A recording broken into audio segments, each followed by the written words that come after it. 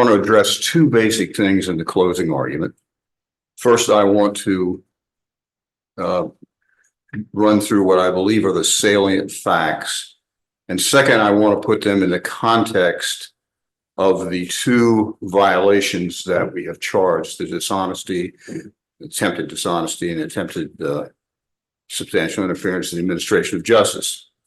And I do intend to address in that second portion, which I suspect the committee wants to hear, how what the case law says about an 8.4D violation outside of the context of a judicial proceeding.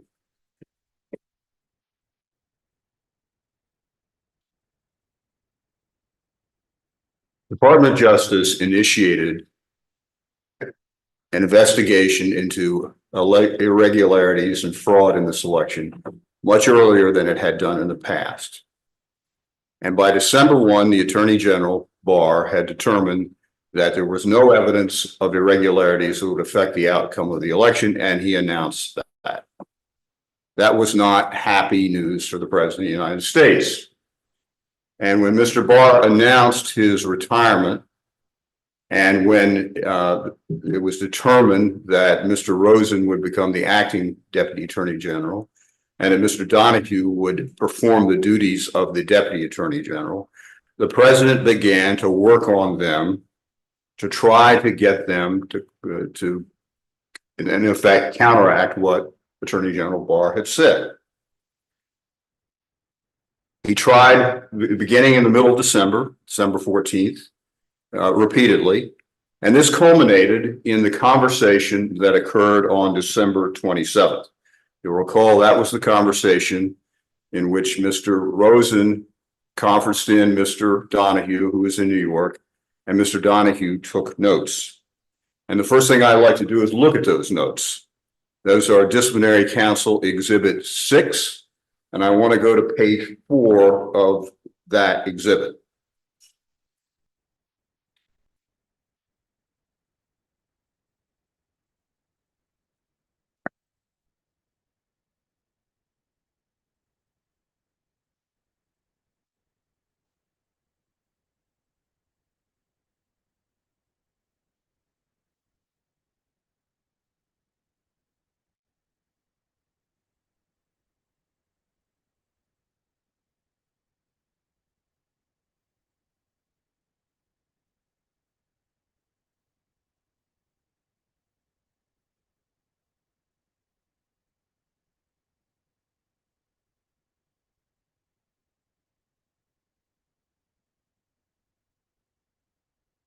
I'm sorry.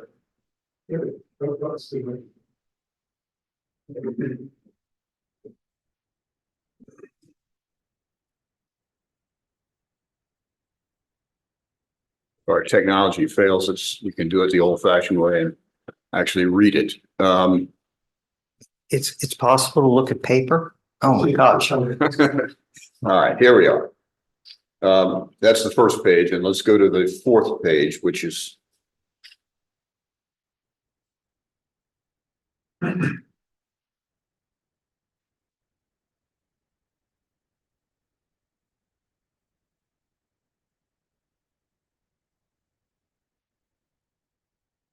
right. Now, unfortunately, that's on his side. Can you straighten that up, Emily? I don't know why this came out this way, but it did.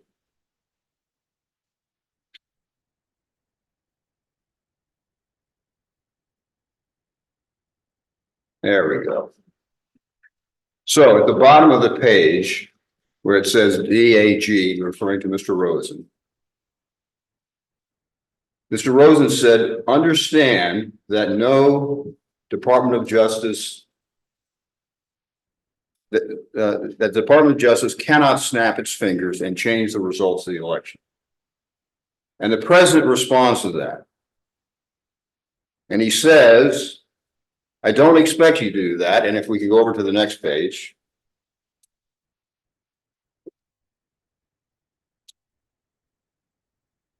He says, just say that the election was corrupt and leave the rest to me and the Republican congressman. That's what he wanted the leadership of the Department of Justice to do. Just say that the election was corrupt. And Mr. Rosen and Mr. Donahue, being men of integrity, would not do that. And because they would not do that, the president looked for and found somebody who would do that. And that person, of course, was Jeffrey Clark.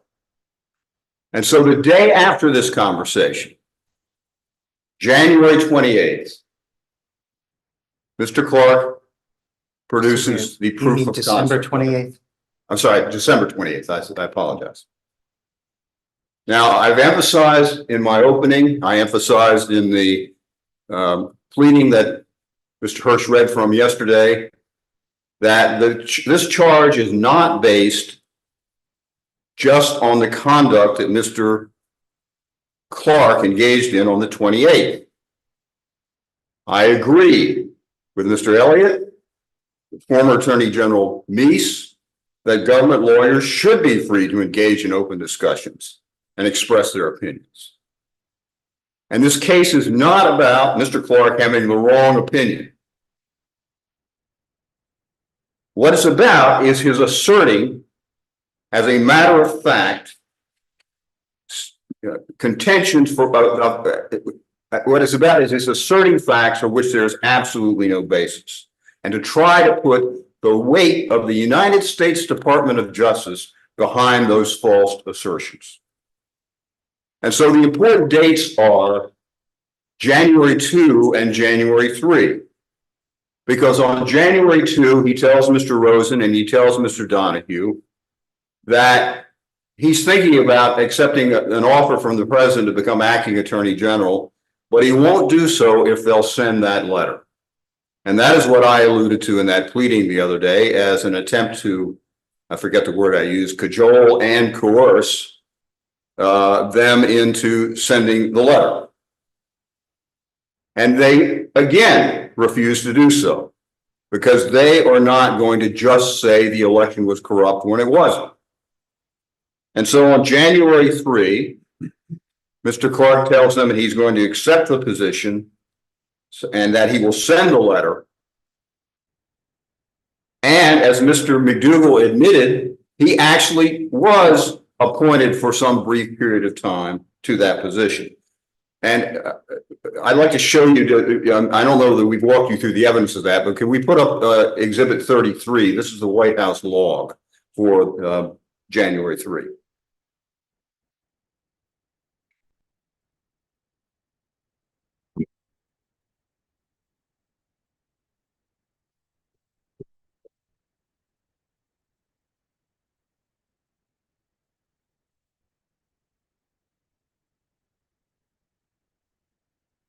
Okay, if you look at Exhibit 33, which is in evidence, in about the middle of the page, at 6:59 a.m. in the morning, there's an incoming call from Mr. Jeffrey Clark. Then if you'll go to page 5,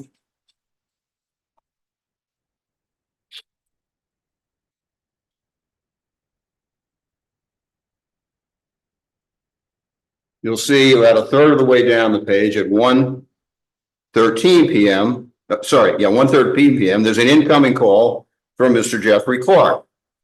And if you recall the testimony of Mr. Rosen and Mr. Donahue, that appears to be probably shortly before they met with Mr. Clark. And then finally go to page 7.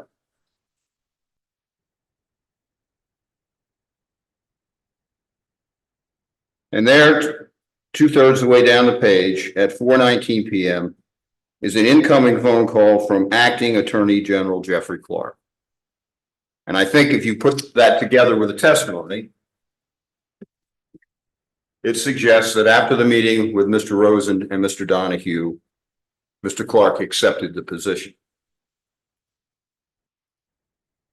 That is how close we came. That is how close we came to having the Department of Justice taken over by somebody who was willing to do the president's bidding, who was willing to just say the election was corrupt. And had Mr. Rosen not demanded that Oval Office meeting on the evening of January 3, that's what would have happened. But he did demand it. And as we know, all the lawyers in that committee, in that meeting, except Mr. Clark, said you cannot send this letter. There's no basis to send this letter. This letter would result in a disaster. Mr. Philbin said to Mr. Clark, there'll be riots in the streets.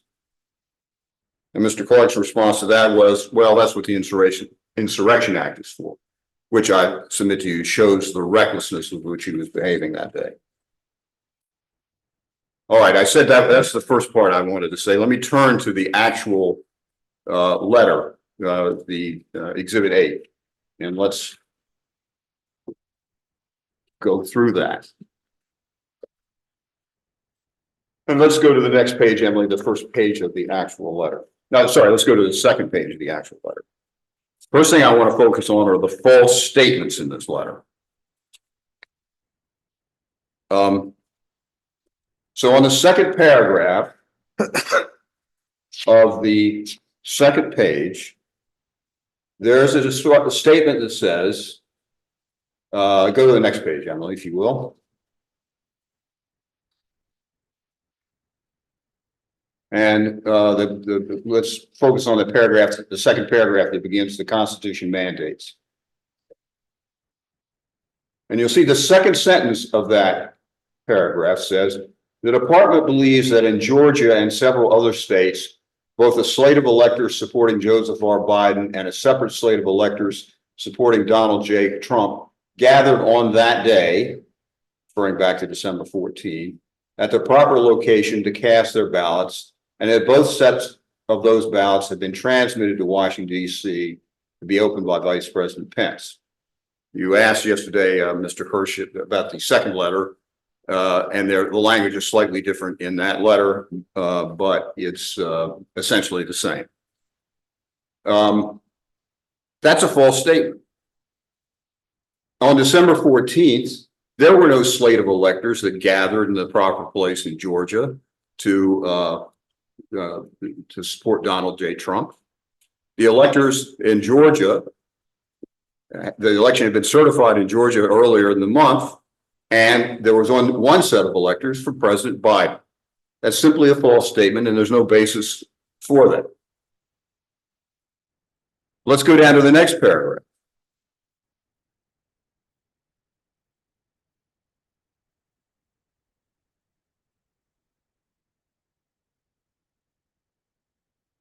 So the first sentence of the third paragraph is the department also finds troubling the current posture of a pending lawsuit in Fulton County, Georgia, raising several of the voting irregularities pertaining to which the candidate for president of the United States received the most lawfully cast votes in Georgia.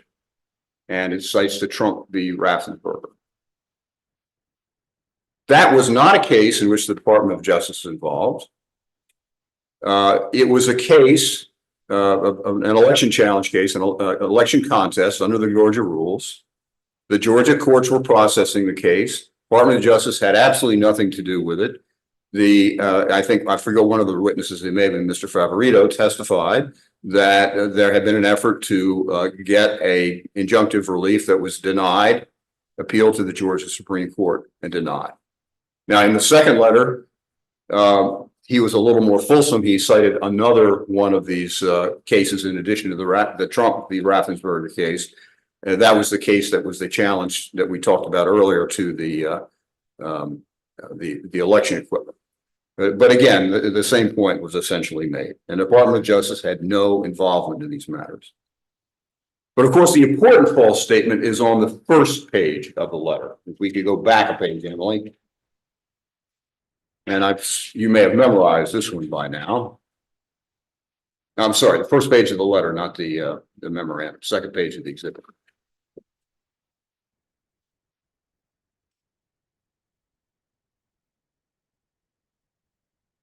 The second sentence, the department will update you as we are able on investigatory progress, but at this time, we have identified significant concerns that may have impacted the outcome of the election in multiple states, including the state of Georgia.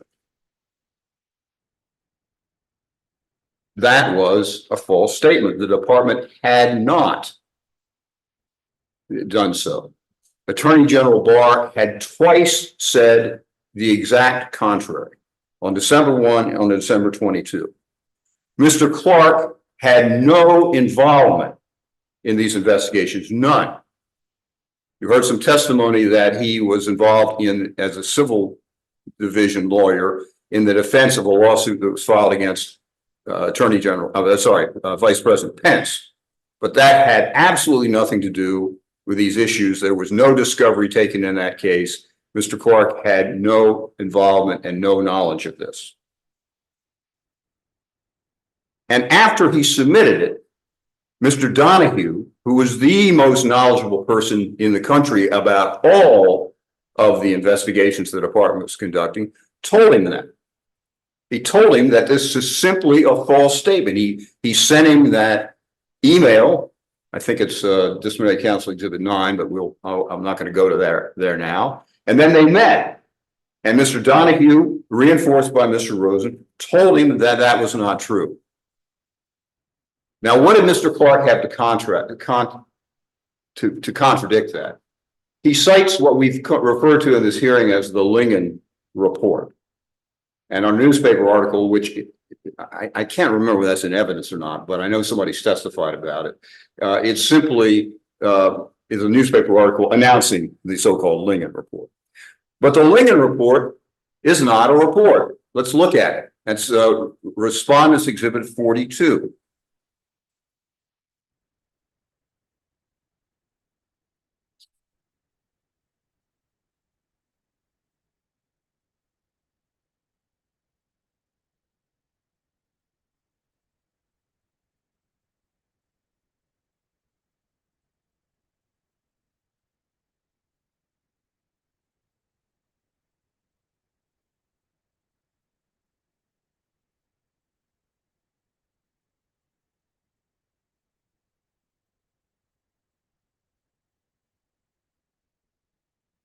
All right. And go to the second page. And the highlight, if you will, Emily, the portion that's underlined. And for some reason, I can't see the whole thing on my screen. But it says it's not been formally approved by the subcommittee or the Standing Judiciary Committee. It's submitted for informational purposes to be, mine's cut off, so I can't read it, but at the request of the Judiciary Chair. It's a summary of testimony given, okay? That's what it was. It's not a report. And if Mr. Clark had done an ounce of due diligence, he would have found the following. Let's look at and these are reports of the Secretary of State of the state of Georgia, who has the authority, had the responsibility and the authority to investigate election irregularities. And let's look at, I want to look at only 37, 38, 39, and 42, but let's start with obviously with 37. My example.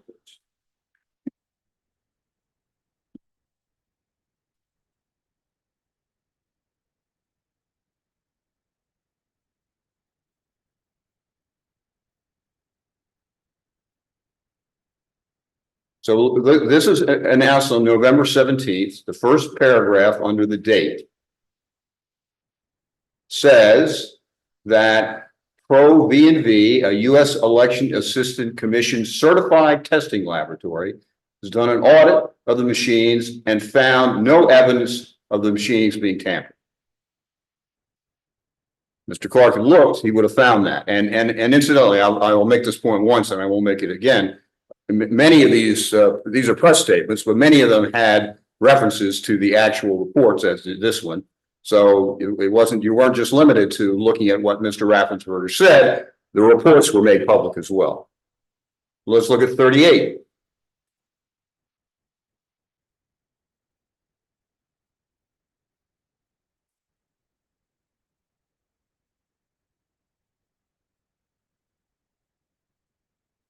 First paragraph again, and you'll see it again, the here, and here are the attachments. But the first paragraph again. the results of the risk limiting audit of Georgia's presidential contest, which upheld and reformed the original outcome produced by the machine tally. This audit was a full manual tally of all votes cast. The audit confirmed that the original machine count accurately portrayed the winner of the election. So there's a second counting of the vote in Georgia by hand in the presidential election, and it confirms the result. There was a third counting of the vote in Georgia, and that's at Exhibit 39.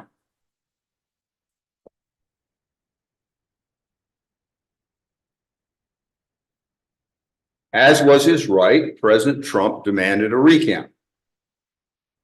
And so they had a recount, and then they recertified the results of the election. So that's a third counting of the vote. And then finally, if we look at Exhibit 42,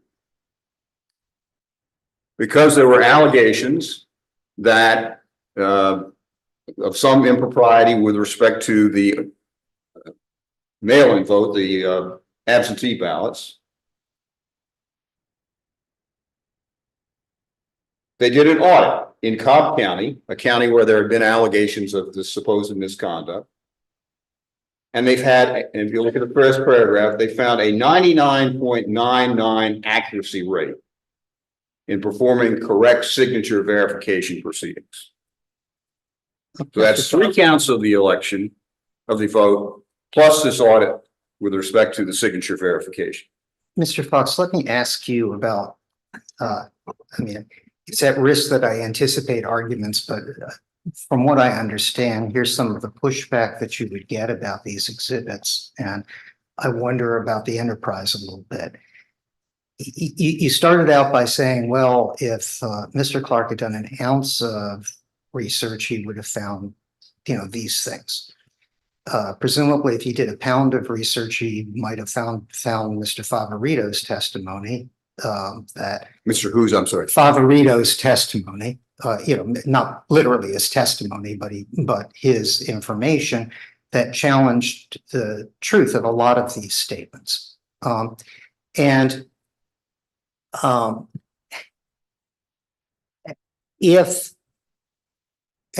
behind this is another more basic point that I believe Mr.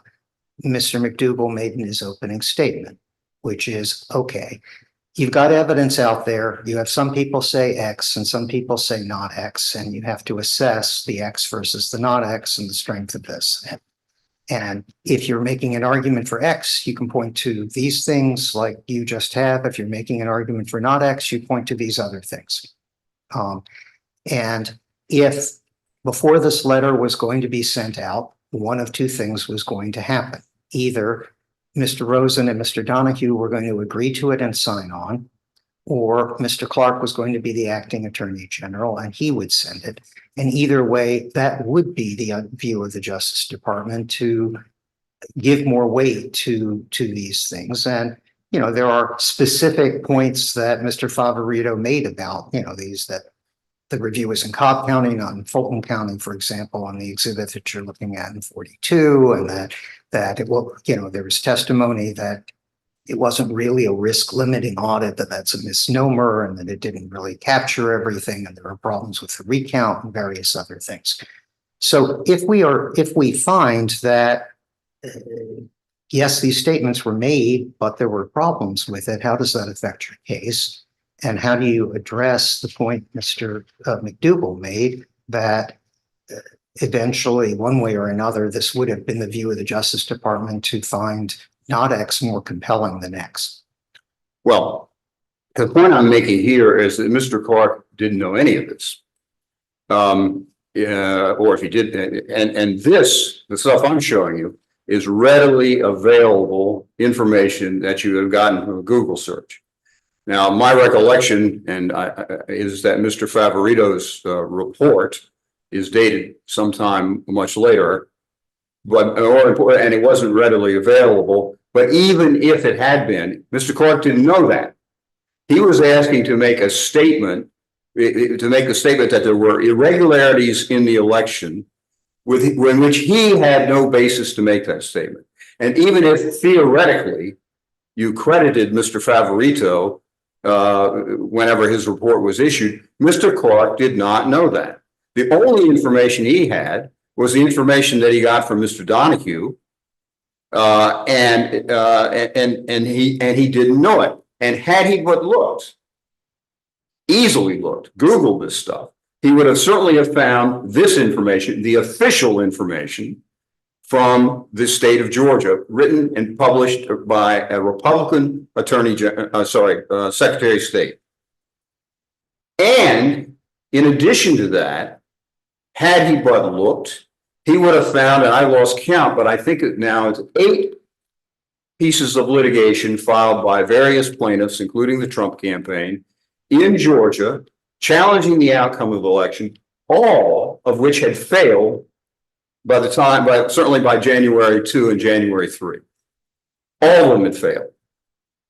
So to say there was substantial evidence when you didn't look and you didn't consider the fact that all the challenges had failed, it's not just that, Mr. Elliott said, well, he failed to do his due diligence. That's not failure to do your due diligence. That's willful blindness. Failure to do due diligence is enough, incidentally, because the standard is reckless under 8.4C. But what he did was willfully blind himself. And the best example of that is when Mr. Rosen told Mr. Clark, his subordinate, call up the U.S. attorney. Call up the U.S. attorney in the Northern District of Georgia, Mr. Pack, who is conducting these investigations, and he'll tell you that there's no basis for that statement, that there were significant problems with this election. And Mr. Clark did not do that. So that is willfully blinding himself.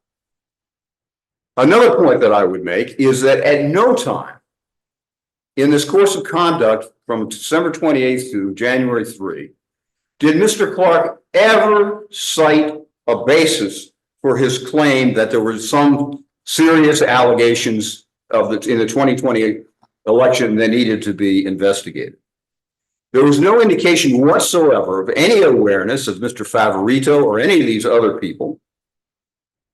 And so even if those opinions would have justified further investigation, Mr. Clark didn't know about them.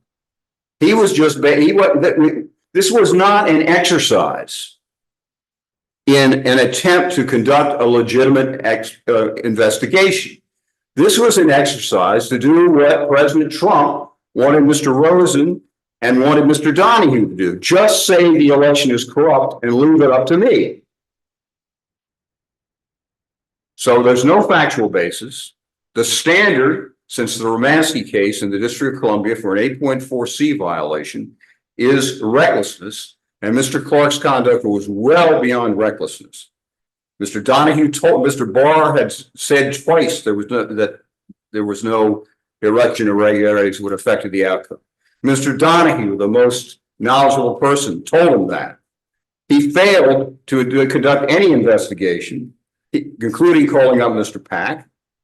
At a minimum, that was reckless. I submit to you it was willful blindness, and yet he persisted in his efforts to send that letter. And that was an attempt to engage in conduct involving dishonesty and implicate the entire weight of the United States Department of Justice in a dishonest effort.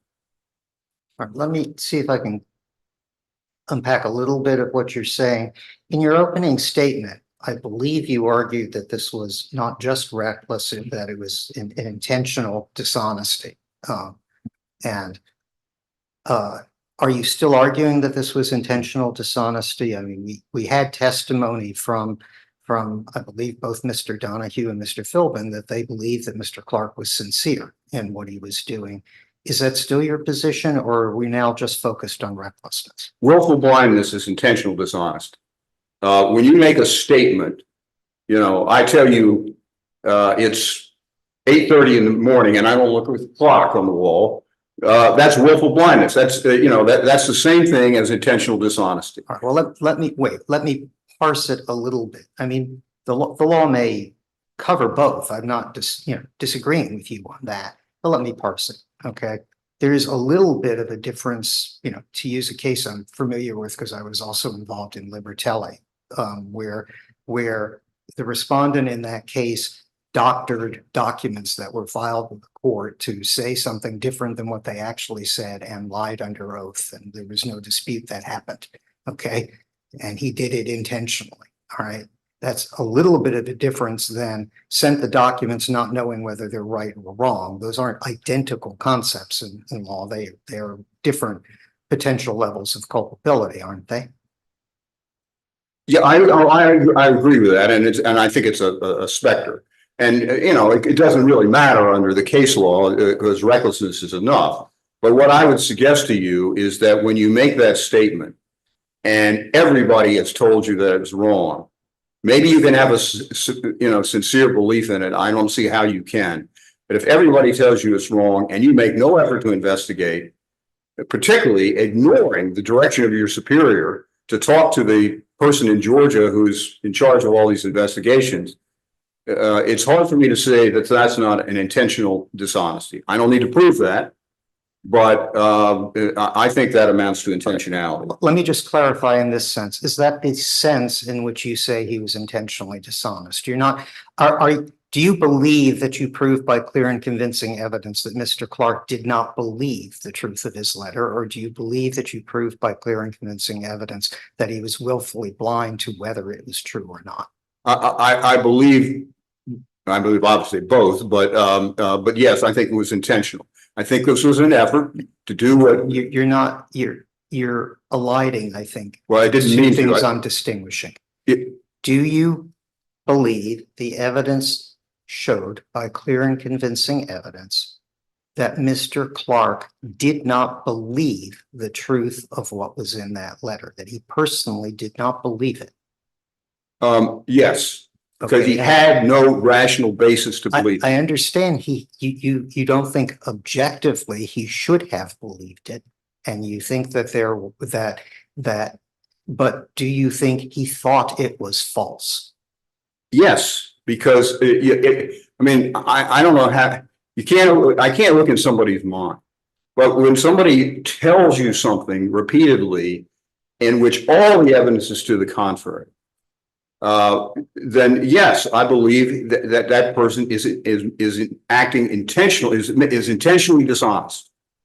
I suppose that maybe there's an exception for somebody who's deranged or something like that. I don't know, but I'm not claiming Mr. Clark's deranged. A rational person faced with overwhelming evidence to the contrary, who still insists that the moon rises in the west, yes, that person is being intentionally dishonest. Okay. But as I say, I don't have to go that far, but I do believe that that's what the evidence showed. Okay. Now, had he succeeded in this effort, there would have been a substantial interference with the administration of justice. And I do promise that I will get to the cases on this in a minute, but I do want to set the context first. Emily, put up, if you will, Exhibit 35. And I'm not sure we ever looked at this exhibit very carefully. And so the only thing that I want to show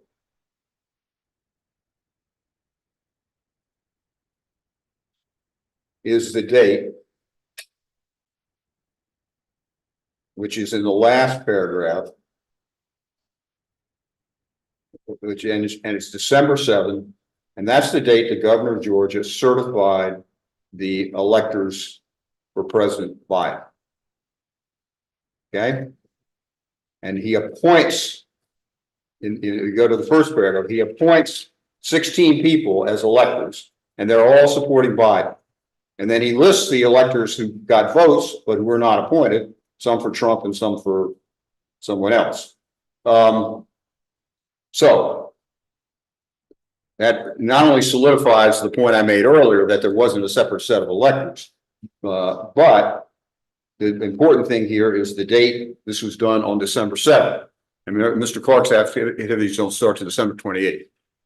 Mr. Puck, so you're saying that this document proves that there was no separate set of electors I thought the allegation was that on December 14th, two sets of electors. You're correct. And I will, December 14th is where I'm going next. Okay, And so that's the next important date, December 14th. That's the date of the electoral college, vote being reported. There were not two sets of electors that assembled or did anything. I'm not even sure what it means to assemble, but they should have assembled long before December 14th. Nothing happened there except the electoral college vote was taken. And Joseph Biden was the winner. And where's that in evidence? It had testimony certainly by Mr. Rosen, or Mr. Donahue, that the electoral college met on December 14th. Okay. So the next crucial date by statute, by the Electoral Count Act, is January 6th. It doesn't matter what day of the week January 6th falls on. January 6th is the day the Congress is supposed to certify the vote of the Electoral College. Now, Mr. Clark's activities were on January 2 and January 3. 3 or 4, maybe I should say 4 or 3 days before the Congress was supposed to assemble. And if he had been successful and sent this letter, think of the chaos that would have ensued. So let's go back to the letter. Let's go back to Exhibit 8. Let me go back to one of the questions I had asked previously about, because I gave you a two-part question, and I think, which is a little unfair because you addressed the first part, but I'm not sure we talked about the other part. I also said that I understood Mr. McDougall during his opening argument to make the point that, okay, you took us through, I believe it was 3 statements in this letter that you assert were false. And one of them involved that the department is concerned about irregularities. Okay. And if either Mr. Rosen and Mr. Donahue signed on to the letter as it was drafted with the signature block, or Mr. Clark had become acting attorney general and not had that, he became it, but had acted on, in that position to send the letter, wouldn't that have been the position of the Justice Department? No, because you misstated what I'm not, it's not an accusation, but you misstated, as did Mr. McDougall, what the letter actually says. We got it up there so we can look at it. We have identified significant concerns that may have impacted the outcome of the election in multiple states, including the state of Georgia. If Mr. Donahue and Mr. Rosen had signed on to that letter, it would still be false because the department had not identified significant concerns that may have impacted the outcome of the election. That's a false statement. And well, who is it who determines whether a concern is significant? I'm sorry? Who is it who determines whether a concern is significant? Well, I suppose the signers of the letter, but if we go to a parallel universe and we say that Mr. Donahue and Mr. Rosen, had some serious questions and did think there are things that were of serious concern that may have affected the outcome of the election, and they signed the letter, then it wouldn't be dishonest. But they did not have those concerns. It's magical thinking. It's magical thinking to say that, well, I don't really have concerns, but if I sign this letter, I do have concerns, and therefore everything is okay. And that I don't understand that argument. I don't understand the logic of the argument. Well, and my understanding of the argument, obviously, it's Mr. McDougall's argument. So and I reiterate, by the way, something I said yesterday. I know there's a natural tendency to do this. I intend to ask difficult questions to both sides here. So nobody should assume if I'm giving you a tough question, it's because I'm signaling something about deciding something in one way. And if I ask Mr. McDougall a tough question, I'm signaling something, it's part of my job is to ask people tough questions because we're the ones who have to answer these questions. And I want your help. So I don't want anyone to take in either side that I'm doing this, but what I understand Mr. McDougall's argument to be is, look, whether the Justice Department, we have a whole bunch of information. Somebody might think this information isn't enough to rely on to say much of anything, okay? That it isn't really a significant concern. Somebody may feel that after we looked into it, the answers we got were good enough, okay? That it's no longer a significant concern. Someone else may say, well, look, we've got tons and tons of different types of things coming in, some of which may in fact be debunked, say like the thermostat, part, which seems to have dropped out after the conversation with the, head of the Defense Intelligence. But some of these have not been entirely debunked. What these cases in Georgia dealt with is whether at that really beyond 11th hour, 12:30, right? We're going to rely on this to reverse the election that was, that had taken place, as opposed to whether these were actually problems that might actually lead to potential investigations, potential, evidence of fraud down the road. And what I understand his argument to be is Mr. Clark was engaged in a conversation in which he was attempting to convince Mr. Rosen and Mr. Donahue of something that they were disagreeing with him over. I don't think anybody disputes they disagreed and that he was attempting to convince. So one possible aspect of this is he could have been successful in convincing them after talking through the situation that he was right in what he said in the letter. Another possibility is that the president would hear out, would decide based on what Mr. Clark presented, that Mr. Clark should be the one speaking for the Justice Department on this. In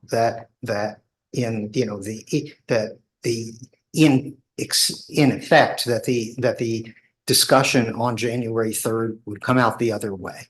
And that if nothing happened, if in fact things played out the way they did, in fact, the letter would never be sent.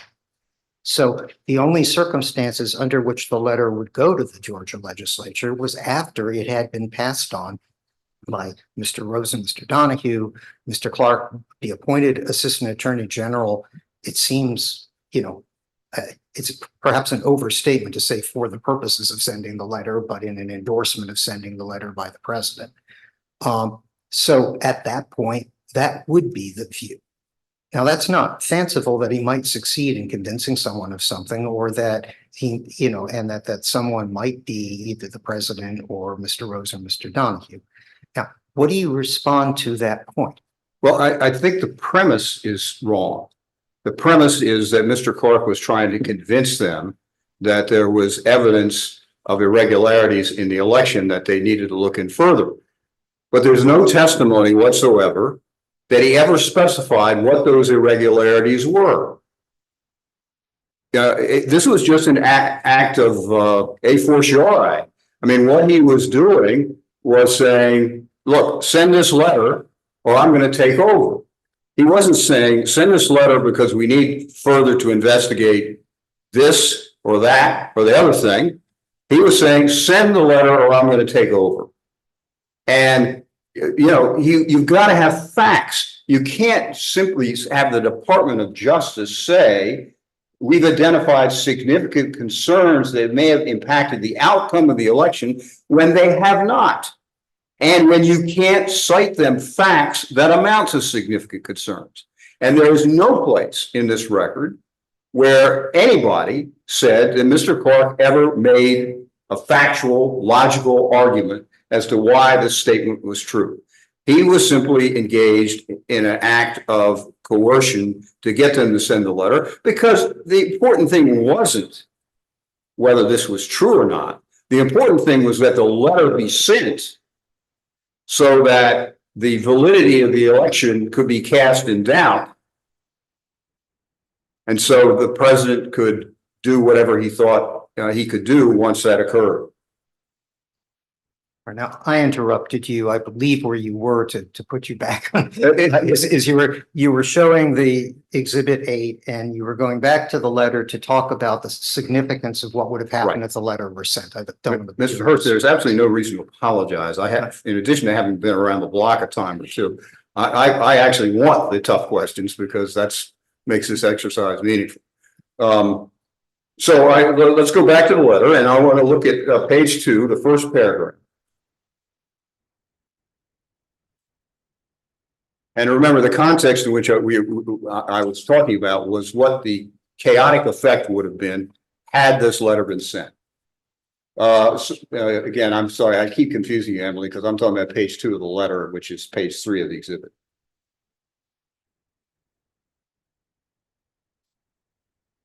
Okay, first paragraph. In light of these developments, the department recommends that the Georgia General Assembly should convene in special session so that its legislators are in a position to take additional testimony, receive new evidence, and deliberate on the matter consistent with its duties under the U.S. Constitution. He wants them to conduct some kind of quasi-judicial proceeding in which they take evidence, look at evidence, take testimony, and deliberate. So that's what he's asking them to do, okay? Let's look at the second paragraph.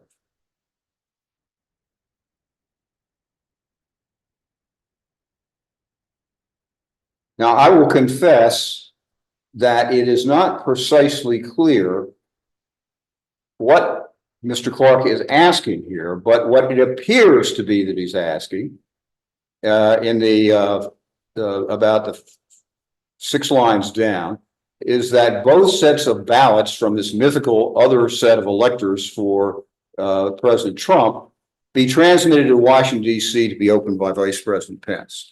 In other words, send 2 sets of votes to Washington. So in January 6th, somebody has to decide which one of those sets of votes is appropriate. Okay. And if you recall, and I won't put it up, but if you recall in the cover email, Mr. Clark is proposing that this be done. That's why this is called proof of concept. Mr. Clark is proposing that this be done not just in Georgia, but in a number of other states, not named, presumably the swing states in the election. Now, what would have been the result if this advice had been taken? Well, in Georgia, we know there would have been an explosion of litigation. Please put up Exhibit 40.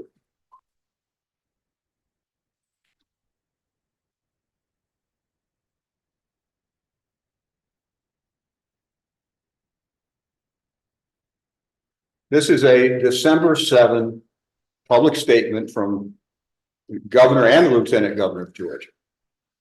And in the second paragraph, first paragraph is really just So you talk about convening a special session of the general election. And it say it's not an option that's allowed under state or federal law. And then if you go to the next paragraph, Emily, first part of this paragraph talks about state law, and then the sentence that's about halfway down the paragraph says any attempt by the legislature to retroactively change the process for the November 3rd election would be unconstitutional and immediately adjoined by the courts, resulting in a long legal dispute and no short-term resolution. So there is your judicial proceeding that would have that this would have unnecessarily caused in Georgia, and multiply that by how many other states Mr. Clark proposed this conduct be replicated. Mr. Cox, you're saying that the letter would have triggered a plethora of litigation, and that constitutes the interference with administration of justice? Yes, that's partially what I'm saying. There's additional things, but that's right. Well, I would alter it slightly by saying, if the letter had been sent and the advice that was given in the letter to the Georgia legislature to assemble in special session had been accepted, then that's what would have happened. And if it had been accepted in the other states, it would have happened multiple times. All right. First of all, I'm not sure. I may have misheard it. I think you might have said Mr. Clark rather than Mr. Fox. I'm Question. If I misheard it, all to the better. But if I didn't, I assume you meant Mr. Fox. All right. I know this is something you were going to get to later, but why don't we discuss it? It's exactly where I was, the next point. That was at 8.4D. That's right. Now- This is exactly where I was. Okay. 8.4D is not limited to judicial proceedings. For example, in November, a hearing committee issued a report in a case against two lawyers named Tully and Rinke. Mr. Tully and Mr. Rinke they had elaborate written contracts for the lawyers that were employed in their law firms. And if their lawyers left, they required them to sign separation agreements.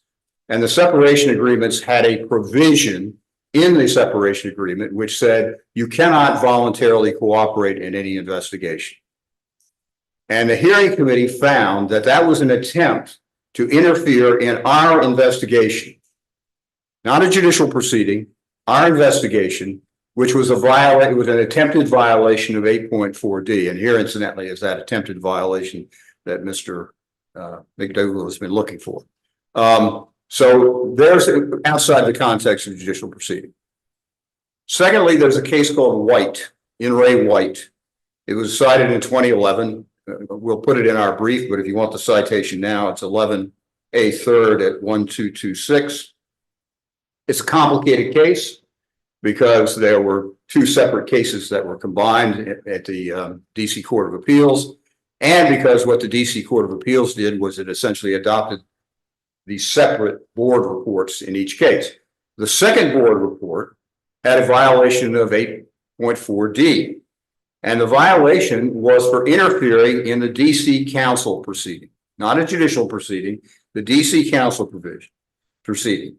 And what it was Ms. White had some sort of effort to oust some public official, which she made a lot of false statements about and tried to get some special legislation enacted. And that was found to be a violation of 8.4D. So it is broader than a judicial proceeding. And I'm going to discuss in a moment what the other proceedings were. But to go back to the point that I think I was trying to make in the Smith's question, the natural and probable consequences of the actions that Mr. Clark was urging or seeking to urge the Georgia legislature to do would have resulted in an explosion of unnecessary litigation. And that, even if you restrict it to judicial proceedings, is a violation of 8.4D. Unnecessary judicial proceedings, which would have had the substantial effect, probably, well, who knows what the effect would have been on whether we would have had a president certified on January 6th. So it's broader than judicial proceedings. Let's pause there a second. So, yeah. First of all, let's focus on the judicial proceeding part for a second. It's the second argument you're making, as opposed to it doesn't have to be judicial. Okay.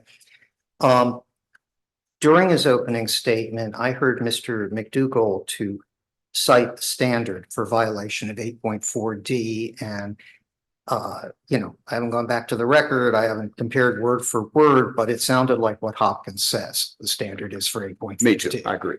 And that has three requirements. The first is that the respondent's conduct was improper, that respondent either acted or failed to act when he should have. The second is that respondent's conduct bore directly upon the judicial process with respect to an identifiable case or tribunal. And three, respondent's conduct tainted the judicial process in more than a de minimis way. It may have potentially had an impact upon the process to a serious and adverse degree. So we agreed that's the basic standard under 8.4D putting aside the question of how you would adapt that standard, that's my next question down the road, to a non-judicial proceeding. I have to, I always hesitate not to give you a yes or no answer, because I don't want to be accused again of eliding, but certainly that is standard language that is frequently cited by the court.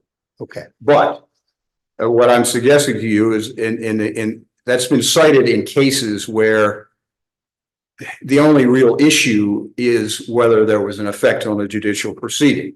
And when I give you cases like Tully and Ricky, and incidentally, that's not the only one. There's lots of other cases that have said that attempts to interfere in our investigations are 8.4D violations. One off the top of my head is Franklin Green, where he attempted to have a person withdraw a complaint from our office. And the White case, that the court has applied the rule more broadly. If we're, but let's, so I'm essentially agreeing with you, but I'm saying it's a little broader. And I would say that this is an attempt that we're charging here.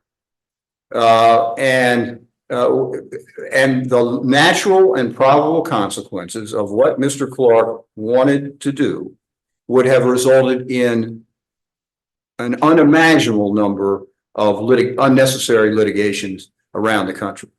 And so even if you restrict it, to the literal language of the elements of Hopkins, this is an attempted violation, and we believe fits within that definition, which is why I started off when I was trying to explain the effect of what he was going to do with the effect on the judicial process. All right. Now, let's talk about the three elements for a minute. Can I ask Sure. a question to clarify? Mr. Fox, the cases that you cited, were those cases where there was a direct interference in the proceeding? Well, the Tully and Ricky case was an attempt. A direct, or the attempt was directly related to the proceeding? No, I don't think so. Here's what happened. They had a standard form in their separation agreements, and it said, long, complicated paragraph, but among other things, it said that the lawyer leaving the firm would not voluntarily cooperate in any investigation of the firm. Okay, that was signed a couple of years ago. We then brought our investigation, and some of the lawyers cited that to us and said, we can't cooperate in your investigation. So the attempt, and it was found to be an attempt when the document was executed years before, to prevent them from cooperating with us, and therefore an attempt to interfere in the substantial interference in the administration of justice. So there was not a proceeding in existence at the time the misconduct occurred. Right. Here, what I hear you arguing is that the consequence that would flow, and there are a couple of steps, would constitute the interference. That's So what I'm saying. there are multiple steps. Two steps before at you least, get. yes. Now in the White case, the person did initiate a proceeding in front of the DC Council, so there was a direct interference. But in the other cases, like the Franklin Green case, what he did was he asked a former client, as I recall, to withdraw a complaint from us. I'm not, as I'm standing here parsing my way through how many steps that is, but it was certainly not a direct interference in the proceeding. All right. Now, here's the question I was going to ask. I'm sorry. Are you done, Ms. Yes. Smith? I didn't. Okay. On the first one of it being improper, you've made arguments about it being improper with respect to the 8.3C claim.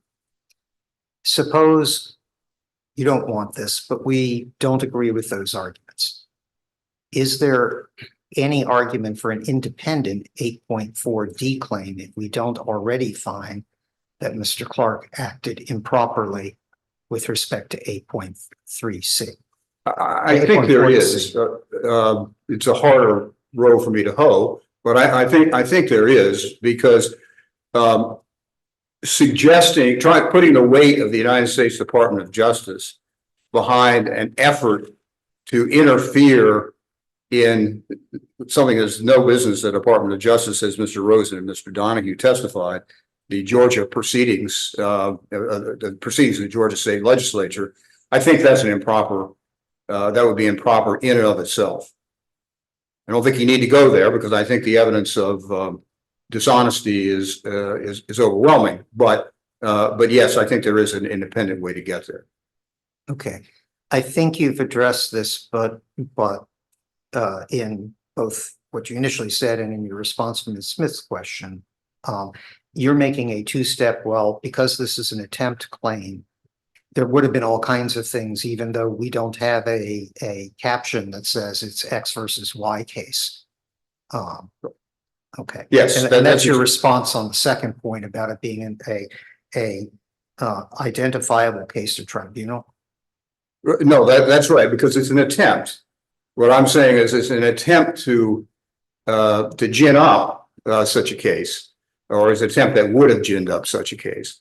But because it's an attempt and it didn't happen, it didn't result in a case. It would be like I'm trying to come up with a hypothetical off the top of my head, but it would be like I attempted to have a witness testify falsely in an ongoing proceeding.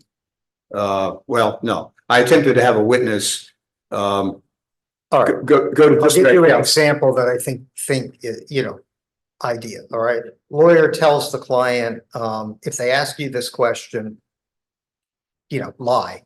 Tell them this didn't happen. It'll go better for you. Turns out they don't ask the question. Right. So you've got attempted dishonesty, but would that hypothetical kind of fit your? Yes, and let's suppose the lawyer said, look, there's an ongoing proceeding. Well, no, go into the U.S. Attorney's office and tell them X, Y, and Z. This is kind of what Ms. White did and that'll get the U.S. Attorney's office to bring a case. Okay.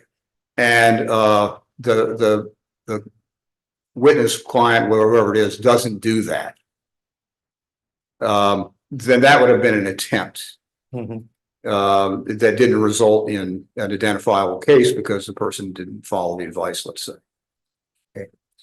Now, and with regard to the third point, I mean, I understand your argument about this being chaos and that point. You don't have to repeat it, but you have all this litigation, and it seems to me there are really people tend to smush together. That's a technical legal term. Smush together, conflate. There's the good legal term, right? Two things that are conceptually, at least in my mind, potentially different. Okay. One is a lawsuit that says that there were problems and that law was not followed in connection with how ballots were, whatever, every aspect of the voting system that we've heard in testimony today, whether it's the initial rolls or how absentee is done or how the machines are used or how they're checked or all of those things, or the signature verification point that Mr. McDougall emphasized in his opening statement. And therefore the law was violated. There's another aspect of this is that, and therefore the candidate who you certified as winning the election didn't win, and it's the other candidate who won. That those to me involve, I'm not an expert in election law by a long shot, okay, but that it is possible that these lawsuits, right, would have examined the type of allegations that Mr. Favorita was making.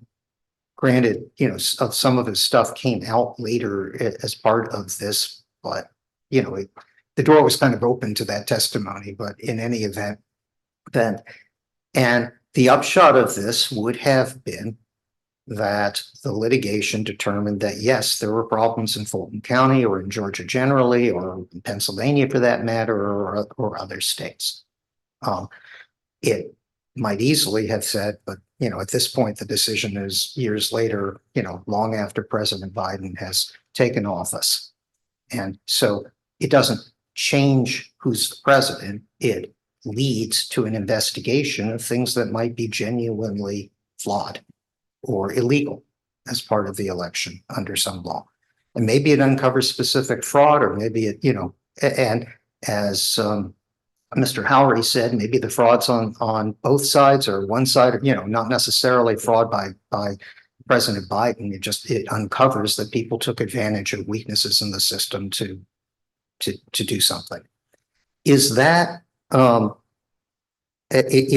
tainting the judicial process to have those sorts of things examined?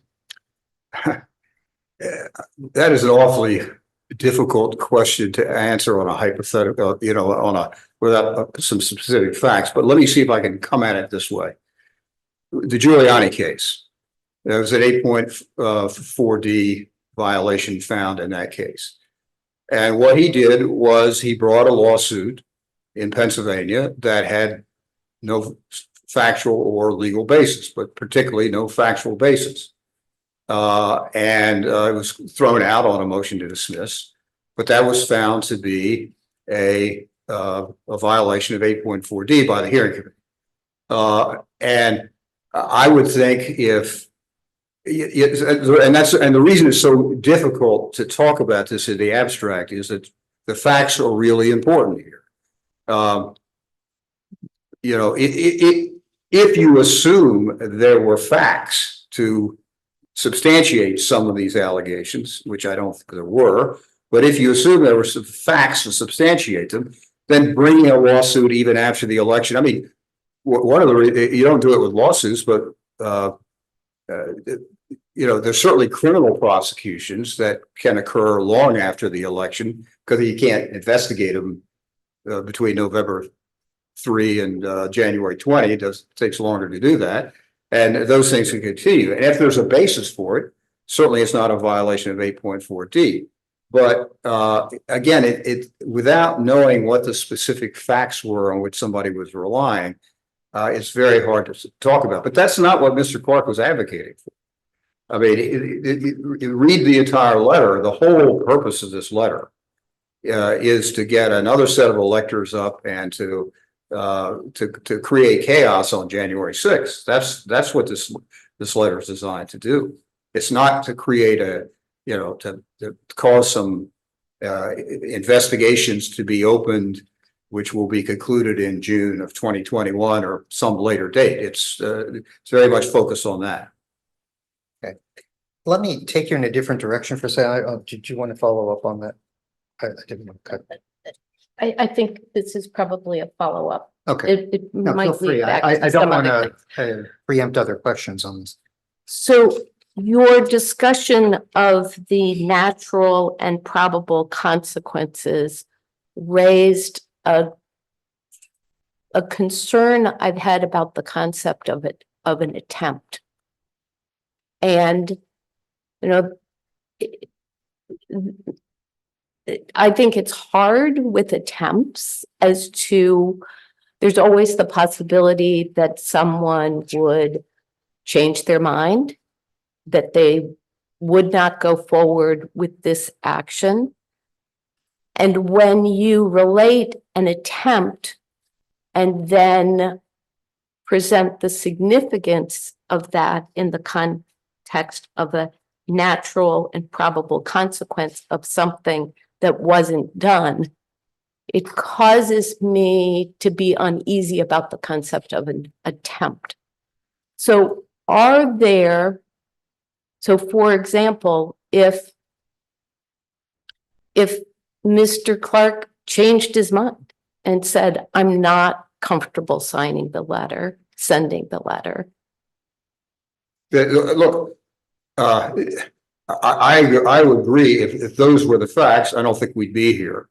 I mean, that's kind of the thing I alluded to in in the language that Mr. Hirsch quoted in the pleading the other day. Everybody's entitled to have a stupid idea. If you have a stupid idea, do you back off it or not? If I mean, maybe I'm going to rob the bank and I buy myself a gun and then I say, wait a minute, I'm not going to do that. I haven't made an attempt, I don't think. So is there a point in time, or are there actions that Mr. Clark took that you would say,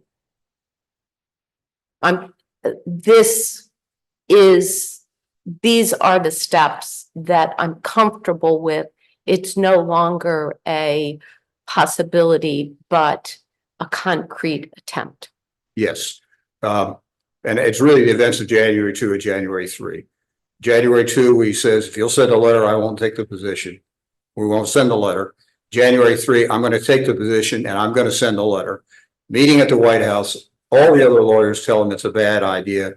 He insists that he will send a letter. And when the president decides that the consequences of sending a letter, which would be a second Saturday night massacre, the entire head of the Department of Justice resigning, that he can't live with that, Clark still comes back to him and says something about, history awaits or whatever the words were. He still wanted to send a letter. So yes, that was an attempt, and he never abandoned it. What happened was the president decided he couldn't take the heat.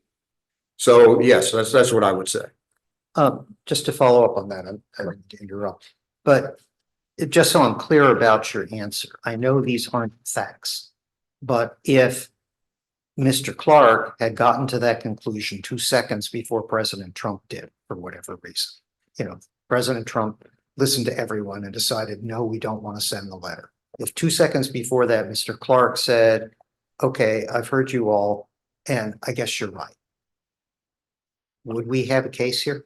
Probably not. I want to say probably because I'd want to think about it, but I don't think so. I don't think I would bring that case because,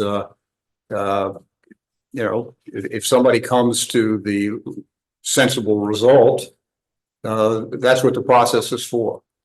But that didn't happen. I really want to emphasize that didn't happen. And that's one of the things that I think Mr. Clark is most culpable for, insisting on this position to the bitter end, even after the bitter end. So in essence, the problem is he argued too vigorously? No, the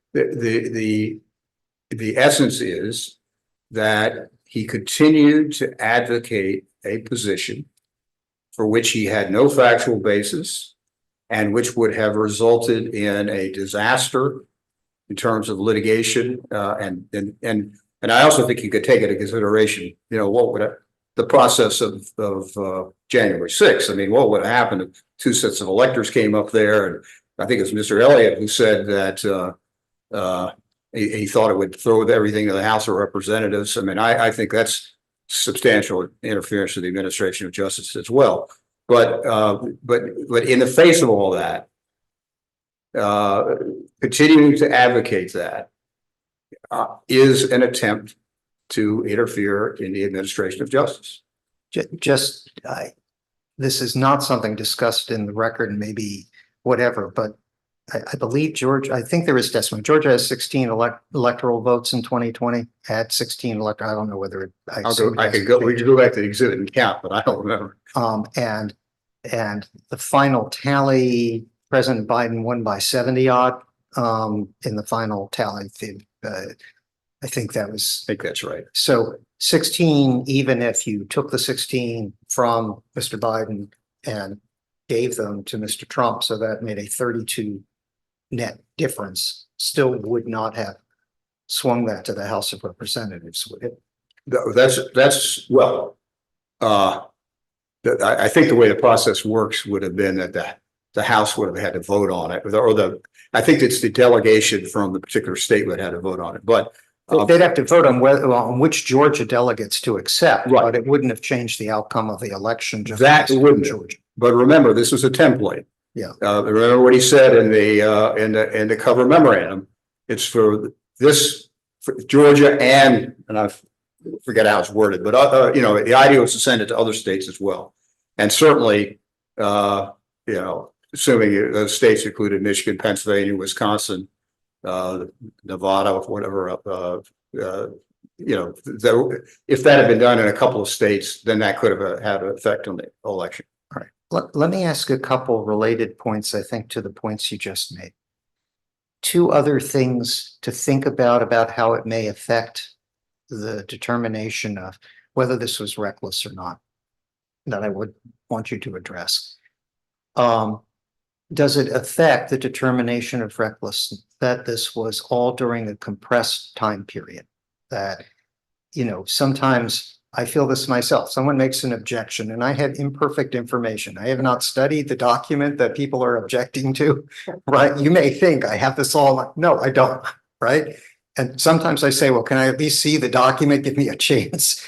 But the truth is, I haven't read it backwards and forwards, and decisions need to be made. You know, and sometimes they need to be made on imperfect information in a tight time frame.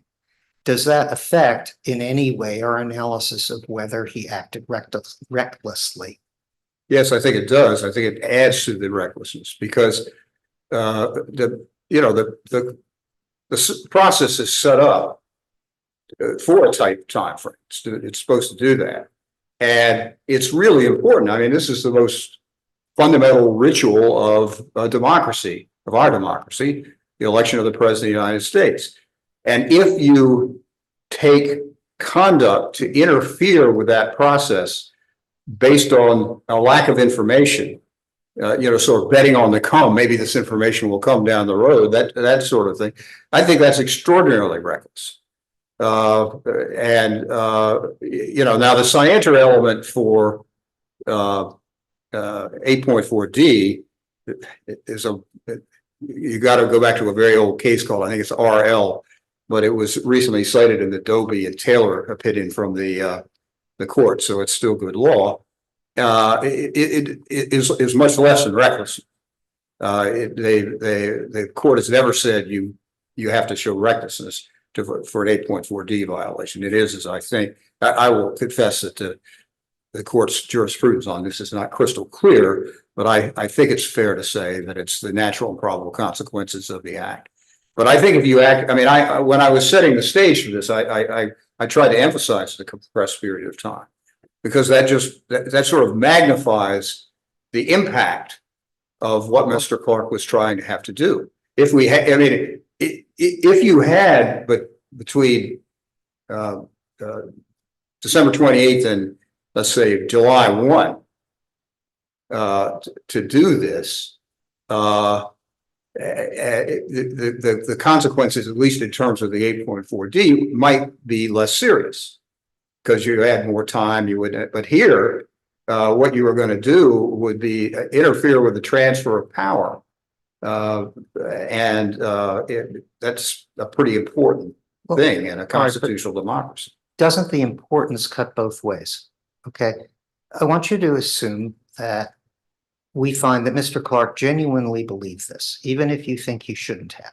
Okay, even if you think he didn't have sufficient objective information, that he thought that the apparent result of the election wasn't how the voters voted. Isn't there an argument that makes it more important for him to try, that he believed he was trying to protect democracy? Okay, from his own standpoint. Doesn't that make it more important for him to push the issue, not less, and more understandable that he might? That's really the a kind of a variation of the argument that Mr. Giuliani made.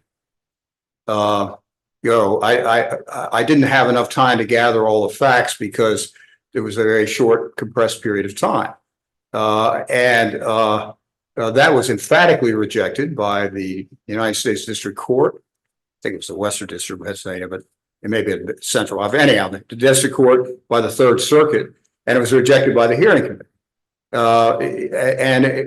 And I think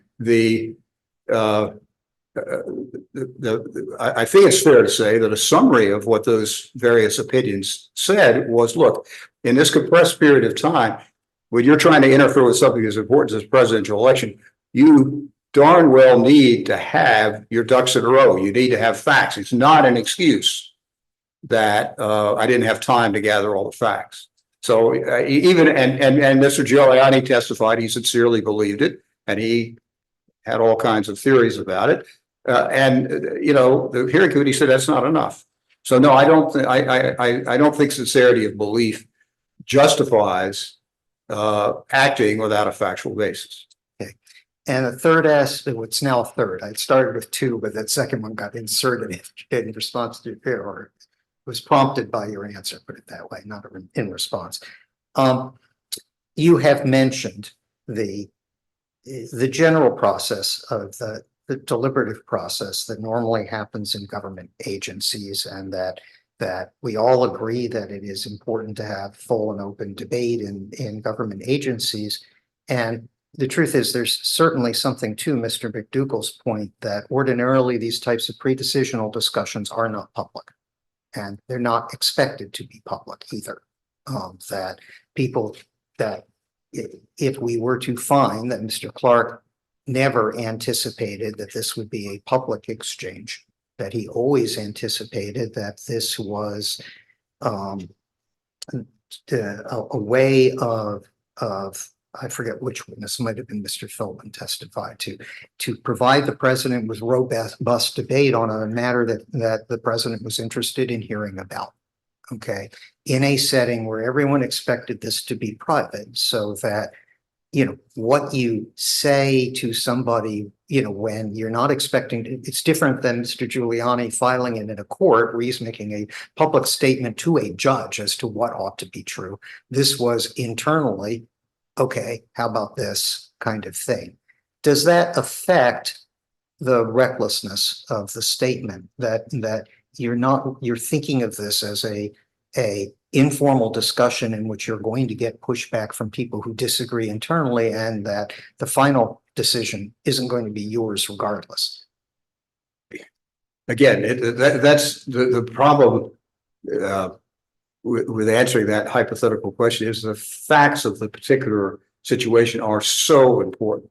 I'm trying to come up with an example. Let's suppose a high-ranking lawyer in the Department of Justice recommended bringing a indictment of the vice presidential candidate Kamala Harris in 2020. He recommended let's indict Kamala Harris because that will really hurt the Biden campaign. And somebody says, well, there's no basis to indict Kamala Harris. And the person kept insisting on it and taking steps to do it based on the importance of what the person was advocating and how far they took it. It doesn't really seem to me to matter whether this was all done behind closed doors or not. I mean, and think how, as I said earlier, think how close this came to being a reality. I mean, we've seen the evidence. Clark was actually apparently given the position in the afternoon of January 3. And if Rosen hadn't insisted on that Oval Office meeting, I think there's no doubt that this letter would have been sent, and the chaos that would have ensued. So again, it really depends on the fact, but I don't think it's an excuse. You know, I don't think a lawyer ought to be able to get away with suggesting that we bring a frivolous or false criminal action against Kamala Harris for political benefits. The fact that he did it behind closed doors doesn't seem to me to excuse. One other thing, it's not, I'm sorry, did you have other questions on? Not on that. I have some other questions. All right, do you want to, since I've been doing the asking, why don't you? I'm going back to the letter. Okay. So Well, all right, let me ask one Go on. question before we go back to the letter, because it's not really, it's related to a different issue. Mr. Clark did testify that he thought the president was his client, and Mr. Elliott took some issue with it, although he followed up in a way that, you know, walk back is too strong, that he clarified in some ways after he made the initial statement that he disagreed with Mr. Clark on the point. What's your position about that? First position, I don't think it matters. Okay. Even if the president was his client, that doesn't justify him engaging in unethical conduct. You can't just do something unethical because your client told you to do it. Secondly, the president wasn't his client. Mr. Elliott said correctly that there is some, outside of the ethics world, there is some theoretical debate about who's a government lawyer's client is, but it's certainly not the individual who happens to occupy the office of President of the United States. I think what Mr. Elliott said was maybe it's the executive branch, but the ethics rules do have something to say about that. And I apologize for not having. I think it's 1.6, but I've forgotten. But in the comment to either that rule or maybe it's 1. Anyhow, to one of those rules, there's a comment that says, for purposes of the ethics rule, the lawyer's client is the agency for which the lawyer works, the government lawyer works. And so I think the ethics rules do resolve that. And from our perspective, the client would have been, I guess, the Department of Justice. Okay. Now, sorry to. No, that's okay. Going back to the letter, you have been referring to Exhibit 8, and there's another exhibit, which is a subsequent draft. Is there a reason why you're referring to Exhibit 8 and not the subsequent draft? I think that's Exhibit 34. Is that right? Yes, I'll just give you my notes on that. It's Exhibit 34. Maybe we could put it up. There's two things about that. First, the origin of Exhibit 34 is a little obscure. I will tell you that we didn't even know about it when this proceeding was brought, and it's not clear. It's not clear that. Well, I didn't have them testify about it, but I didn't ask Mr. Rosen or Mr. Donahue whether they'd ever seen it, and it's not clear that anybody ever saw it. So that's why I focused on Exhibit 8. But I do think that if you look at the crucial parts of Exhibit 34, while there are some differences, they're not material differences. For example, Emily, let's go to Bates page 2, which is the next page.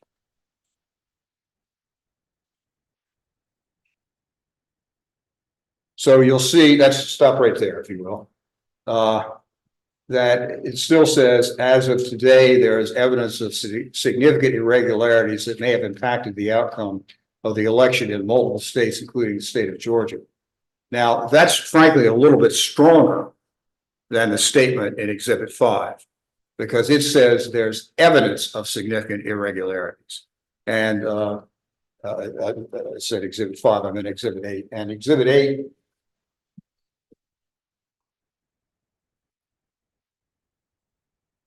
says there are significant concerns. So what that shows you is that, let's stick. Don't worry about going to Exhibit 8, Emily. Just stick with the Exhibit 34. So significant concerns have migrated to evidence, and so if anything, I would suggest that was stronger. And then on page 2 of the exhibit, which would be Bates page 3, if we could go to the next page. So, well, I'm not finding it. I'm sorry. Page Bates 4. I got the wrong page. Bates 4, which is page 3 of the letter. If you look at the second paragraph, it's worded slightly differently, but it's in effect the same. We believe, based on information currently available, that on December 14, both in Georgia and several other states, a slate of electors supporting Joseph R. Biden, a separate slate of electors supporting Donald J. Trump gathered at the proper location, cast their ballots, and both sets of those ballots have been transmitted to Washington, D.C. to be opened by Vice President Pence and counted in the upcoming joint session of Congress. It's the same thought. It's worded slightly differently. You'll recall in the first letter, the date was in the previous sentence. And I think, frankly, it's a little bit stronger and more clear, and it's equally false. They certainly were not, two slates of electors that gathered on December 14th. And then to go down to the bottom of the next to the last paragraph in the same page. The department is also aware that efforts to obtain judicial resolution of the dispute over the proper winner of the Georgia presidential contest have not succeeded. In some cases, challenges to the certified election results have been dismissed on grounds without the court reaching the merits, citing the Pearson case. In other instances, the suit alleged voting irregularities has languished for almost a month without the trial court hearing the matter. The Pearson case was not cited in the first letter, only the second was. And I think I alluded to this earlier. Neither of these cases are cases in which the department is involved. So there's differences in wording, but I think the concepts are essentially the same. If anything, the second letter is a little stronger, and because of the uncertain province as to the second letter as to whether it was actually shown to anyone. Clearly, Mr. Clark wrote it, but whether it was actually shown to anyone, we focus more on the first. Okay, just so the record is clear, I think the word was justiciability. I won't say it 10 times fast. Yeah. Okay. I couldn't get my tongue around. I apologize. So going back to Exhibit 8, page 3, the statement, the department also finds troubling the current posture of a pending lawsuit in Fulton County, and it goes on. The evidence that that statement is false is what? Well, the department had no involvement in that litigation whatsoever. The testimony that was elicited was that there had been a ruling by the district, whatever the trial court level is in Georgia, denying the request for preliminary injunctive relief, and the Supreme Court of Georgia had affirmed that. It is in fact literally true that that puts you in the discovery phase, and it's not going to be resolved before January 6th or January 20th.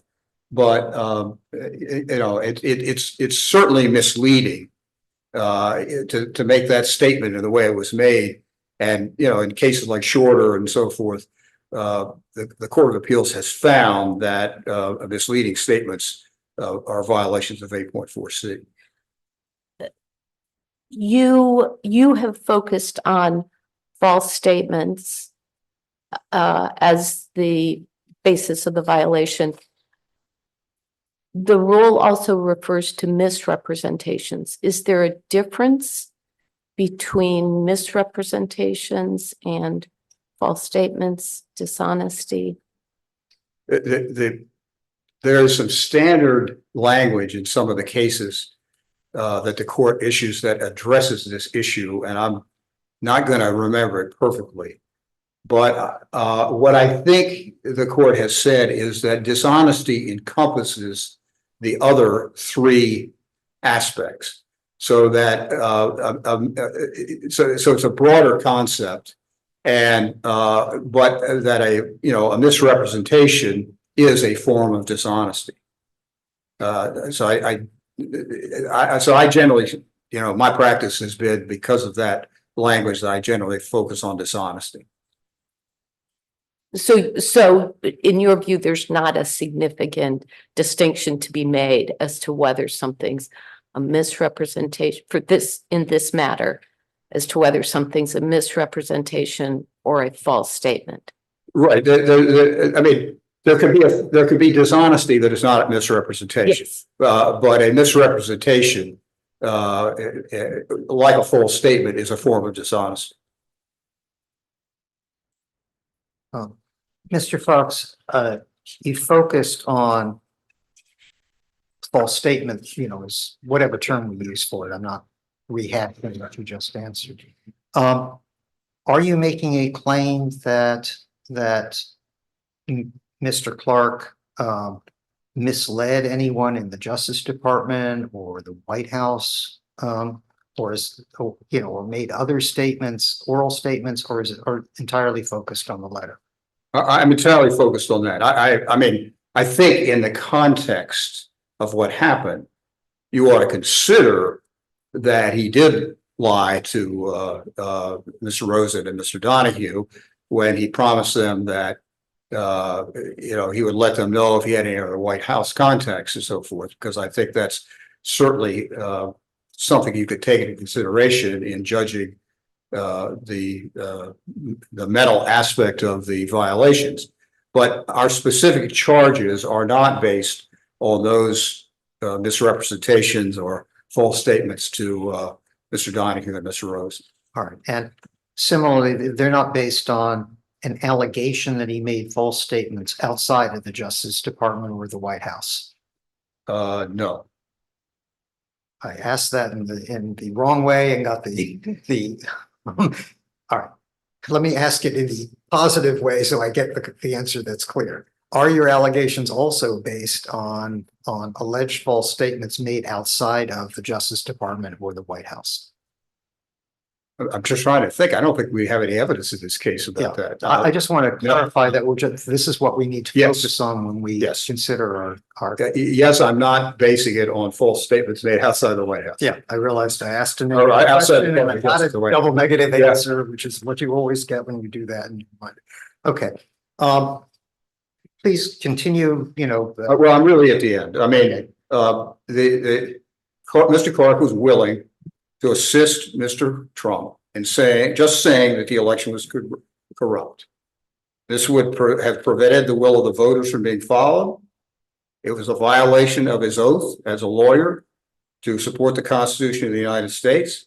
The means that he wanted to use to accomplish it was to take over the Department of Justice. In effect, Mr. McDougal objected to my word coup, and I suppose that's a fair objection in the sense that maybe a coup has to be illegal, but there was nevertheless, it was a form of coup. He attempted to make false statements of fact about the integrity of the presidential election, and the concomitant effect of the of doing this was the interference of the administration of justice in the states, in the courts, in the Congress, at the Department of Justice, and to the fair administration of the election. And it doesn't matter what his motivation was. It doesn't matter what his sincerity was. It doesn't matter whether this was magical thinking, misplaced loyalty, personal ambition. It's conduct that violated the rules, and it's conduct that this hearing committee, the board, and I hope ultimately the court must condemn.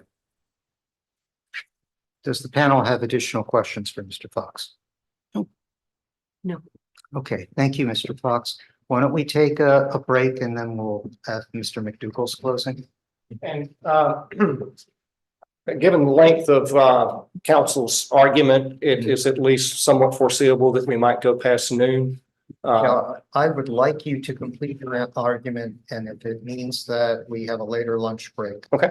Let's have a later Right. lunch break. Well, I'd like to get to the point where we have Very good. lunchtime to consider our next steps. So. Okay. Okay. thank you. How much of a break? All right. How much of a break? That's a serious question we have here. Till 25 after 11. Have a great. Okay. Yeah. So see you all. Thank you very much. Thank you.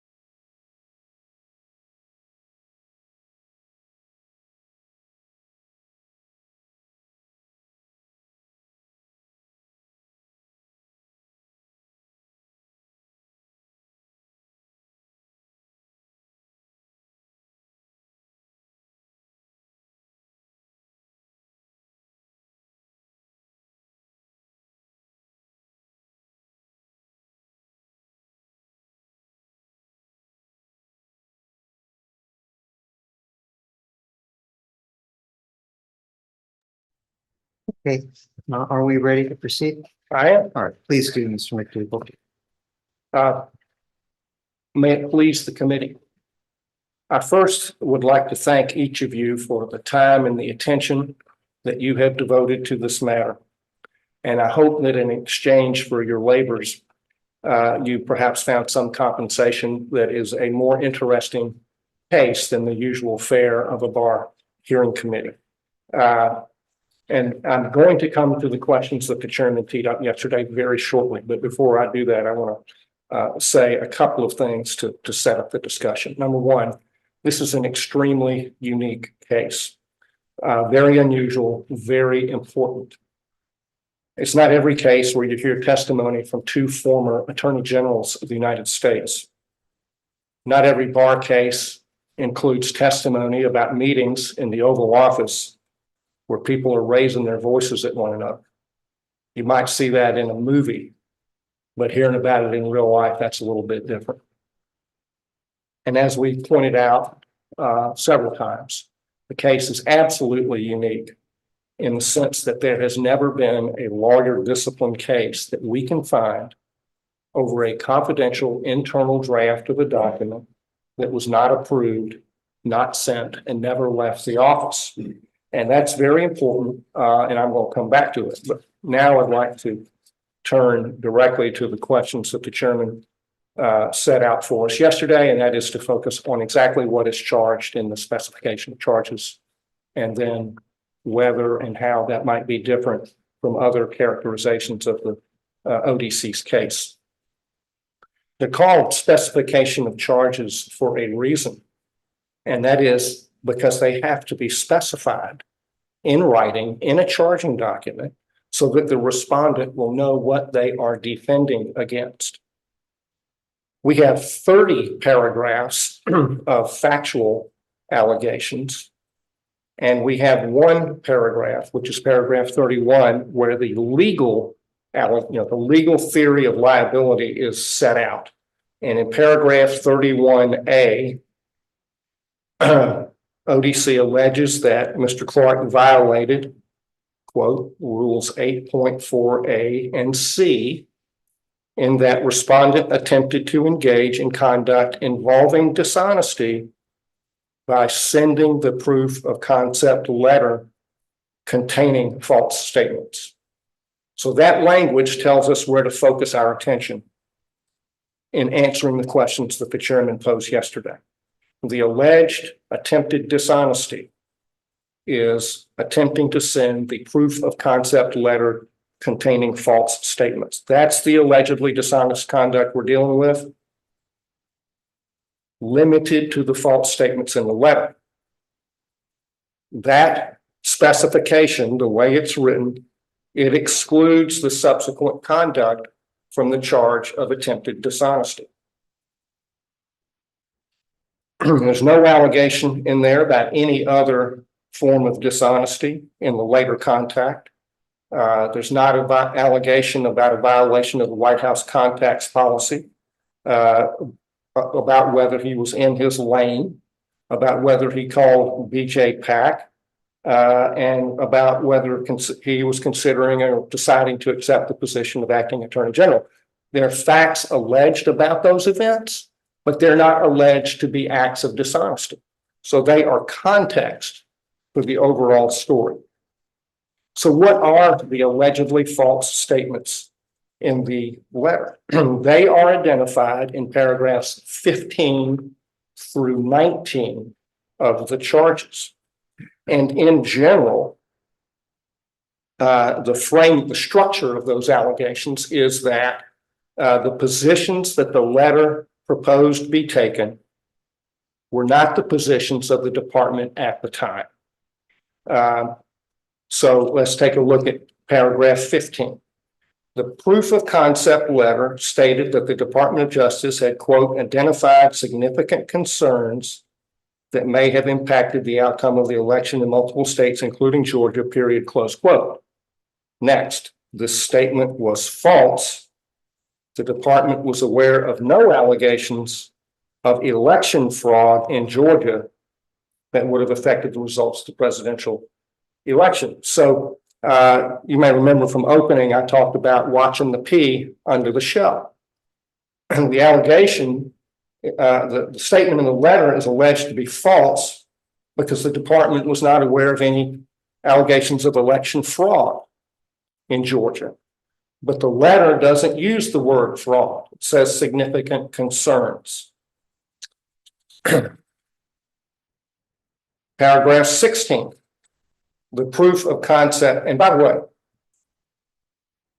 way, whether the department has a significant concern about a set of facts is a matter of opinion on its face.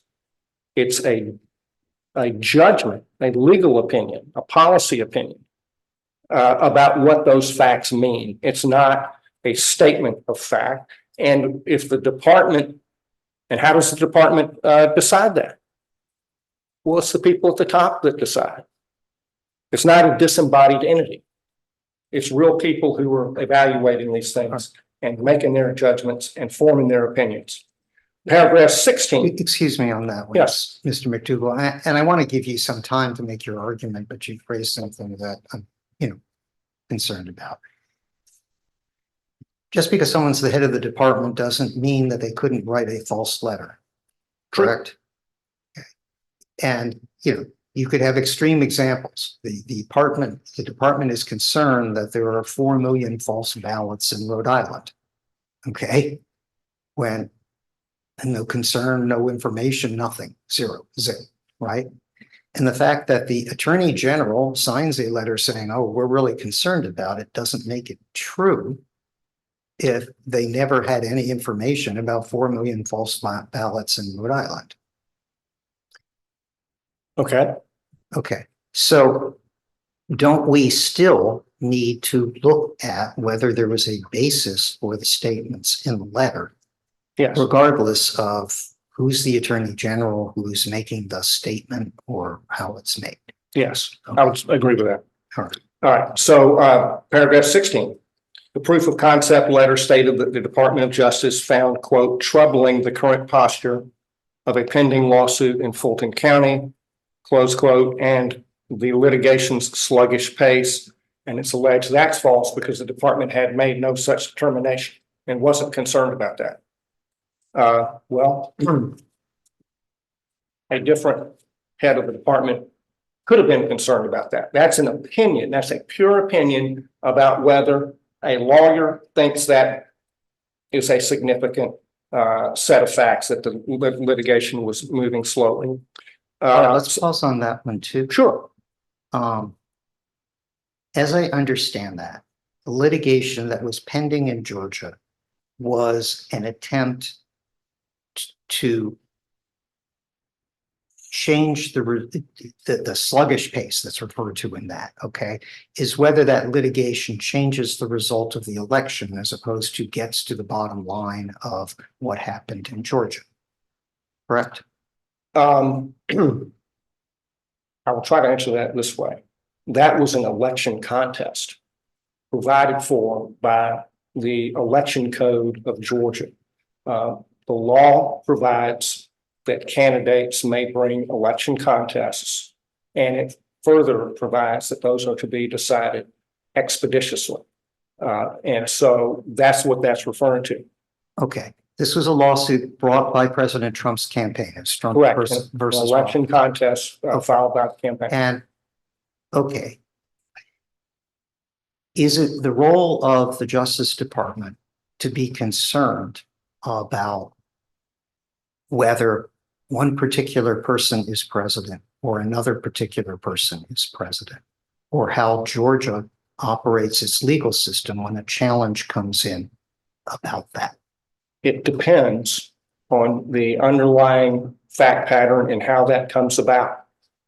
Hypothetically, if there were a massive set of federal constitutional violations that resulted in the election being declared for one candidate versus the other, the Department of Justice has responsibility for enforcing the federal Constitution in elections. There's a panoply of statutes that pertain to that. And even Mr. Donahue acknowledged that a civil rights matter in an election was the business of the Department of Justice. And let's, so, let's, again, returning back to away from that hypothetical, the Trump election contest was supposed to be decided expeditiously. all right, but And to vindicate the campaign's rights and to vindicate the rights of the voters who supported him, and to potentially test whether the election procedures had been complied with. And it wasn't being handled expeditiously. And the department can, if it chooses, be concerned about that. Now, you may have a different opinion about whether that is a wise policy or a prudent policy, but that's a matter of opinion. And this is a proposal that the department take that position, not a, so it's contingent and subject to approval by superiors. I understand the proposal. Mhm. Let's put that to one side, okay? The Department of Justice does not have infinite authority under the statutes of the United States. There are things the Department of Justice does, and there are things that it doesn't do. And your example of civil rights, there are Voting Rights Act that says this should be enforced by the Department of Justice. There's a Civil Rights Division in the Department of Justice, and there's whatever it's called, a section or unit of it that's specifically responsible for enforcing the Voting Rights Act. Isn't that right? Yes. Okay. So there isn't any doubt that if this is a Voting Rights Act case, the Justice Department, that's part of the Justice Department's role. On the other hand, the Justice Department can't, say, well, we're really concerned about our foreign policy to North Korea, and therefore it's our responsibility to do that, because the Justice Department doesn't by statute have any authority over our foreign policy in North Korea. That's the State Department. Or I can come up with other absurd examples, but there are limits to what the Justice Department does institutionally, right? Yes. Okay. And so it's not just a question of who's the head of the department or a matter of opinion. It can be a question of is this something the Justice Department does? And one of the concerns, which dovetails with the question that I asked Mr. Fox, is this who's the client concept, and the idea that there's a difference between the person who would like to be reelected as president and the office of the president, that those are conceptually two different things. Do you agree with that point? I do. Okay. And and someone in the Justice Department is responsible to represent the office of the president, not the person of an individual who would like to be reelected, correct? Let me speak to that for just a second, because the president is the human embodiment of the executive branch. He's the head of the executive branch. And so the client is the president as the head of the Article II branch of government, which has responsibility under the Take Care Clause to see that the Constitution and laws of the United States are enforced. And to the extent that an election matter implicates the Constitution and laws of the United States, it's within the authority of the President of the United States to address it. And the discussions in this letter and in the meetings related to whether and how to exercise the President's Article II authorities in this domain and on this question. What's the limiting principle on that? If it's within the President's Article II authorities under the Take Care Clause. Okay, so if President Biden, I'm going to deliberately give you either pointed or ridiculous examples, because what I'm trying to do is test the limit of your argument and see where the line is Right. on it. So I'm not trying to denigrate your argument by coming up with an absurd example. I'm trying to understand where it's limited. If President Biden were to say, I am really concerned that this election won't be done fairly because I don't have enough money for my reelection campaign. So I'm instructing Attorney General Garland to dock $25 from every biweekly paycheck that everyone in the Justice Department receives and contributed to the Biden for reelection campaign. Is that something, as the Article II president, deciding on the scope of what an election can do, that President Biden can do, notwithstanding the fact we would all agree that's obviously illegal? No, the president's Article 2 powers do not extend beyond the boundaries and limits imposed by the Constitution itself. Every officer of government is subject to those limitations. And so the president could not make such an order because it would be compelled political speech, which is prohibited by the First Amendment. And he's Okay. responsible for All right. enforcing that limitation. So take an example, a different example, okay? I'm trying to find out where it's a matter of statute, not constitution, and you've come up with you're a clever lawyer, so you come up with a constitutional argument for that, but there's also a statutory argument, right? It clearly violates statute, okay? So, all right, suppose the president says that a bunch of people connected with my reelection campaign were caught burglarizing an office. And you, Attorney General, I would like you to help me cover it up. Well, we've had that example already in our history. And the Attorney General, John Mitchell, went to prison And was disbarred. and was disbarred. Okay, so so that means there's a limit, okay, Yes. to what the president can have the Justice Department do to facilitate the president's reelection or smooth over the reelection or Yeah. whatever. So as I indicated, the boundaries are those established by the Constitution and laws of the United States. During opposing counsel's argument, he posed the hypothetical of President Trump ordering his attorney general to indict Kamala Harris. Well, currently, President Biden's presidential opponent has been indicted twice by the Department of Justice. So the hypothetical that he posed, we're living through that right now. Wait a second. President Biden didn't order former President Trump to be indicted, did he? President Biden is the head of the Article 2 branch and the embodiment of the Article 2 law enforcement authority, and the Department of Justice is not a separate branch of government. Okay, but part of this, I know you say it's just part of the background of the story, Mhm. but part of this limitation on how the the contacts memo or however I may not be phrasing, part of this is a structural process put in place where the decisions are made on some things are not being made personally by the president.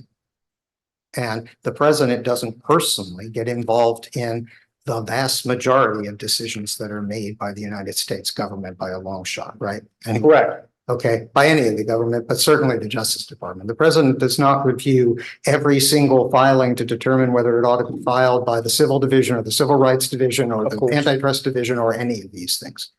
So you're using an example and saying, okay, well, since the Justice Department determined to file an indictment of the U.S. Attorney's Office or whoever, that means it's the president ordering it. I don't think that necessarily follows.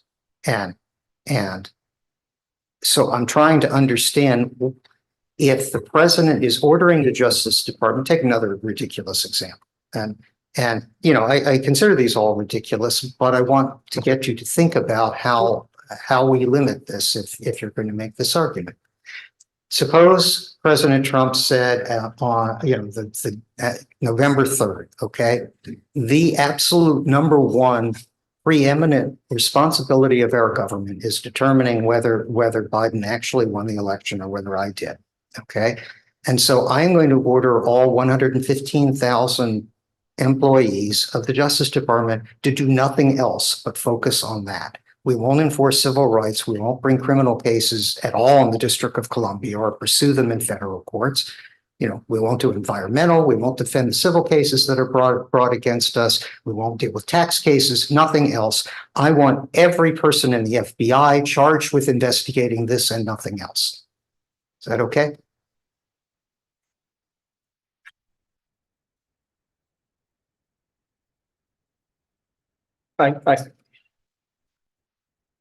The president's prosecutorial discretion held by the attorney general and the U.S. attorneys is derived from the president's Article 2 take care clause authorities. Accordingly, investigative resources can be directed within those authorities as long as other statutes and constitutional provisions are not violated. I'm having a little bit of trouble giving you a straight yes or no answer to an excellent question, Chairman Hirsch, because I don't know whether that would violate other statutes.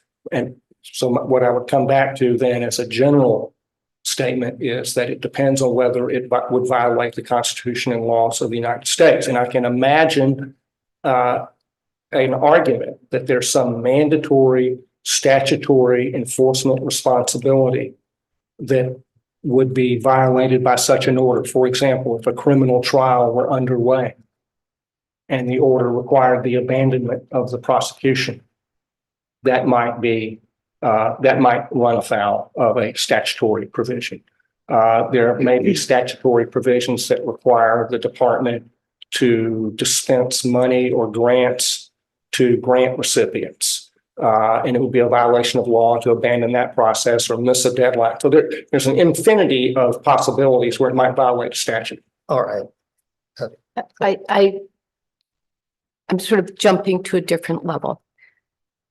Do you agree that in the events that we're looking at, a complicating factor for probably everyone involved was distinguishing between the president as a candidate and the president as the executive officer?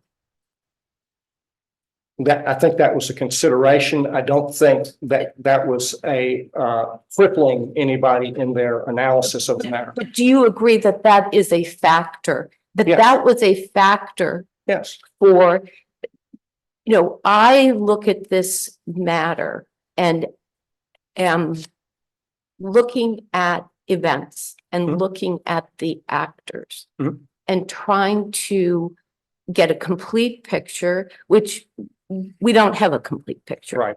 But get a complete picture of who the different people were, what their actions were, what their motivation was, what Mhm. were they thinking? Mhm.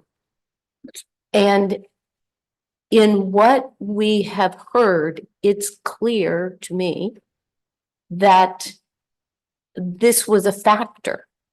Now, how it played out is a question, but was this the candidate making a request, or was it the president exercising his constitutional authority?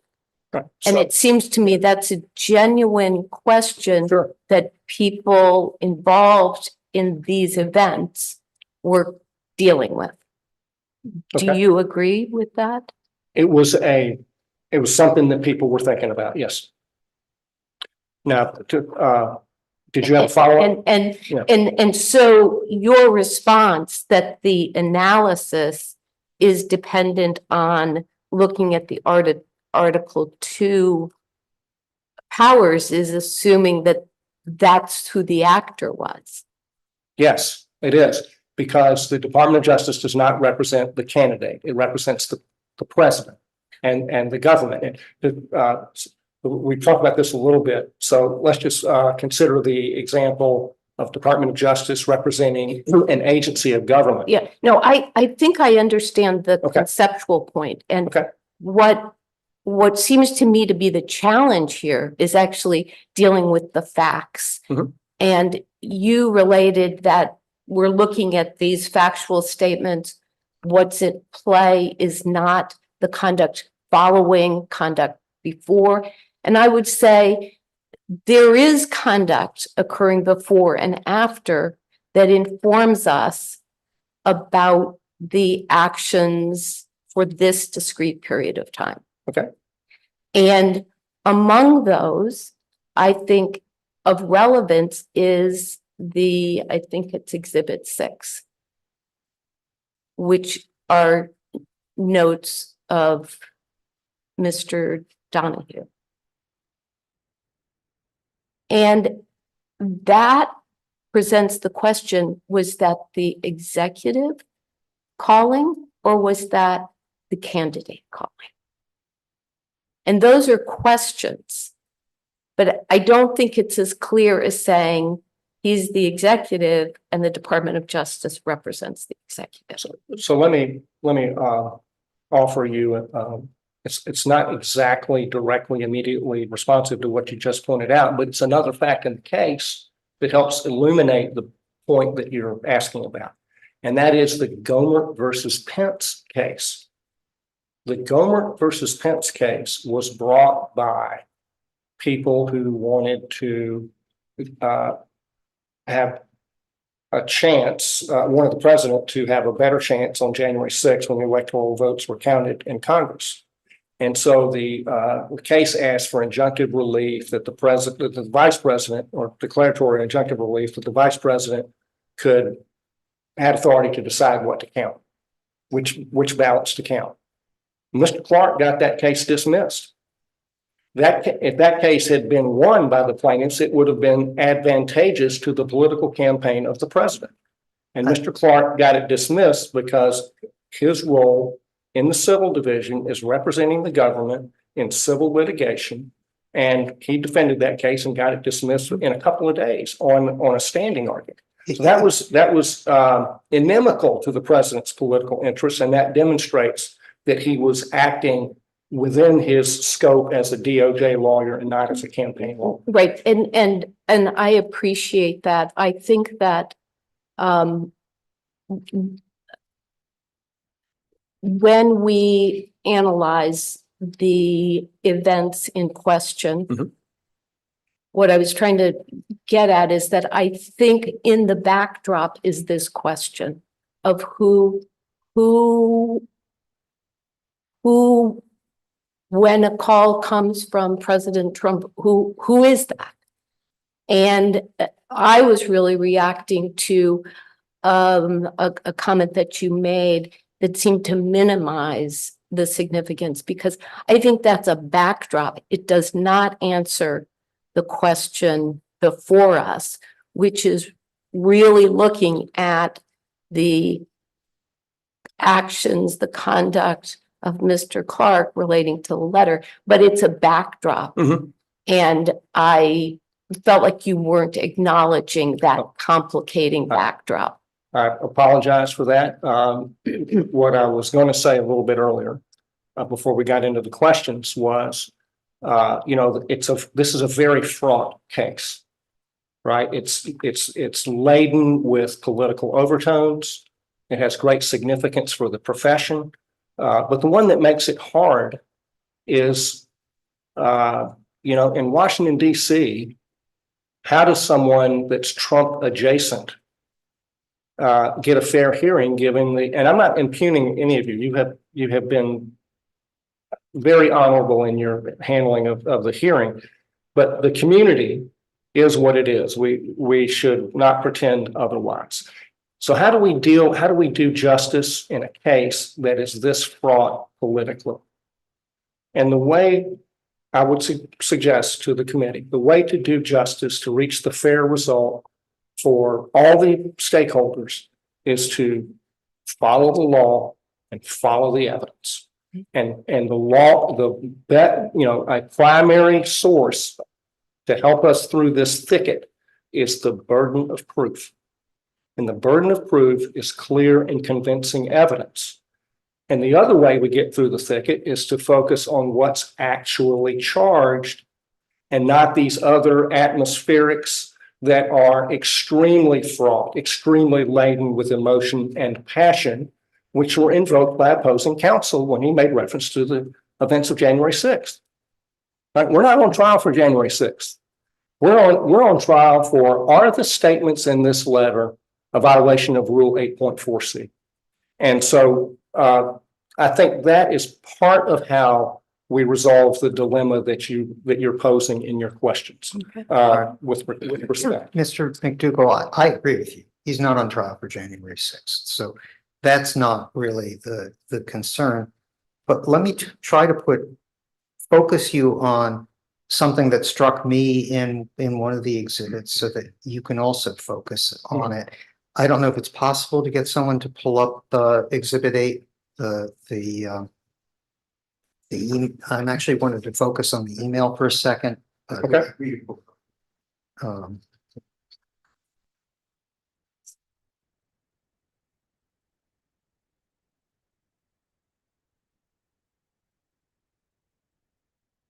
While this is being pulled up, I mean, I'm following up on Ms. Smith's concern that we have to deal with, okay, is this understandable from the standpoint of representing the president of the United States as the office or the candidate issue? And how do we, parse this? And this is one of the things that I want you to focus on, in addressing it. Do we have disciplinary council's exhibit 8?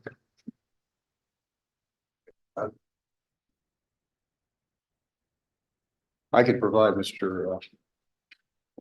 Jewell with a written copy. Actually, I can pull it on my screen. I actually have it. I think a lot of us have copies of that document, but it might be helpful to bring it up. There we go. Thank you very much, Ms. Ford. Okay, what I wanted to focus on is in the second, is in the cover email, the first page of the document. Okay. Actually, a couple of things, but this question really arises from the one that's heading 2. If you could enlarge the paragraph that has heading 2 on it. All right, thank you. You see at the end, it talks about the letter, and then it says, I think we should, it's the very end of that paragraph. I think we should get it out as soon as possible. Personally, I see no valid downsides to sending out the letter. I put it together quickly and would want to do a formal site check before sending, but I don't think we should let unnecessary moss grow on this. Okay. Now, a possible reaction to that is a couple of things that I'd like you to address. One is, isn't the urgency this, we need to do this instantaneously. We need to send out a letter, even though the Deputy Attorney General, who is by this point the acting Attorney General, and Mr. Rosen and Mr. Donahue, have said, are the ones responsible for it. This is before he gets the reaction to the letter, but are the ones responsible for it. And the ones closer to it. The statement, I see no valid downsides, and the idea that it needs to go out quickly seems to be not, we need to send this out because there are concerns about whether Georgia has followed Georgia's law and signature verification or other things. It's that it needs to go out quickly because we're at December 28th and the Electoral College is going to meet in January 6th. And so that the urgency is because President Trump would like to be reelected, and not because the Justice Department needs to enforce things in the abstract. So it suggests that he's perceiving his job and the urgency is to assist Mr. Trump's reelection and not the office of the president. And the second concern is, even if you assume that was his job, it is hard to me to imagine that someone would consider that there was no valid downside to sending that letter. You have people, you have Mr. Philbin saying that this is a murder-suicide pact and will lead to riots in the streets. And this is one of the president's, closest advisors who is saying this, and White House counsel who say apparently strong things and argue about it, and the acting Attorney General and functionally acting deputy, Mr. Donahue. I'm trying to understand both. Why doesn't this show that support Mr. Fox's theory that this was supporting an effort to call it corrupt, regardless of the facts that we don't have time to generate, in order to lead to a political reckoning that where the legislature that was supportive of Mr. Trump, and that's also in Mr. Donahue's notes, and he also testified about it, that, you know, the legislature will support us, just call it corrupt, and we'll get the, you know, the Republican members of Congress will do it to him. But he also says the Georgia legislature. Why isn't the urgency to get this letter out being something to call it corrupt so that that can go into place, as opposed to enforcing a legitimate federal effort to protect the election? It's designed to change the result, not to protect the election. And the second part of the question is, even if we put that aside, how's it not reckless? How's it not what? How is it not reckless for him to perceive no downsides to sending a letter that you know, in context, there seems to be a lot of reason to believe had really enormous potential downsides? Well, certainly the other advisors to the president thought there were lots of downsides, and they argued their position, and they persuaded the president that the downsides were such that he should not do it, and he did not do it.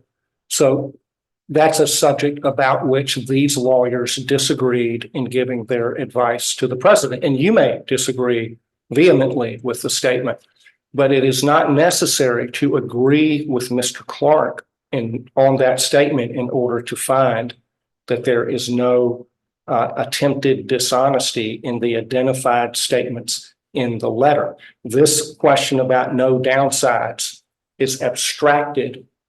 It's part of the abstracted context for evaluating whether the statements in the letter, which are the alleged false statements, are actually false, and whether their falsity has been proven by clear and convincing evidence. So to say, well, you know, we find that Mr. Clark was really, really wrong when he said there's no downside. So that was a terrible, terrible idea.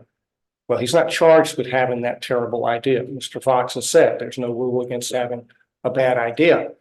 And so if it's relevant, it's to the charged conduct. It is to the extent that it sheds light on whether the statements were dishonest. Well, So- hold on, just pause on that. I'm sorry to interrupt your answer, but there's an aspect of this. What I'm saying is, it seems to me to be relevant in two different respects. One is, if Mr. Clark were, if his views were, I don't know the right verb to use, animated is a possible verb, but I'm not sure it's the right one, okay? But if we can only understand what he was doing in this letter by thinking that he was trying to represent Mr. Trump in his desire to be reelected, as opposed to the president in his Article 2 responsibility to enforce the law. Okay. Okay. That's a serious question for Sure. us, as Ms. Smith brought up. The second aspect is not those elements, but recklessness. Okay.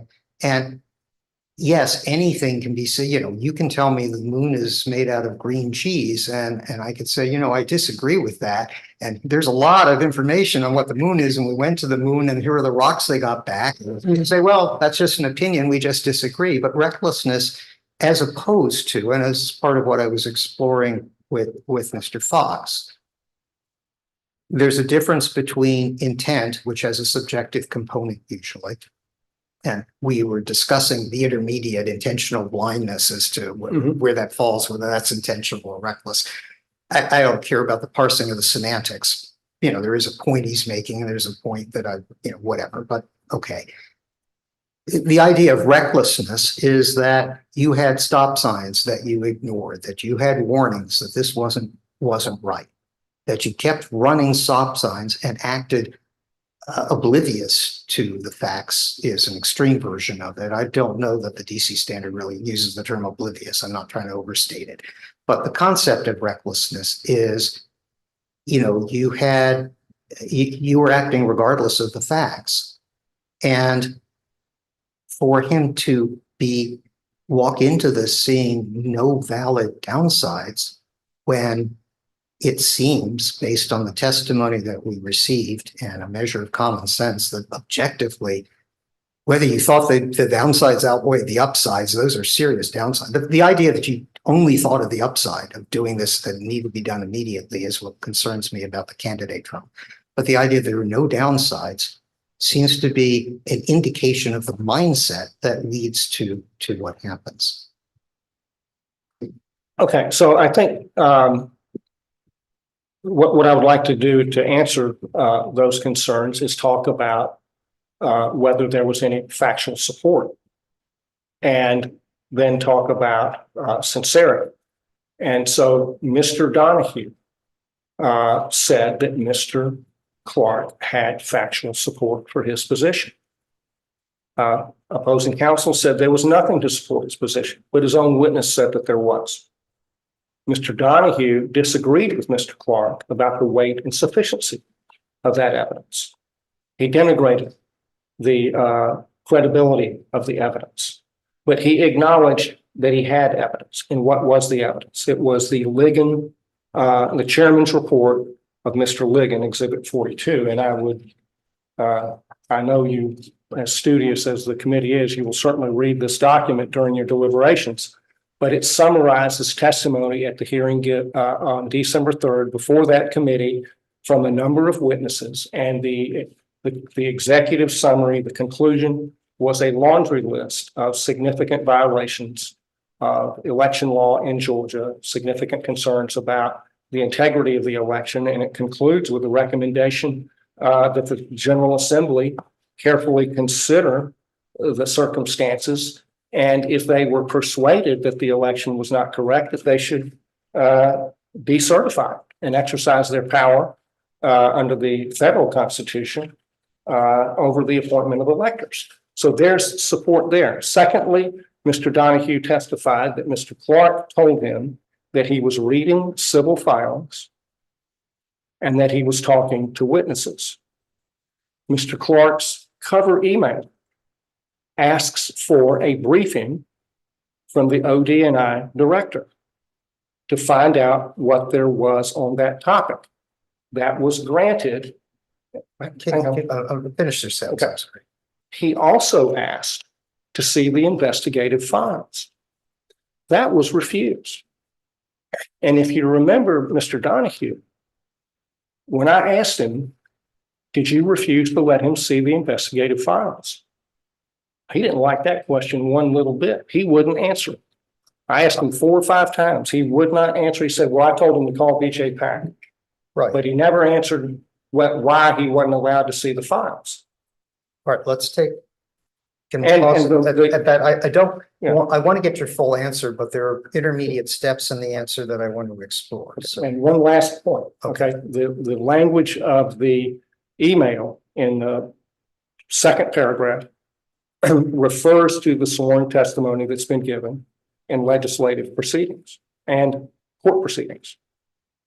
So you can disagree with whether that evidence is relevant. You can disagree with the weight and sufficiency and credibility of the evidence, but you can't say he had nothing. You can't say that. It's not true. That's not the evidence in this case. all right. Is it a good time to? Yes, please. Okay. Why don't we pull up the document again? All right, but he was saying that we should send there's no downside to sending the letter, right? No valid downside. I want to, downsides to sending the letter. And we shouldn't let we should get it out as soon as possible, even though he had not yet received the ODNI briefing or seen the file, correct? I think that's fair. All right, so he didn't think he needed to see either one of them to advocate that it ought to go out as soon as possible. Isn't that what he's saying? He's now asking, right, to see stuff, but he's saying, here's the letter we ought to send, and I think we ought to send it as soon as possible. I don't want to overstate it. It says what it says, and if I mischaracterize it, I don't mean to, okay?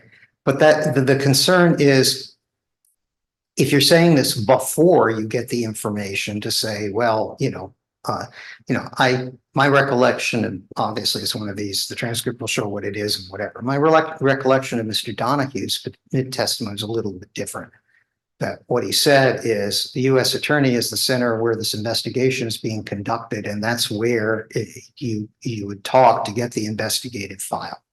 And the bottom line, what are we supposed to make of the fact that he didn't call the U.S. attorney anyway? I mean, there's no dispute he didn't call the U.S. right. attorney.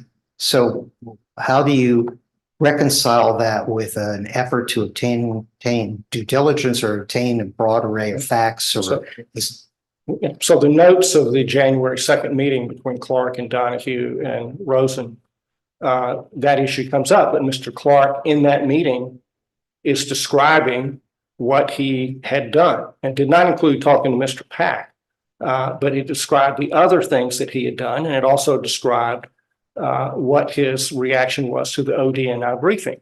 And the idea that Mr. Clark was heedlessly, recklessly ignoring what the evidence was, despite the contrary evidence, is refuted by the fact that once he received the ODNI briefing, he agreed there was no sufficient evidence of foreign interference in the election to support any sort of taking any sort of position on that.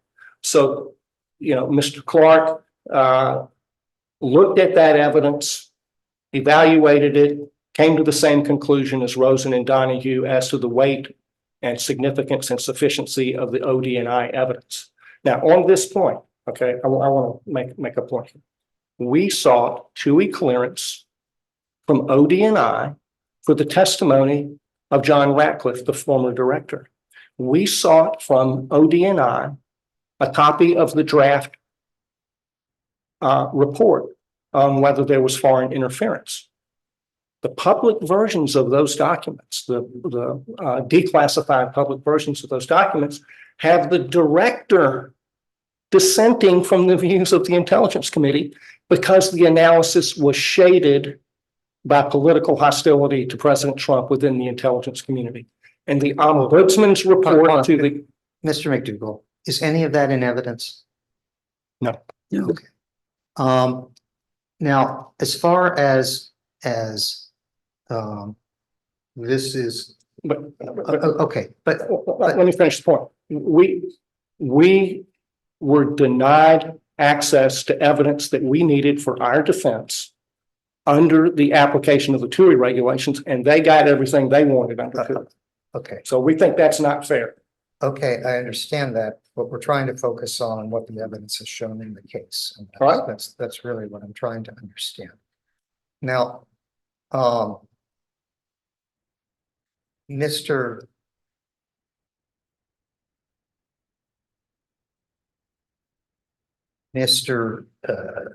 Fox made the point that before this happens, at the time that Mr. Clark's name comes up, there's the conversation that Mr. Rosen and Mr. Donahue have with the president that led to the notes that Ms. Smith referenced, Exhibit 6, that are Mr.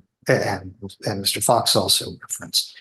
And that contains both the language about just say it's corrupt. Yeah, again, I'm paraphrasing. It says what it says, but about say it's corrupt and the Republican, members of Congress who will do the rest, and that the Georgia legislature is and we know both from certainly on the third from Exhibit 33, the log of communications, and also from the testimony about Mr. Clark having these communications with the White House that he doesn't tell Mr. Rosen or Mr. Donahue about beforehand, that come out afterwards to their surprise, according to their testimony, and that they continue even after he said he wasn't going to do that again, is also their testimony. And then we have a letter that focuses on raising things with the Georgia legislature. Is it reasonable for us to think that those things are connected?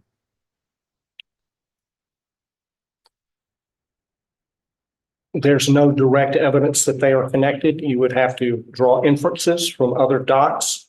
And the question for the committee is whether the evidence is sufficient to prove by clear and convincing evidence that the statements that are alleged to be dishonest are in fact dishonest. And that takes us back to the statements in the letter and not the circumstances surrounding the letter that are, to make your specific determinations about whether there's a violation in this case, that's got to be an evaluation of what's alleged to be false, not other conduct that you may find inappropriate. Look, I'm trying to separate out falsity. I understand that. I've cut you off, so you haven't gone back to the statements in the letter, which I assume is what you're planning to do. So it's unfair to say, well, isn't there If this I and that, remember to right? go back to. Yeah, if you remember, no, look, I did this with Mr. Fox. I will try to bring you back to where you were before. I'm not trying to cut off your argument. I'm trying I know. to get you to focus. And I can add something I was going to say later. We're going to have briefing, regardless of what Right. happens the rest of the day. We're going to have briefing.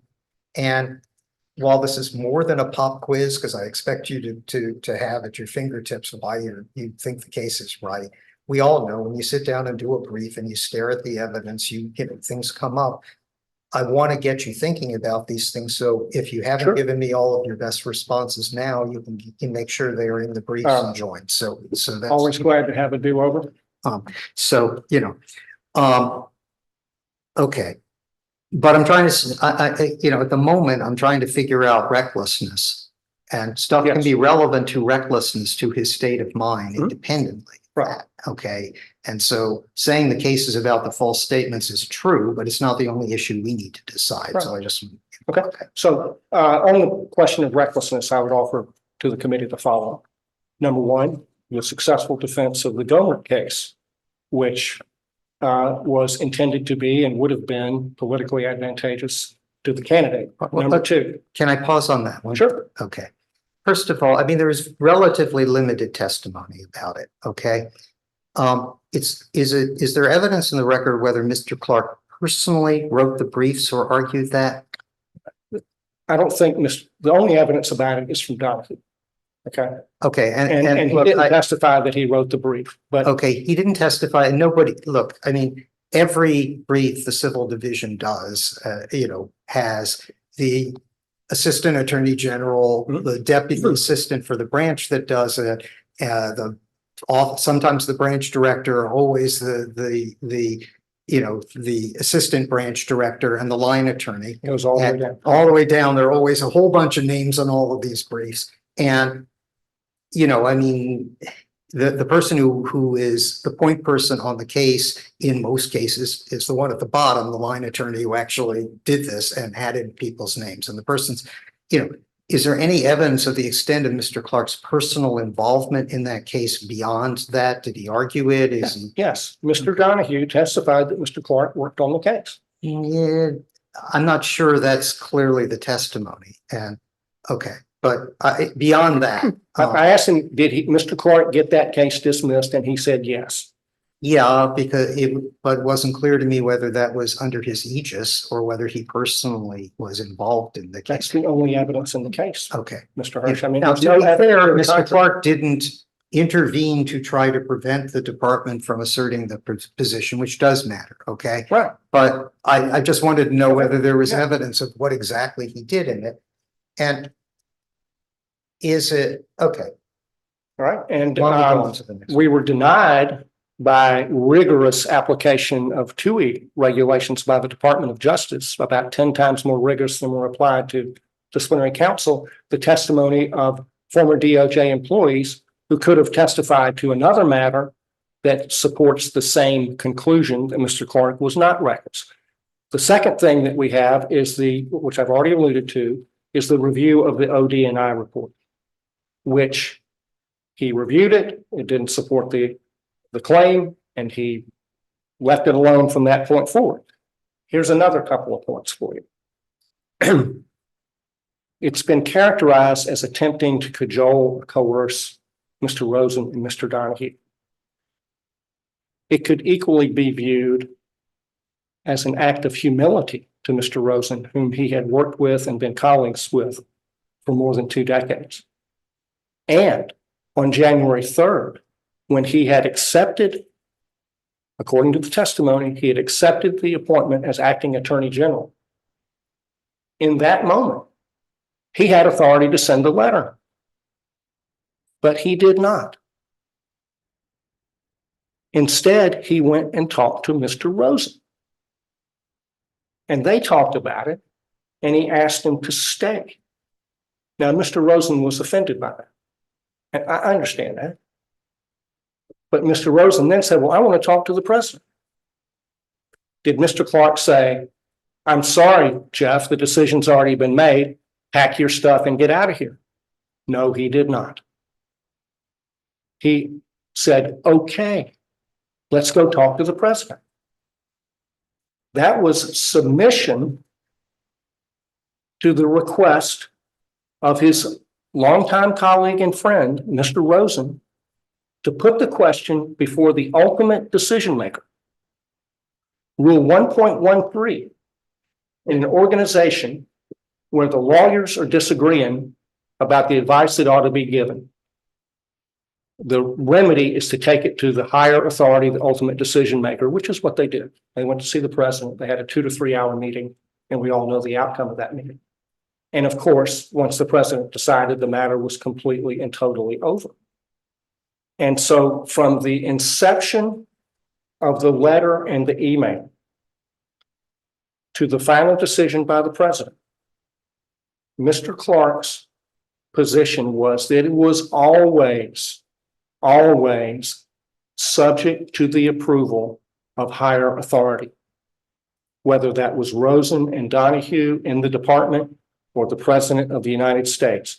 It was always a matter of submitting to the higher authority. It was always subject to their approval, and it would never become operative without their approval. So the recklessness is rebutted by that course of conduct, by the submission. Hey guys, I think we should do this. They say, no, we shouldn't. We're not going to do that. Well, I still think we ought to do it. And eventually it goes to the president. And you heard Mr. Donahue say that Mr. Clark, in that, I think, first meeting on the 28th, said, well, these are my ideas. I think they're good ideas. And you may think they're terrible ideas. I'm not trying to persuade you on whether it was a good idea or not.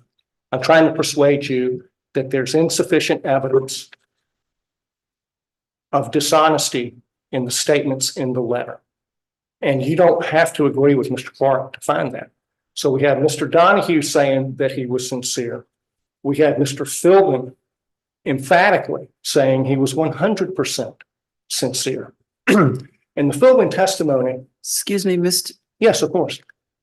Before you get to the sincerity part, Yes, I want to go back a bit. of course. Can you give me some clarity on when Mr. Clark was appointed acting attorney general?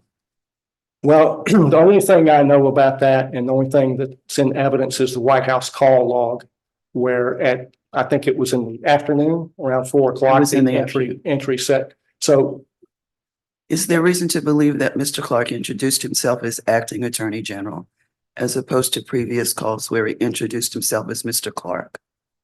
I don't know the answer to that. I don't think there's any evidence in the case that answers that question. Thank you.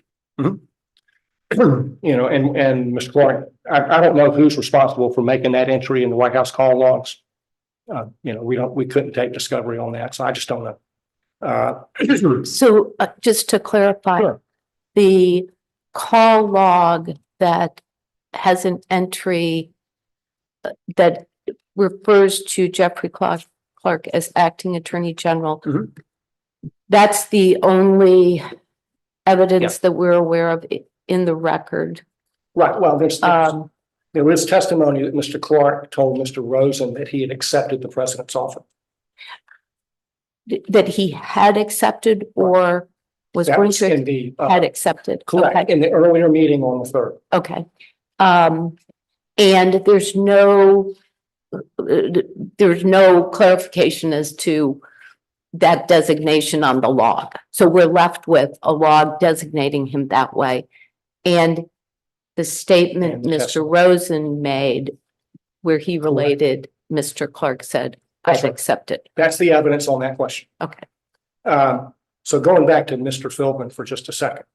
Mr. Philbin said that Mr. Clark was 100% sincere.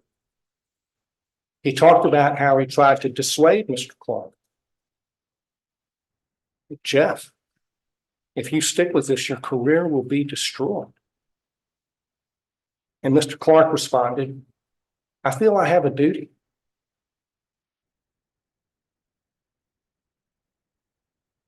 Most people in Washington don't perform their duty at the cost of the destruction of their careers.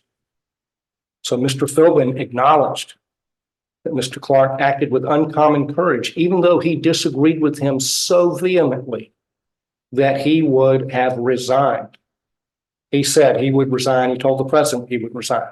And notwithstanding the strength of his disagreement with Mr. Clark, he testified he was 100% sincere and that he acted with uncommon courage to do his duty as he perceived it. And what does it mean to be sincere relative to the charge of dishonesty? And so I looked up the definitions of sincere and dishonest in the dictionary, and I'm trying to find where I have this on my outline, but the bottom line is they're basically antonyms. They are the opposite of one another. Mr. McDougall, sorry, did you? No, go ahead. I take your point on that, and I'll Yeah. accept that they're antonyms in the dictionary. Yeah, they are. And, you know, there's certainly some, you know, I get this, but one of the things I'm struggling with, Mhm. okay, and you began this by, I don't want to mischaracterize how you did it, but you said, well, can we get a fair trial here in DC, given how DC people think about this stuff? Okay. And, you know, with a nice comment that we're not attacking you three people in particular. Okay. But consider the flip side when you say that for 1 second. Okay. If I thought that democracy depended on finding a violation against Mr. Clark, okay, regardless of whether the law and the facts dictated it, because that was my personal view. And I'm not saying that is my personal view by an unbelievably long shot. Okay. But if I felt that way, it still wouldn't justify me doing it. Okay. It still wouldn't justify me attempting to do it either. Right. No matter how sincerely I might believe that, we also have responsibilities in the context of what we're acting. And it wouldn't justify me making up facts in my recommendation. It wouldn't justify me twisting a law or attributing, you know, bad admissions to you or you know, whatever manipulation that you might imagine in some kind of thing, right?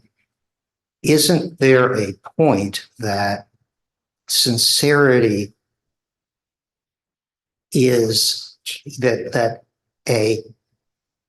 when someone is on a mission, okay, that it could be synonymous with being unwilling to, you know, to do it regardless of the facts or regardless of the stop signs that you see, that there's a flip side to the point you're making. They're in the abstract, yes. Hypothetically, yes. But in this case, you know, we have clear indications that that was not Mr. Clark in the treatment of the Gomer case and in the treatment of the OD&I evidence. And what we're talking about, so and let's just kind of cover another point, because this is actually very important. So Mr. Barr's memo of November 9th, authorizing investigations of election irregularities, which was the language used in the memo, talked about irregularity. Well, that legitimizes a federal role in looking into the election. And that wasn't Mr. Clark, and that wasn't Mr. Trump. That was William P. Barr. And there was a lot of angst within the department about that memo. You heard that from Mr. Donahue. So the Rubicon was crossed in terms of the Department of Justice looking into the election. Now, the memo says we're looking into irregularities that might have affected the outcome of the election. Well, you come to December the 1st, and Mr. Barr gives an interview where he says very plainly, we're only looking at fraud. We're not looking at irregularity. And then he says the same thing in his December the 23rd press conference. And you heard the same thing from Mr. Donahue in the absolutely most emphatic terms possible. Mr. Donahue testified that they only looked at criminal fraud that could change the outcome of election or civil rights matters, that irregularities outside the scope of those two categories they did not and would not look at because that's not the role of the department. And he further testified that no matter how much evidence there was in that category, they wouldn't do anything about it because that's not what the department does. So what's the document that defines that as the policy? Well, there isn't one. It's a prudential judgment by the leadership of the department that they're not going to look into that stuff. Disagreeing with that prudential judgment by Mr. Rosen and Mr. Donahue and Mr. Barr is not dishonesty. And that's what this is fundamentally about. And did this make any difference in the case? This pretense of investigating irregularities and the reality of investigating only a subset? Does that matter for this case? Committee member Smith asked Ms. Stirrup if she could square the language of the November 9th memo, which appeared to establish a federal role, with what Mr. Barr was telling her that there was no federal role. And the truth is they can't be squared. I asked Mr. Rosen to square those. Can you explain the discrepancy between the scope of this memo and the scope of the investigation that was actually done? And Mr. Rosen, he didn't want to answer that question. He ducked, he dodged, and he dived. And he was flipping through that book looking for the answer, but it wasn't there. And he ended up saying, well, you'd have to ask Mr. Barr because I don't know. And when I asked him if the memo was a smokescreen to make people think that the department was doing more than it was, same response. Flipping through looking for the answer, it wasn't there. I don't know, you'd have to ask Mr. Barr. Well, if it was intended to mollify the people who wanted more done, it worked on Ms. Stirrup. She went in to complain about what we were doing. And when she got the memo, she was happy. Well, at least they're doing that. But they weren't really doing that. Mr. Rosen and Mr. Donahue had no idea whether BJ Pack had looked into the absentee ballot signature verification question. Mr. Donahue, he flipped and flopped about that. First, he tried to say, well, that's outside the scope of what we're doing. And then a couple minutes later, he tried to act like it was within the scope if it was criminal. And then finally, he went to saying, I don't know. And Mr. Rosen was the same. Neither one of them knew whether he had done anything about it. But Mr. Wingate told you, no contact from any federal law enforcement agency, DOJ, FBI, U.S. Attorney's Office, nobody. Not the GBI either, not the Secretary of State's office. And this absentee ballot signature verification, we started with Susie Boyles. She testified there was a significant. Can you pause on that for a Yes, second? of course. If you wanted to find out what BJ Pack investigated, wasn't picking up the phone and calling BJ Pack the way to find out? That was an option in investigating the matter. Mr. Clark is not an automaton. He can use his own judgment and discretion about what he looks at and what he doesn't look at. And it's not a bar violation to not call Mr. Pack. Well, all right. You put on a number of witnesses who had concerns about the election in a variety of different ways in Georgia, but who never spoke to Mr. Clark. Right. We didn't hear from the one person we know for a fact he spoke with, right? The person who was identified, I think, in Mr. Clark's memo as being a bail bondsman. And I'm not using that to denigrate. It's just that's the only way we know of identifying him, I think. Okay. So what are we supposed to make of that?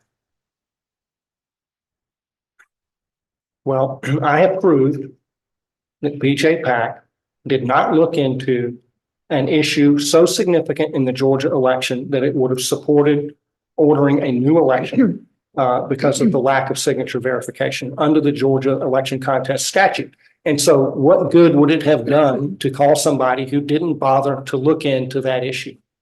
Okay, but there's, wait.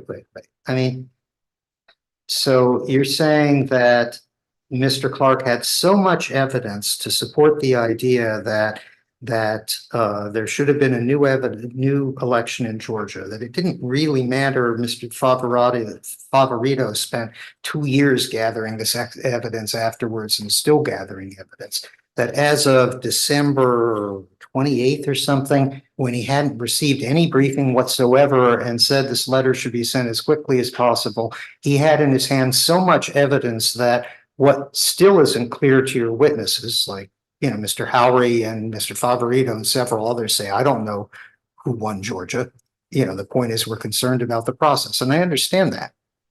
But it was so clear and it was so urgent to send it that he had all of that information as of December 28th. Is that really plausible? The letter was a proposal for internal discussion, and the points you're making were legitimate points for disagreeing with Mr. Clark. We're talking about an internal discussion. Okay, never left the building. Nobody ever knew about it. And you can dislike what he said internally, but we're talking, this is almost a pure thought crime. So I'm going to make an analogy for you. Let's say you're walking the dog and you're thinking about what you're going to say to your spouse about something you're irritated with them about. And you go back and forth, how am I going to put this to them? And you come up with a way to say it and you abandon the other ways that you thought about saying it. Should you be punished for the ways that you came up with that you did not use? That's pure thought crime. When an organization is considering a problem, there's a debate within its head, except its head is comprised of separate people. And they talk with each other, and then the entity forms its position. So that discussion, that deliberative discussion within the organization that's pre-decision, is analogous to when you're thinking about it in your own head. And to punish somebody for making a proposal, even if you really don't like it, for making the suggestion internally and submitting to the final authority, it was always subject to approval of superiors. Submission to authority. So you're saying that there is never, in doing these intellectual exercises, there's never an obligation to check to see if the facts are correct. Yes, there is an obligation to do that, and he fulfilled the obligation by citing the Chairman Ligon's report. This hearing presented evidence that would cause any reasonable person to question the legitimacy of the election in Georgia. And Mr. Clark cited to this, and Professor Elliott told us that this document alone was a sufficient basis to raise the issue internally. The chilling effect that Professor Elliott discussed, if Mr. Clark were punished for raising this issue internally and confidentially, that's a really, really important part of this case. And it was, earlier I was talking about how unique and important the case is. That's a really big part of that. So lawyers all over the country are watching this case. We need brave lawyers. And you may not agree with Mr. Clark about this, but if he gets rung up on a confidential internal proposal that's never adopted, never goes out, where do you stop? Where's the limiting principle on imposing discipline for that? And the lawyers who are willing to stick their neck out and take a position and stand on what they believe is their duty and the principles that are at stake, those lawyers will be afraid to do that.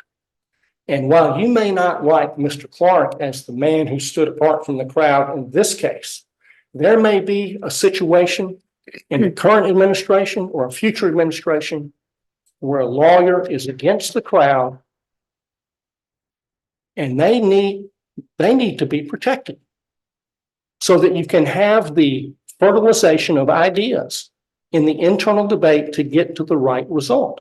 And as I said in opening, that internal debate got the president to the place that the disciplinary counsel's office is happy about. That's the outcome they would have liked, and that's where it ended up because the internal debate functioned as it is supposed to. I'd like to focus back to the, these critical days. Yes, ma'am. And I think that you see from what we're doing that we're working very hard to deal with the facts and the Sure. facts and evidence. And I appreciate it. And there's nothing that we are doing that would suggest we're trying to ring up charges. So I wanted to go to the facts Okay. that let's assume that a statement is false. So this is really going to the question of his state of mind. And I think I'm focused on the reckless standard. And here, I'm one of those people that I like to do a detailed chronology. And if I'd had it, I'd like to go minute by minute, but we don't have that. And all of this is to get a sense of what was Mr. Clark thinking. And so I was particularly focused on what happened after that first draft letter, where when he's meeting with Mr. Rosen and Donahue, who, as you say, these are colleagues, long-standing colleagues, and they're they communicate strongly. There is not facts to support that statement. And following that, he had requested the briefing. Mhm. He was given the briefing. They directed him to talk to PAC. Mhm. He didn't do that, but he did some due diligence. And the one specific I've seen a reference to is a phone interview with a bail bondsman. And then I am not aware, and there, at the time that he drafted the letter, there was reference to internet and the Ligon Committee Right. and some reference to litigation. Correct. He then goes back on the 2nd and they have another meeting. And again, Rosen and Donahue say, we disagree. And the next thing that I'm aware of is he says, if you'll send the letter, which they have said is a false letter, if you send the letter, this issue will go away. Following that, I'm not aware of any further fact-finding or due diligence that he did. So, what I'm seeing is you have these colleagues who are vehemently disagreeing over the facts. Mhm. And so what I'm trying to get at is what, if any, further fact-finding did he do? And I've identified what I have found. The witnesses that related the Georgia irregularities, none of them spoke to Mr. Clark. It would seem that some of the things they spoke about may have been reflected in the Ligon Committee report. Is there anything else that we should consider in in this, what I call due diligence, of where you have strong disagreement over the facts? And what did he do to address that?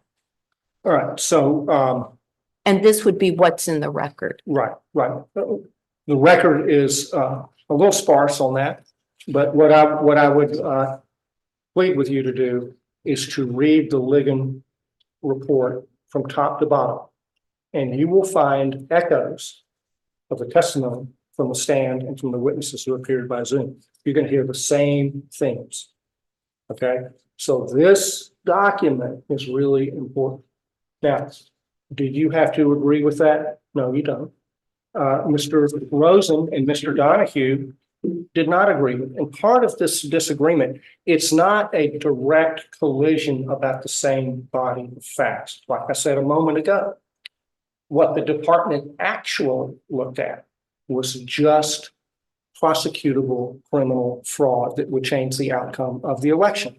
Mr. Clark is looking at irregularities. So when the department and Mr. Donahue, this is really important part of the cross-examination of Mr. Donahue, the department did not take a position on irregularities because the department did not investigate irregularities. Mr. Clark's letter takes a position on irregularities, but not fraud. So there's not a direct conflict between the position of the department that there's no fraud as enunciated by Mr. Barr and publicly, and as enunciated by Mr. Donahue internally, on the one hand, and Mr. Clark's position that there were irregularities. They differed about whether those irregularities were significant from the policy point of view at the Department of Justice. And Mr. Donahue's testimony was that those kinds of irregularities, it didn't matter how much evidence there was. He didn't care because the Department of Justice didn't do that. Mr. Clark is entitled to disagree with that position because it's a policy position, not a fact position. So can I just, Can I just? Yeah. It sounds like there's a policy issue and there can be a fact issue too. That could be. But the things that Mr. Clark is talking about, and the proxy for that is the Ligon report itself. This is, Mr. Donahue testified that he didn't care about these things unless they were criminal. And Mr. Clark did care about it. And these are support for the view that Mr. Clark articulated. And the other points that Mr. Favorito testified about, and Ms. Wills testified about, that Dr. Young testified about, these were all swirling in the air. Okay, and there's another thing I want to before I forget this. Okay, we got Ms. Wills, we got Dr. Young, then we got John Lott, Dr. John Lott. Dr. John Lott testified. He reported to two acting assistant attorney generals, Susie,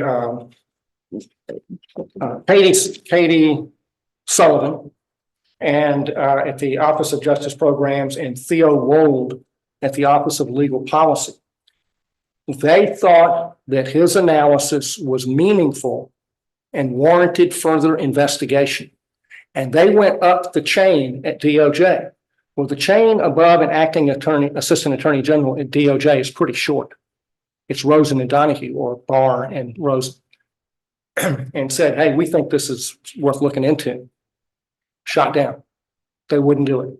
Mr. Kloster testified that he fed in reports of election irregularity that appeared to be significant, and investigation of those matters was shot down.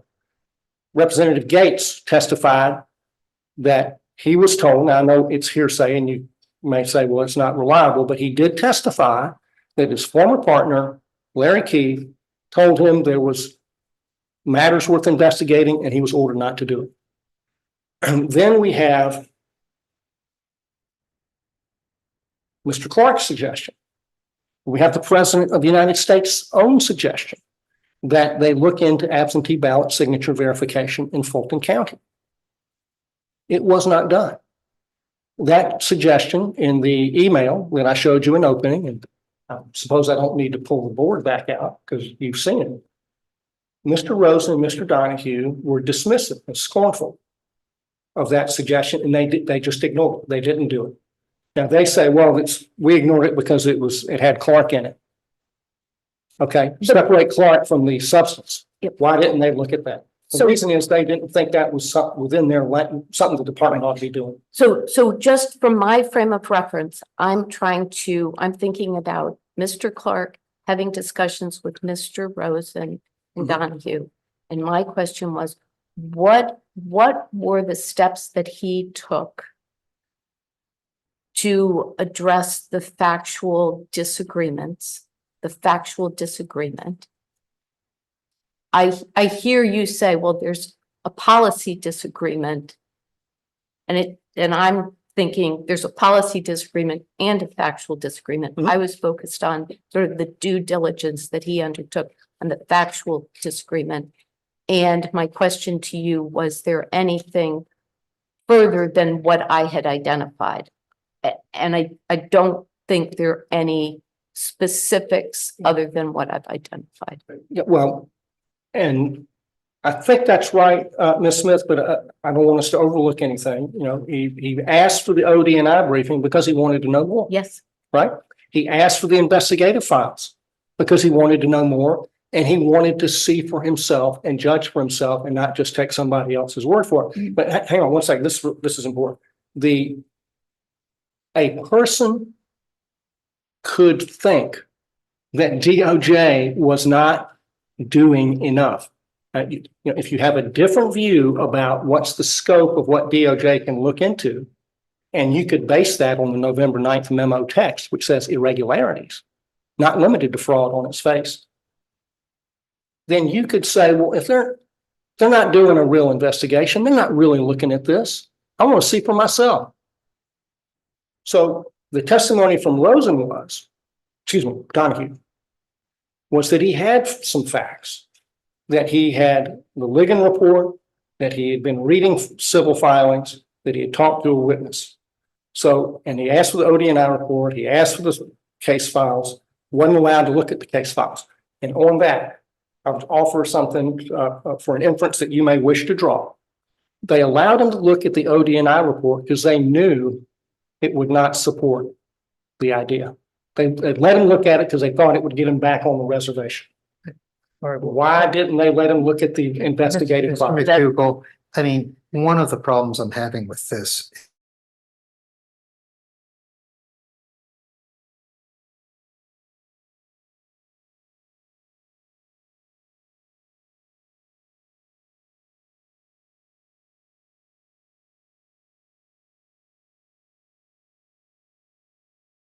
Deputy Attorney General, who was appointed by President Trump and approved by the Senate as Deputy Attorney General and made by President Trump to be acting Attorney General, was dead set against Mr. Trump, and that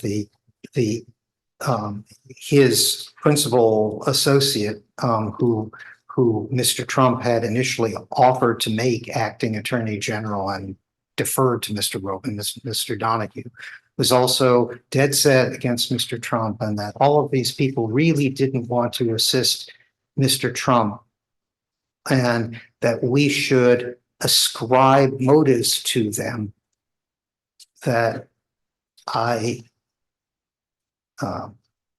there's some technical thing. Yeah. Okay. We're having a technical thing. It was a great sentence. It was going to end very dramatically, I know, but we'll hold that moment in suspension. Better you than me. That's right.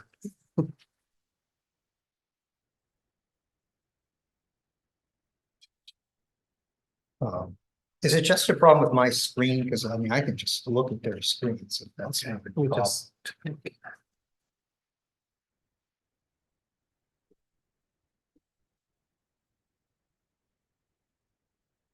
All right, thank you, Mr. Chairman. All right, now I've gotten to my rightful place at the bottom on my screen. So, okay. All right, look, I'll just look at their screens. It seems to just be a problem. fine. Is there a problem with anyone else's screen or is it just my? It's just you. Okay. In any event, as long as the people who are streaming can see, and as long as there are screens that do it, I don't really need to look at myself anymore, and I can see Mr. McDougall this way. So what I was saying is doesn't that go to the plausibility of this to some extent, that you think that all of these people are involved in some kind of effort, and add in when you get to the White House, you know, the White House counsel, the deputy White House counsel, you know, and arguably, at least to some extent, even the chief of staff who absents himself from the meeting, you know, rather than attended. You know, it's not like this was a group of people who you would think of as being the president's enemies who found this to be an extreme view. It was a group of people who you would think would be the president's chosen inner circle who did that. Isn't that true? Those are facts that can inform the conclusions that you draw about the evidence, the inferences that you draw from the witnesses, how you assess their credibility. Mr. Rosen and Mr. Donahue, if there's one thing I've done in this world, I am the first person that has ever asked Rosen or Donahue a hard question about any of this. Every other time they've testified, it's been a love fest. This is the first time they've been really cross-examined. And you saw how it went for them at the end. And there is a discrepancy between what the memo suggests would be investigated and what actually was investigated. The memo says we'll investigate irregularities. Mr. Donahue said it didn't matter how much evidence of irregularities there were. It wouldn't matter. We're not going to do anything about it because that's not the role of the Justice Department. So how do we square those? Committee Member Smith asked Ms. Stirrup, how does she square it? I asked Mr. Rosen, how do you square it? You can consider whether you find Mr. Rosen's answer to that question to be satisfactory.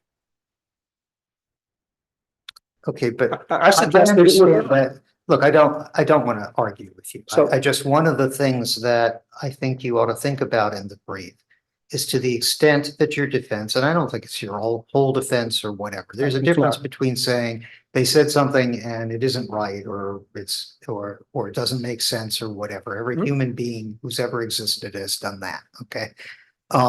So I understand that part of it. But to the extent your defense is based on the idea that all of these people were in some way stonewalling President Trump's reelection effort, you know, I don't know where the evidence and the circumstances support such an extreme statement. That's Well, I'll answer that a couple of ways. Mhm. I hear what you're saying. That's a big ask, and I'm not specifically asking you to find that. My specific ask is that you find that ODC has not proved by clear and convincing evidence that the challenge statements in the letter were dishonest. So And part of that is that the statements are their opinions on their face about the weight and sufficiency of the evidence, their opinions about what, if anything, ought to be done about them. And people can disagree about those opinions without it being dishonest. what And there about was some factual support for the statements that he made. I apologize. I have a question. Of course.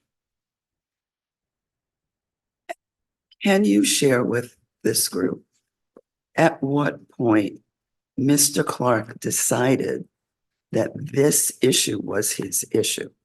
We know that he met with Representative Perry and the president to talk about Georgia. Was it at that time or was it prior to then? And if so, what triggered it? It's a great question. Thank you. I think there is not evidence in the record to answer that question. The letter was drafted on December the 28th. So logically, it would have been sometime before December 28th. When exactly that was, there's no evidence in the record on that one way or the other. And so I'm, if I'm going to refer to evidence that's in the record, I cannot give you the answer to that question. I think it's safe to infer that it was between the meeting with the president and December the 28th. That seems like a reasonable inference to draw, but there's no direct evidence on that. Thank you. And of course, the Ligon Committee is a Georgia Yes, you've come that up several document, times. and the document itself is dated December 17th. And it's summarized in the testimony on December the 3rd. And of course, there were 2 or 3 other state legislative hearings in Georgia in the month of December. Maybe there was one in November, another Ligon hearing on December 30. So there was a lot of action in the Georgia legislature about this question. So Mr. Rosen and Mr. Donahue and Mr. Barr, their opinions on this, that is not the voice of God. Their opinions about this are not written on stone tablets brought down from Mount Sinai. People can disagree with that, particularly when you consider the limited scope of the position the department actually took and the broader scope of what Mr. Clark was talking about.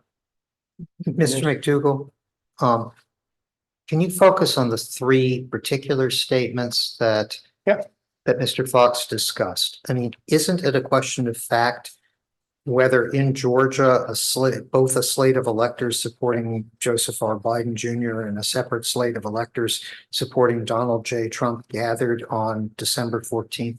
Isn't that a question of fact? It is a question of fact. Okay. And what's the evidence that statement was true? He references Mr. Donahue saying it wasn't. The issue there is certified slates of electors. The Republican elect, we didn't put on evidence of this because I didn't think we were going to have to defend that claim. But the truth external to the record in the case is that the Republican electors met at the Capitol on December the 14th, and they transmitted their ballots up to the vice president's office or the Senate, whoever it was. So the election contests were not decided or concluded by December the 14th. And under the Electoral Count Act, we can brief this afterward, it hadn't come up before, but under the Electoral Count Act, if the state's electors are not finally determined by December the 14th, and that means all election contests are concluded. The Trump election contest was still pending. If they're not finally concluded, the responsibility for determining which slate of electors is a valid slate of electors for that state lies with Congress under the procedures specified in the Electoral Count Act. So the argument is that it divests the state of that, making that, if they don't make it by December 14th, it's not their job anymore. It goes to Congress under the Electoral Count Act. And we can brief that up, post hearing. But Didn't the governor certify he did. He earlier certified in the December? Democrat slate. First week of December? That's right. But the point is that under the Electoral Count Act, the safe harbor date of December 14th, the language of the statute is Section 2, it's 3 USC Section 2. So if they're not finally determined by then, it goes to the Congress under the procedures of the Electoral Count Act. There's as it existed in 2020. So let's kind of back up from bottom to top. There's a Georgia election contest statute. It's a lawful means of overturning the outcome of an election. And you can overturn the outcome of an election if there's sufficient irregularity to put the outcome in doubt. That's what the statute says. Okay. Then if the electors are not finally determined by December the 14th, it goes to the Congress on January 6th under the procedures of the Electoral Count Act, where there's a method of making a challenge and there's a method of putting on evidence to support the challenge and voting on the challenge and resolving it one way or the other. If you go back to Mr. Clark's letter, he does not say that the Republican electors were certified. There's a pretty long discussion of what the Constitution provides with respect to the slates of electors and the discussion of the Electoral Count Act. And I believe the letter actually cites 3 USC Section 2 on the final determination. And then it also cites the prior historical example of Hawaii from 1960. And of course, this is a huge issue in the Georgia litigation. I mean, not for us, but for other defendants in the Georgia case. That's a huge legal issue in that case. So there's a lawful method of challenging slates of electors under the Electoral Count Act. In 1960, the electors were certified for Richard Nixon. The Democrat electors met the same day specified in the Constitution, and they cast their ballots for John F. Kennedy, and there was an election contest pending at the time. The reason they met and voted, even though they were not the certified winners, was to preserve the remedy, preserve the opportunity for their votes to be counted in Congress if the election contest came out in their favor. And if they failed to do that, the claim would have been mooted. So they met, they voted, they sent the votes in. The election contest was decided in favor of Senator Kennedy. The certificates were put on an airplane. There's a law review article cited in the letter. Makes fascinating reading going into the history of the Hawaii thing.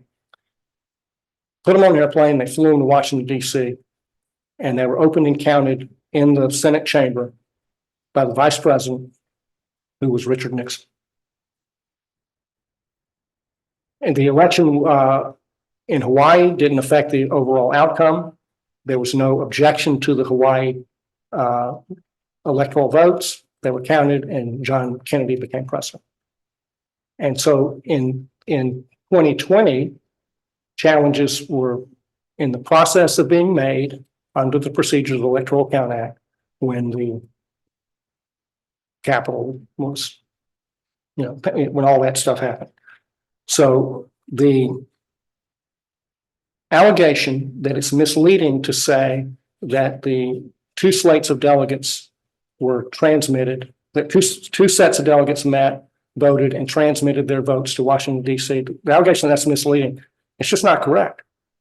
It is not misleading because in the full context of the letter and the legal authorities that are cited therein, the premise of all of that is that the Democrats were certified, the election was in question, and it was up to Congress to decide. Now, the legislature in Georgia, under their constitutional grant of authority over the appointment of electors, could have chosen a different set.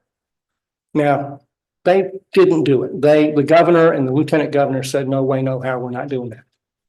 And so Mr. Fox talks about the substantial interference with the administration of justice. On the one hand, he suggests that it could have happened, it would have happened, and we would have had wild chaos if the legislature had convened. But at the same time, he introduces Exhibit 40, ODC Exhibit 40, that rules that out.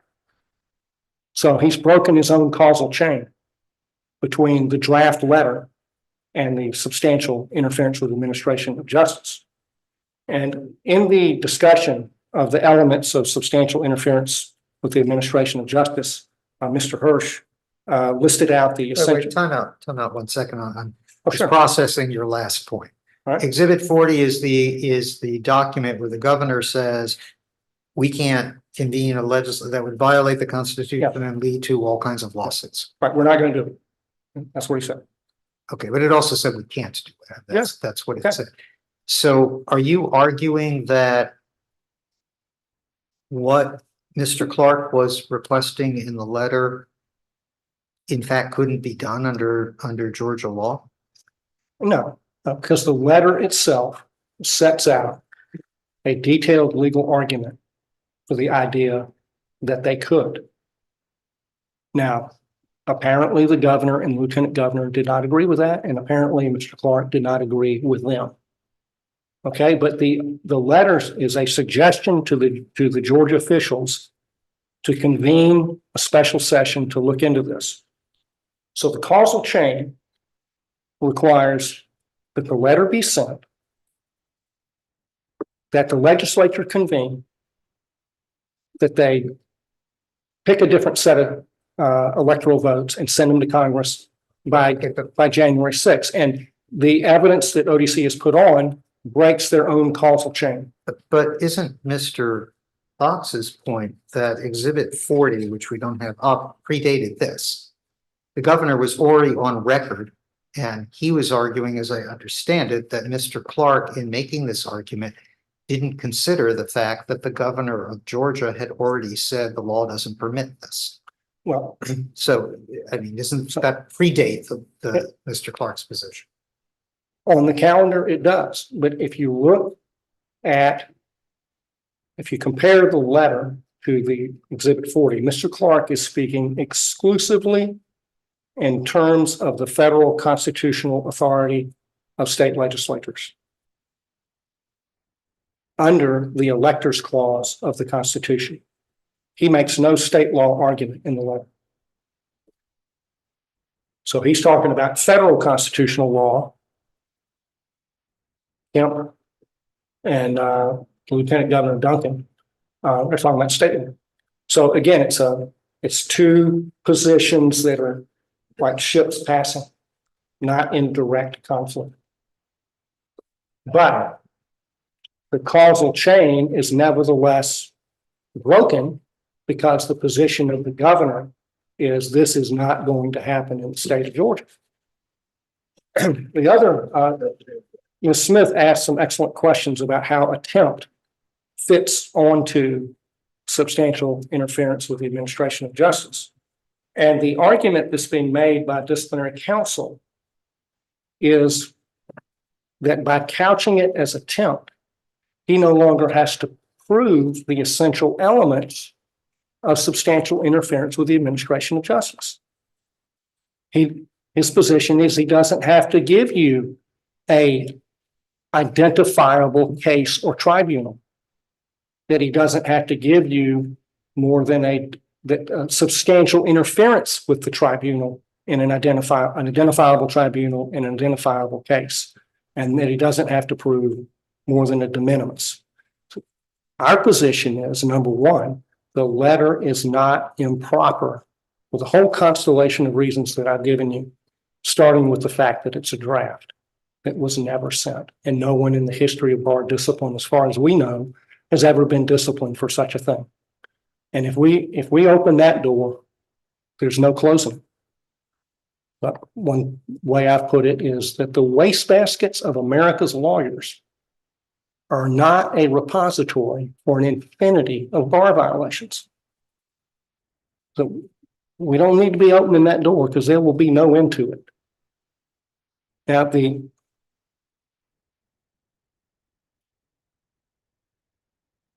there was no identifiable case. There was no identifiable tribunal. The letter never left the office, so there's no interference with anything, anywhere, anyhow. Now, there is another layer of this case, which is also very important. We've argued this in our briefs quite a few times, and I understand you guys are doing evidence, not law. But there's a significant constitutional dimension to this case in a couple of ways. One is the separation of powers, the supremacy clause. The other is the due process clause.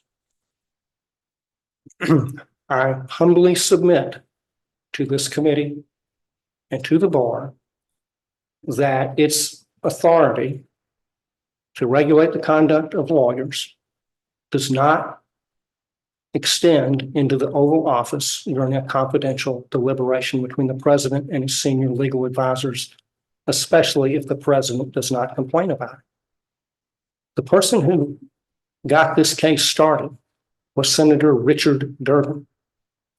And people of Illinois love Senator Durbin. They've been sending him back for a long, long time. But it would be naive to say that Senator Durbin is not a partisan actor. He is. The bar historically has been very reluctant to take up politically motivated bar complaints. And they've had a rule. We're not going to open cases unless the complainant has personal knowledge. That cuts that way down. cuts it way down. Because activist groups, they want to destroy their enemies. There were dozens of such petitions filed on Attorney General Barr. There's probably, Mr. McDougall, here's my problem, okay, okay? My problem is what we are asked to decide Mhm. is what we think the evidence showed and what our recommendation is to the board on whether Mr. Clark violated his responsibilities as a member of the DC Bar. Okay, we've had aspects of this discussion in prior hearings. You know, that argument is one you've made in some of the briefs over the last 2 years when people haven't seen our wonderful communications over this long time, but we've talked for quite a while.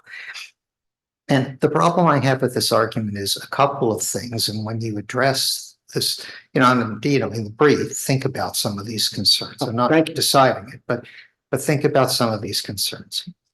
One is Mr. Clark took an oath when he became a member of the Bar of the District of Columbia. Now, when he became a member, literally on the facts, he was not then an employee of the Justice Department, that's right. but he could well have been. Okay. And, you know, as an aside, I was, okay. When I took the oath to become a member of the DC Bar, I was already a Justice Department employee.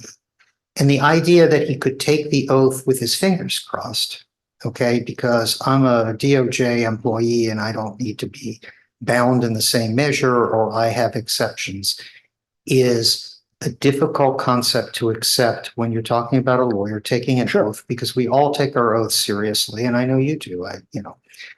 And the other concept about this that gives me really a lot of pause is that okay, I understand you don't, you know, the role of the reason we have discipline, okay, it isn't to punish people. I mean, that's really not the goal of our discipline system. The goal of our discipline system is to serve really two ends. One is deterrence. We don't want people to do bad things again, right?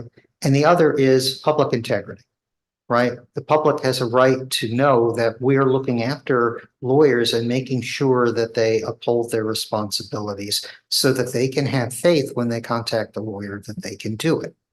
Mhm. Right. You know, from the standpoint, that's what a disciplinary is.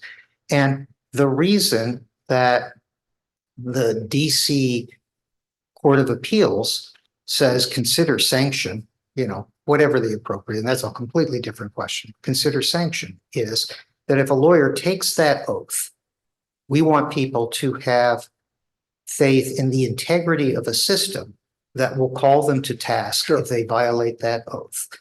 And so part of the burden of your argument is to say, DC, I'm sorry, you need to take someone, and I'm presupposing for this that we find he did a violation. If we don't find he did a violation, you know, you don't need this argument. It's academic Okay? and be Right. academic. So the only point at which this argument matters, right, is I'm sorry, DC, even though you have determined that Mr. Clark has violated this, which none of us have yet, we may never, but that scenario you're talking about is you still need to welcome him as a member of your bar and put him out, you know, to the world as somebody who meets your standards, regardless of whether they do.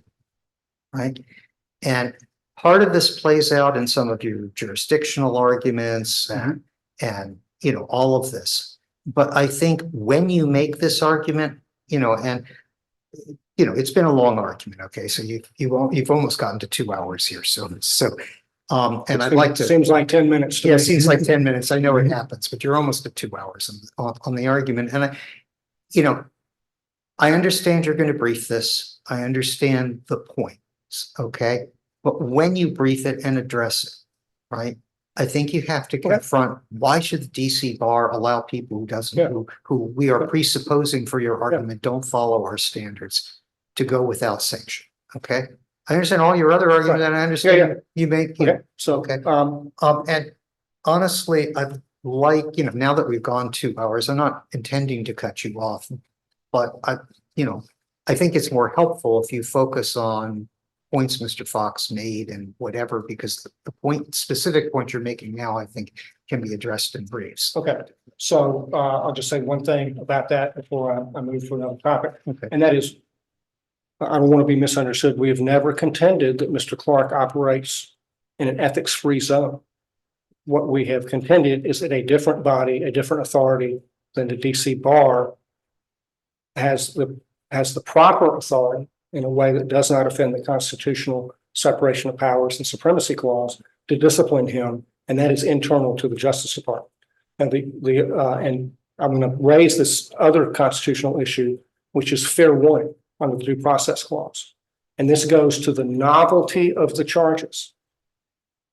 If no one has ever been charged, and I think we can take it as a given, because I have been needling disciplinary counsel to identify a similar case for 2 years, and they haven't, and we looked and we can't find one. Right, so that's an extreme novelty. When the due process clause entitles Mr. Clark and anybody, every one of us is entitled to fair warning ahead of time of where the line is that you're not supposed to step over. And if it's a novel interpretation and nobody's ever been charged or disciplined for it, how are you going to know? It fails this due process fair warning requirement. And that argument is totally independent of the argument that we made that 530B and the regulation 77.2 have limitations on their scope, that they have jurisdictional thresholds. So they let me can- see if I understand this. If a lawyer, a federal lawyer, stabs a nun on the bus, and that's never happened before, your contention is that since that's never happened before, he can't be charged, disciplined? No. Whatever? No, of course not. Really? Of course not.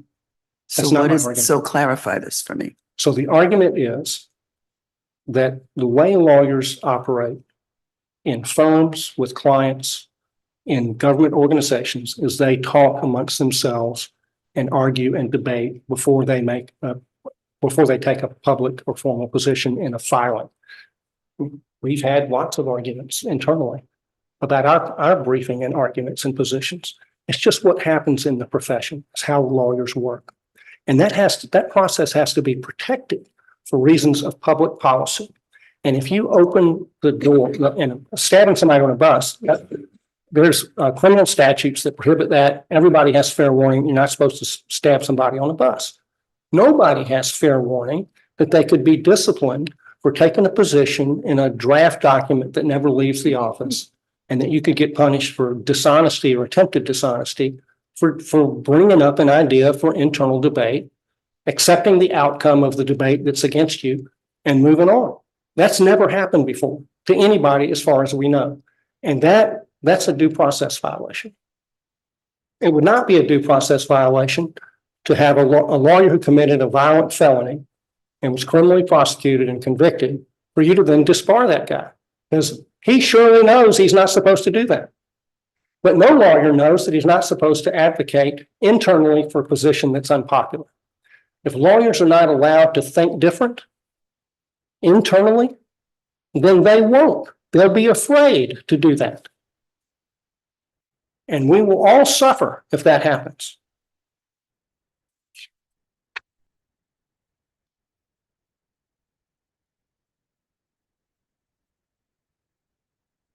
I'll close with this. It's a case called West Virginia Board of Education versus Barnett. And in that case, the state of West Virginia in World War II had compulsory Pledge of Allegiance ceremonies at the start of each school day. Some Jehovah's Witnesses objected on grounds of conscience. And you can imagine that would be pretty controversial in the middle of World War II. Their children were expelled from the school. The case went up to the Supreme Court, and the great Justice Robert Jackson had this to say in a decision that was issued on Flag Day. in 1943. Imagine the symbolic significance of that. But freedom to differ is not limited to things that do not matter much. That would be a mere shadow of freedom. The test of its substance is the right to differ as to things that touch the heart of the existing order.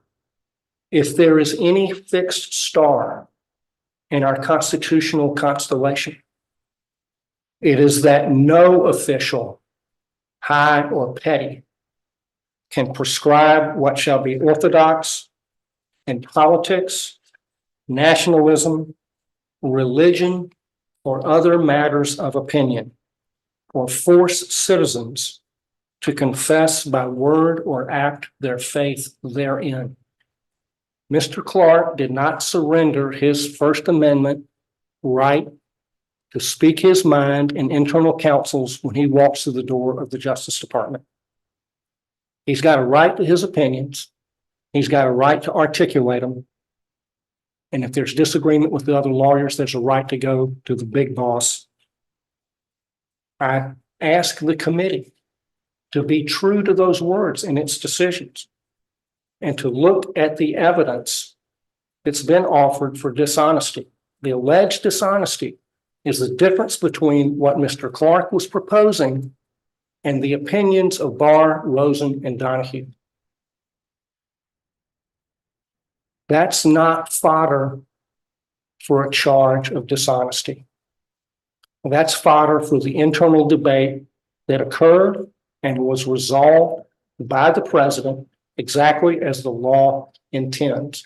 And doing this to Mr. Clark, if you find a violation against Mr. Clark, it will chill an essential function, an indispensable function that courageous lawyers are expected to perform. We are required. It is our duty to advocate. It is our duty to advocate for unpopular causes if we're called upon to do so. It is our duty not to just conform and go along with the crowd. And you don't want to enforce a standard of behavior for lawyers that has them just being craven, gutless yes men. And so for the questions, I thank you so very much for your time and attention. Any additional questions? Thank you, Mr. Thank you very much.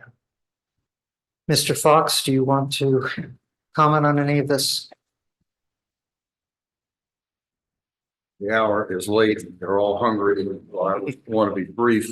I'd much more rather respond to your questions than bloviate any further up there. But there are three things I think I'd like to address. The first is Mr. McDougall's point about the chain of custody or chain of logic being broken for the substantial interference with the administration of justice was to me a bit confusing. So let me just make sure that we have the facts straight. The governor and lieutenant governor of Georgia had said before that there is no way to call the legislature into special session. Mr. Clark was obviously aware of that because in the letter, I'm not going to put it up, but in the letter on the third page of the letter, he says, while the Department of Justice believes the governor of Georgia should immediately call a special session to consider this important and urgent matter, if he declines to do so. And then it goes on for several pages to set out this independent state legislature theory as to why the legislature has a authority under the U.S. Constitution to do that. So clearly, if this letter had been accepted by the people, the legislature of Georgia, and they had done what he had said, the consequences that I discussed earlier would have in fact occurred. The second thing that I want to discuss is this semantic argument about irregularities and fraud.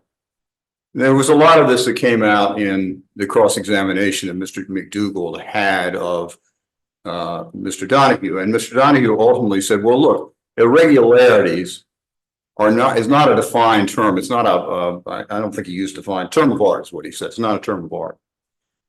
And what's going on here? When irregularities are asserted, the department will take a look at them, and if they add up to a criminal matter, which is in generally has to be fraud, then that's something they'll investigate. So there's no real disconnect there.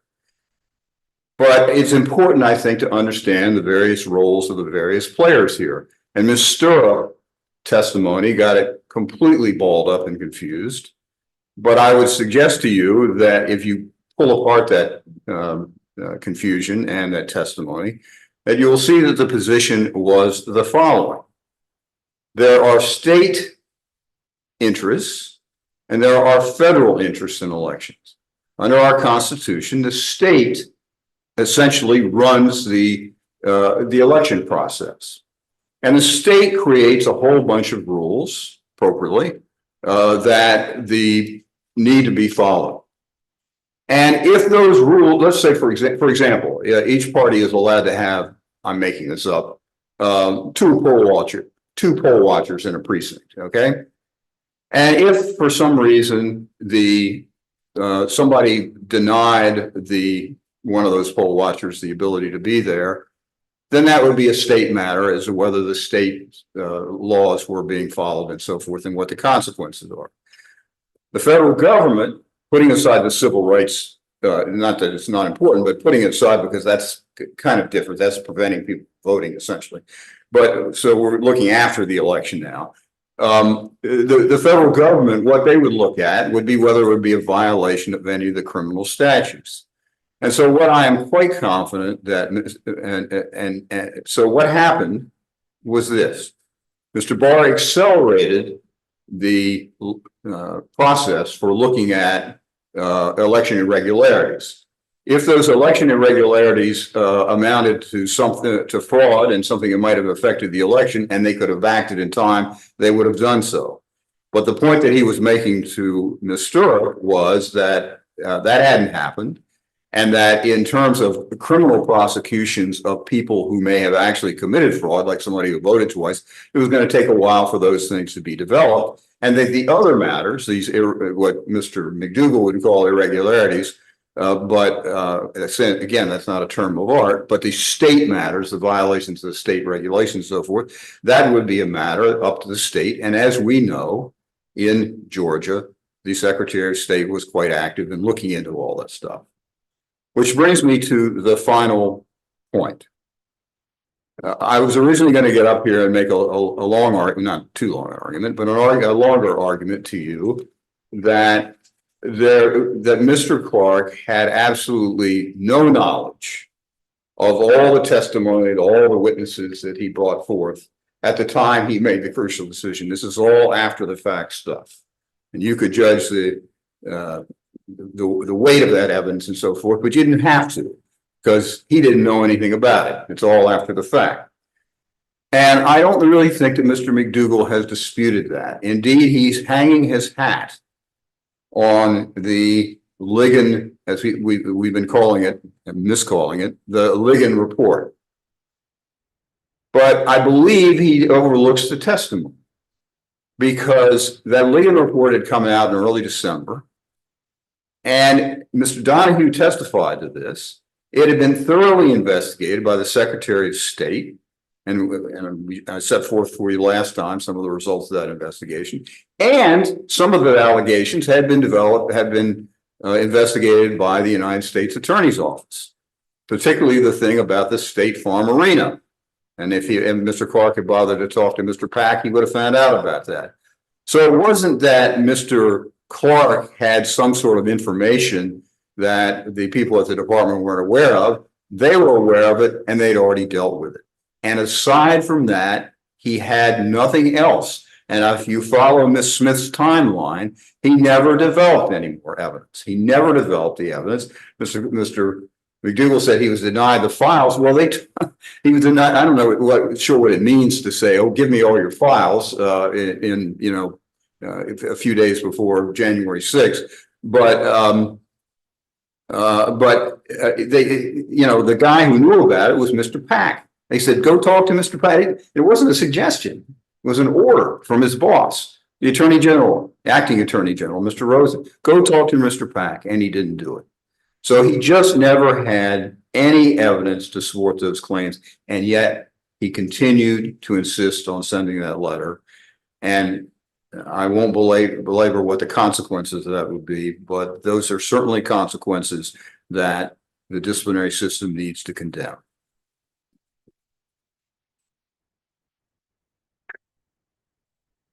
Mr. McDougal?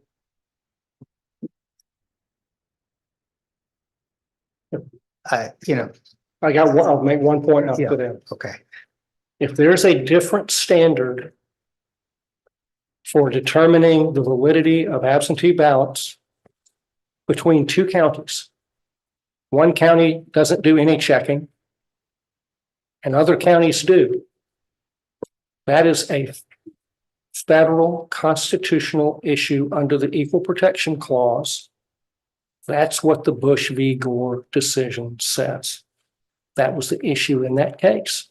They had different standards for counting votes between different counties. That was an equal protection violation. And so whatever procedure they were carrying out was shut down. So that's a federal issue. Well, okay, but there's a difference between a federal issue and a matter of federal enforcement.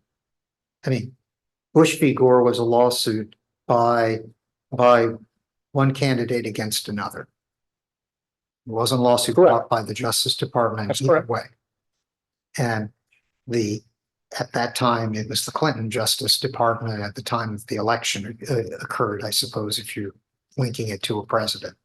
Okay. President Clinton did not have an equivalent, and we have no evidence, an equivalent Barr memo saying, no, we're going to look into all kinds of problems about this election, and didn't send the FBI to find out about hanging chads in Florida and Palm Beach, right?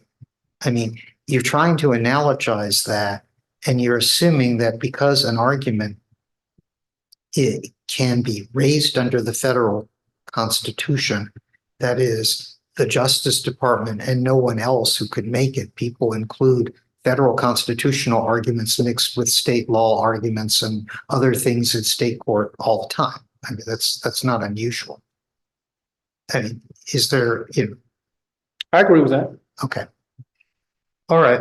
I want to thank counsel, for their argument and dealing with the questions and reiterate, we really appreciate that this helps, and we hope it also gives people some insight into the sort of things we're mulling over in our own minds and we get to the briefs. We're going to break for lunch, and during that time we'll do what I described as the process, but I apologize for people. I'll repeat it just because I know this is a public proceeding, and the public who is here today might not be the public who was here yesterday. And it's an important part of our proceedings. So there's a rule that says that what we should now do is consider whether there's to make a preliminary non-binding determination of violation, which is an awkward term, as I've discussed previously. But basically it means is there at least one violation that at this point, without having thoroughly reviewed the evidence, without having gotten briefs from the parties, that we as a committee think occurred. This is close to the description. Recognizing people are going to file briefs and we could change our mind either way. In fact, if we say there's none, they'll file briefs. Oh, yes, there is one. Okay. It could go either way, or if we say there is one. The reason for having this stage in the proceeding is that under our rules, we bifurcate a determination of violation from a determination of sanctions. And we want to give the respondent the opportunity to say, I didn't do it before trying to make the argument. Well, now that but if I did it, it wasn't so bad, which puts the respondent in a really awkward situation. The effect of this determination isn't that we as a committee have decided anything, and we don't even ultimately decide anything. We do a report and recommendation to the board. We report on what the evidence shows and we recommend what the board does. So we're not the final answer on anything. And even within us, we wouldn't make that determination without getting these briefs and reading them carefully and reading the record, which I hope people appreciate, we care about. Okay. So we'll go do that during the break. And why don't we resume? It's 1:45 now. Why don't we resume at 3? And then when we get back, we'll talk. If, under our rules, if we just make this preliminary non-binding determination, we'll proceed to take in evidence of, related to possible sanction, and I'll hear argument on possible sanction. So that's what comes up afterwards. Thank you Okay. very much, Mr. Chairman and the committee, for enduring a very long argument. All right. I'm very Thank grateful. you.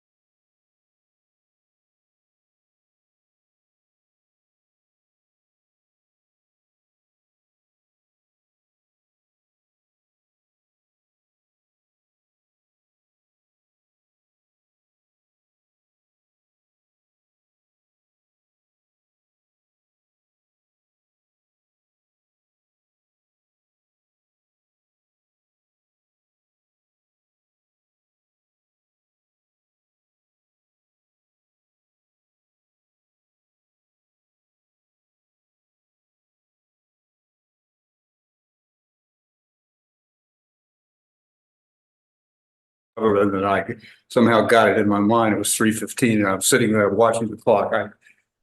I was thinking about never being late to court. I've done it twice in this proceeding, so I apologize. All right. We're now on the record. Pursuant to Board Rule 1111, the hearing committee convened an executive session to decide preliminarily whether we find that disciplinary counsel has proven at least one violation of any of the charged disciplinary rules. And we have preliminarily and on a non-binding basis concluded that disciplinary counsel has so proved. So we will move to a hearing. This is on an argument on potential sanction. As I tried to make clear beforehand, this is all subject to the parties' arguments and briefs and our more careful consideration of the record, and is subject to change based on those arguments, and our more careful review. So at this point, Mr. Fox, I had understood, but confirm, you're not planning to put on any evidence? That's correct. Do you want to make I do want to hear argument. I don't know that I need both an opening and closing statement on sanctions, but do you want to say something before Mr. McDougall puts on his evidence concerning this as to where this is going? You're going to have argument at the end of this process. Yeah, I'm going to have. No, I have just nothing to don't say. need to have an opening argument, No. a small number of witnesses and then a closing argument to reiterate the same thing. I want to do that once. No, I have nothing to say now. Okay. Let me just ask the $64,000 question. I had understood from things Mr. McDougall had indicated, but honestly, I don't know that they ever came directly from you, that disciplinary counsel is seeking disbarment in this case. Is that correct? That I am going to ask, yes. Okay. All right, Mr. McDougall. You had indicated you would want under this scenario to put on witnesses. What can we anticipate? Correct. I have two character witnesses who are former colleagues of Mr. Clark's, Anthony Emmerich and a Paul Salamanca, and they are available now. And I've asked Mr. Emmerich to come into the waiting room, and I don't think the testimony will be long, given the nature of character opinion evidence. Okay. But I would like to put them on and then have the argument after that. Okay, fine. All right. Ms. Barasas it's Mr. Emmerich, you said was in the waiting room? No, no one's in the waiting room at this moment. Or you're going to, I see you're texting. Okay, that's fine. So he's not there yet? Nope, not yet. Ms. Barasas is.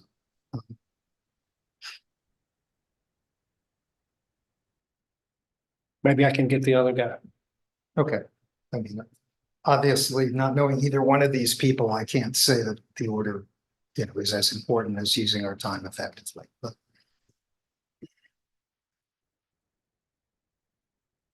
And while we're waiting on that,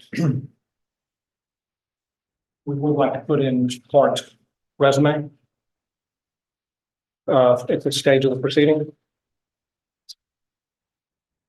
Does it have an exhibit number? Well, a handwritten R568. No, it's absolutely official and double stamped. I got you. Have you given a copy to? I offered it and he waved me off. Oh, well, I will want one eventually, but you don't need to show it to me now if that's your only copy. His resume.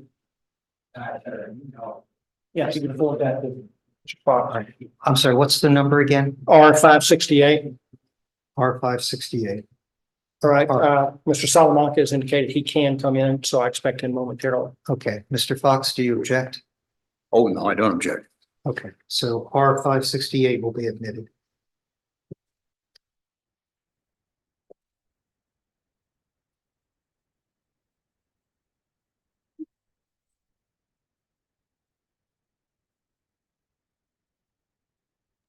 All right, someone is in the waiting room under the name iPhone. I don't know which one of them it is, but if you're ready, I'll let them in. Please do. Thank you, Ms. Burrow. Yes. They're joining now.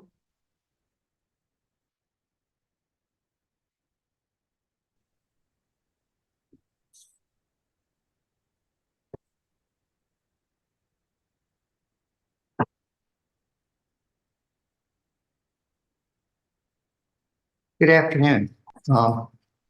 You're, you're not, you're identified as iPhone, which I suspect may not be your name. So who do I have the pleasure of meeting? My name is Paul Salamanca. My last name is spelled Salamanca. Okay. Thank you, Mr. Salamanca. Mr. Salamanca, I'm Merrill Hirsch. I'm the chair of this hearing committee, and I'm going to swear you in. Do you want to swear under oath or affirm the truth of your testimony? Swear, please.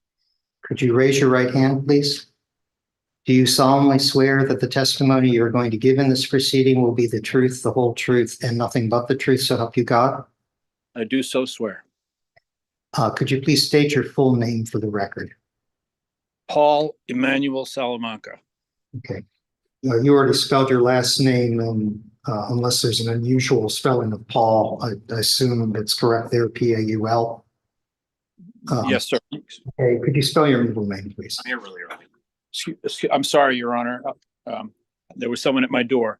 My first name is spelled the conventional way. My middle name is spelled E-M-M, 2 M's, A-N-U-E-L. Thank you very much, Mr. Salamanca. Please proceed, Mr. McDougall. Good afternoon, Mr. Salamanca. How are you? I'm fine, thank you. I am Harry McDougall. I am counsel for Jeffrey Clark. So I'd like to start off with you asking you to lay out for this committee your educational background first, and then we'll do your professional background. Okay. I went to Dartmouth College, started in 1979 and graduated in 1983 with a degree in history or a major in history. Then I started Boston College Law School in 1986, and I graduated from there in 1989. And that's the extent of my formal education. All right, sir. And what has been your professional background since graduating from law school?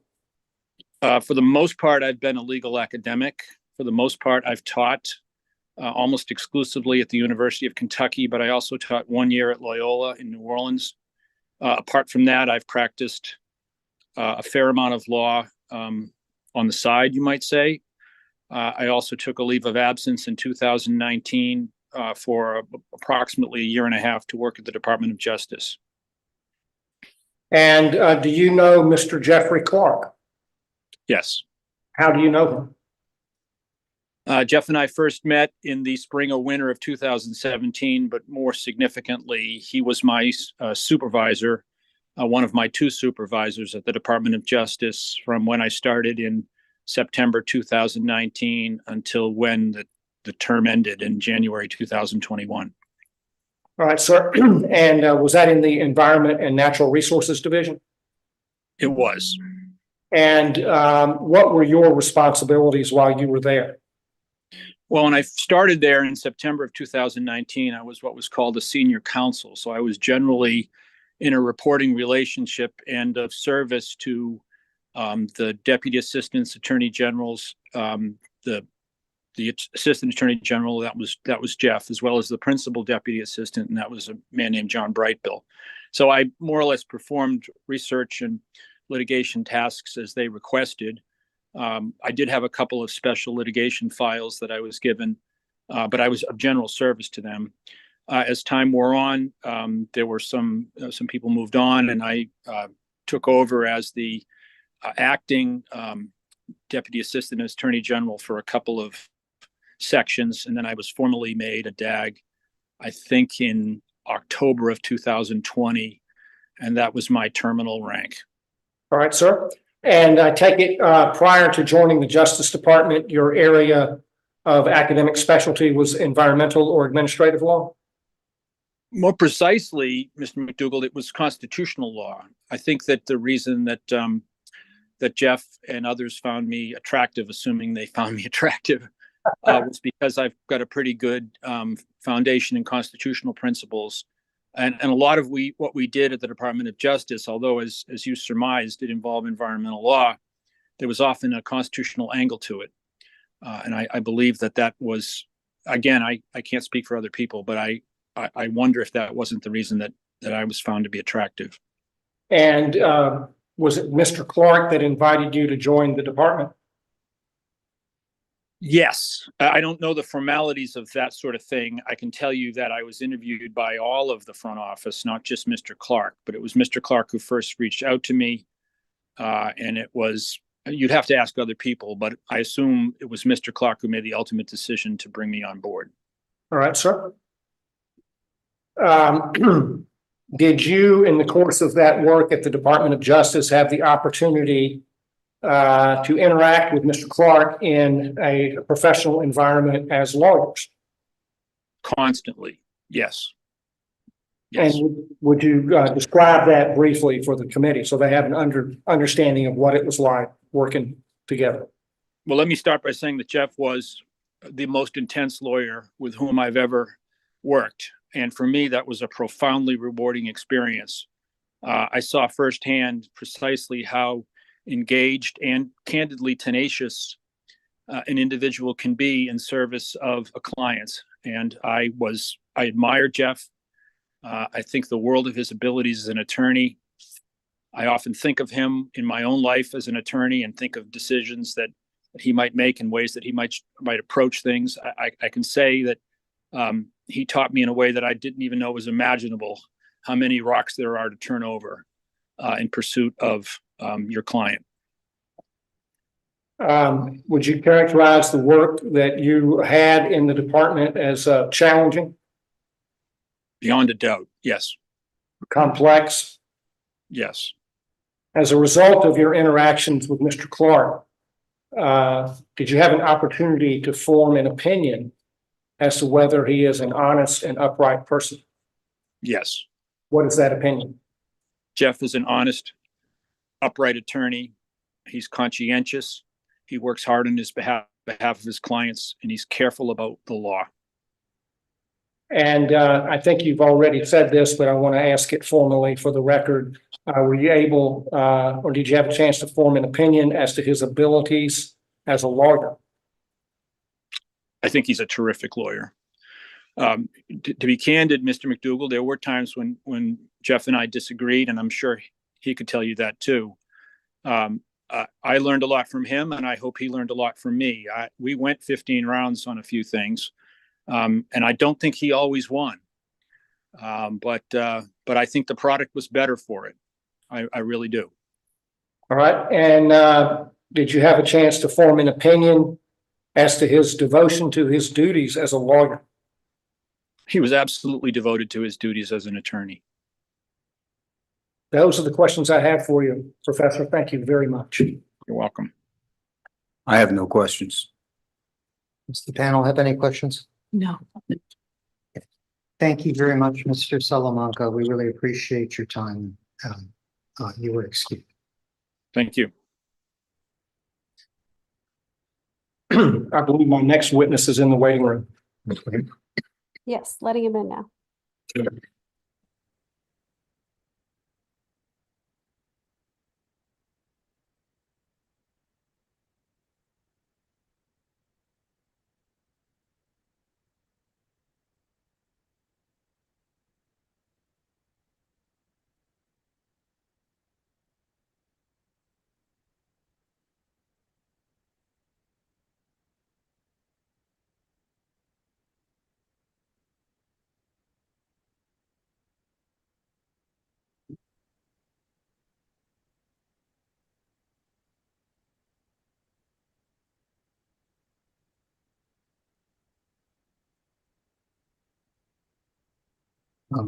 Mr. Emmerich, can you hear me?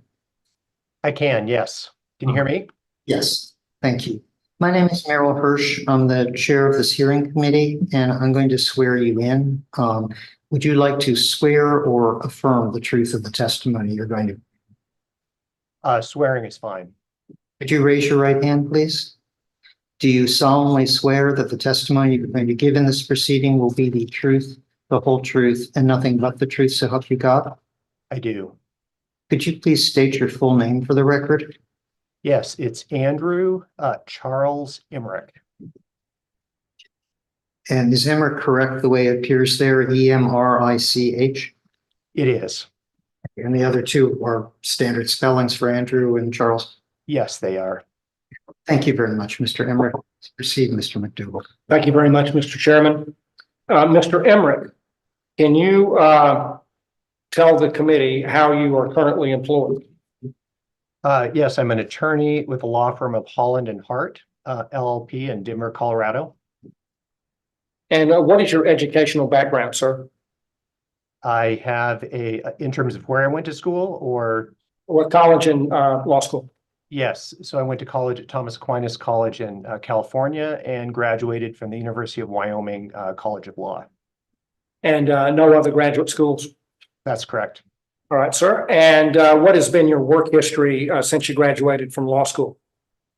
After law school, I started work in Washington, D.C. as a legislative counsel for United States Senator Mike Enzi, who was representing Wyoming at the time. That was in 1997 until 2001.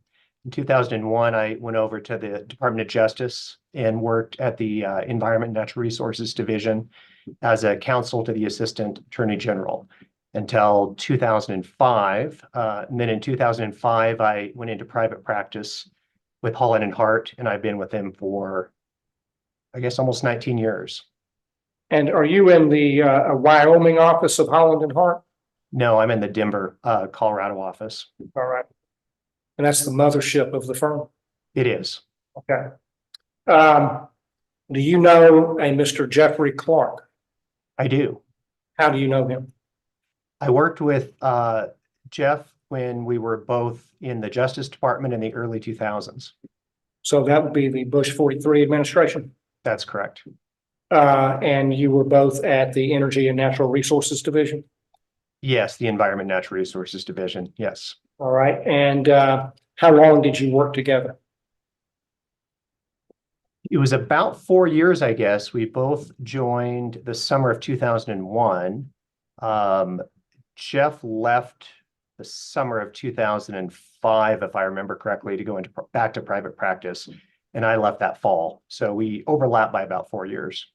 All right, sir. Apart from your time together at the Department of Justice, have you had any other professional interactions or working relationship with Mr. Clark?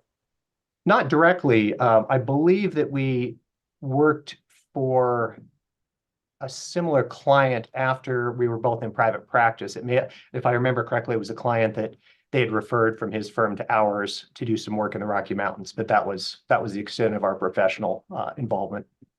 All righty. Could you characterize for the committee the working environment and working relationship that you had with Mr. Clark when you were together at the Department of Justice? I can. So at the Environment Division at that time, there were 4 deputy assistant attorney generals. 2 of those were political deputies, and Jeff was one of those. There were also, depending on the time, between 2 and 3 counsels or counselors to the assistant attorney generals, and that's the role that I had.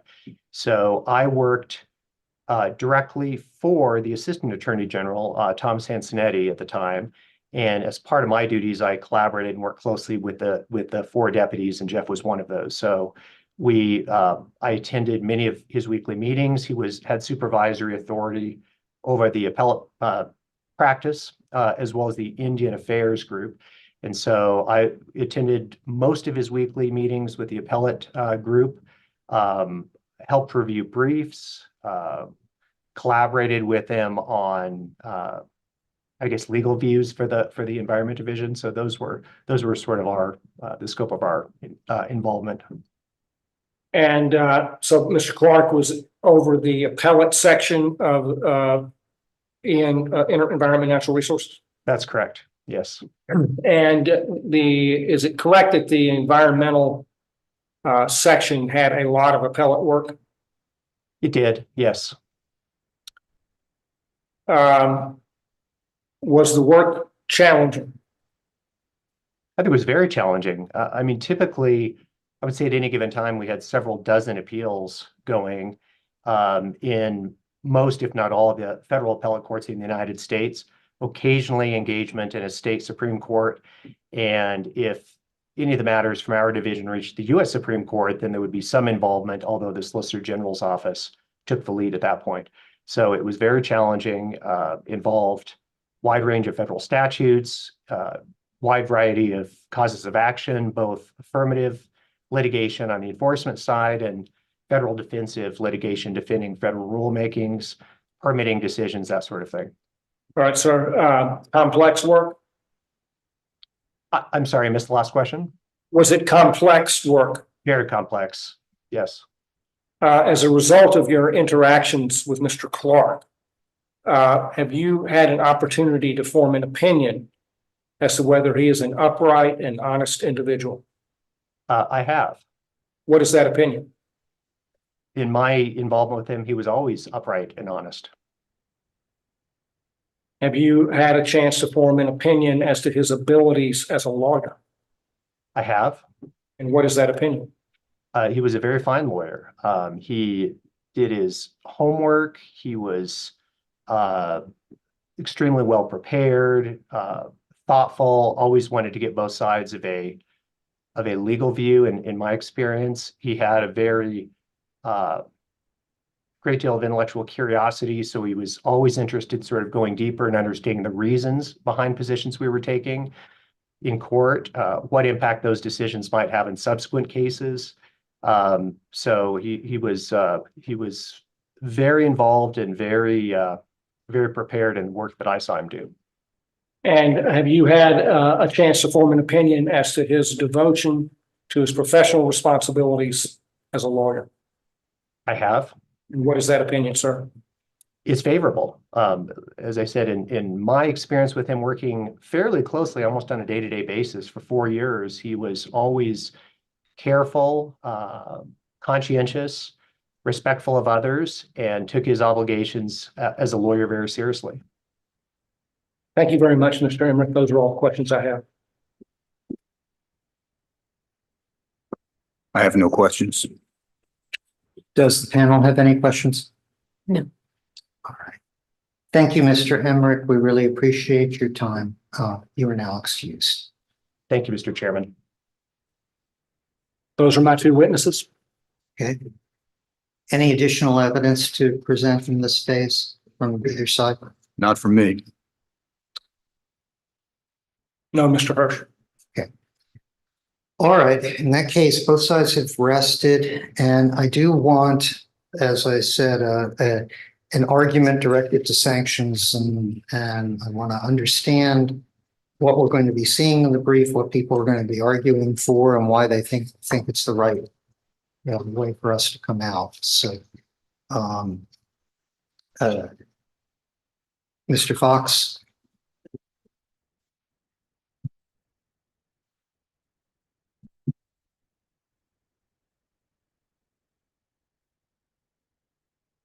Let's begin with the 7 factors that the Court of Appeals has said are to be taken into consideration in imposing sanction in innumerable cases. The first of those is the seriousness of the misconduct, and I want to discuss that last. 3 of the factors I submit are not involved in this case or weigh on Mr. Clark's behalf, however you want to characterize it.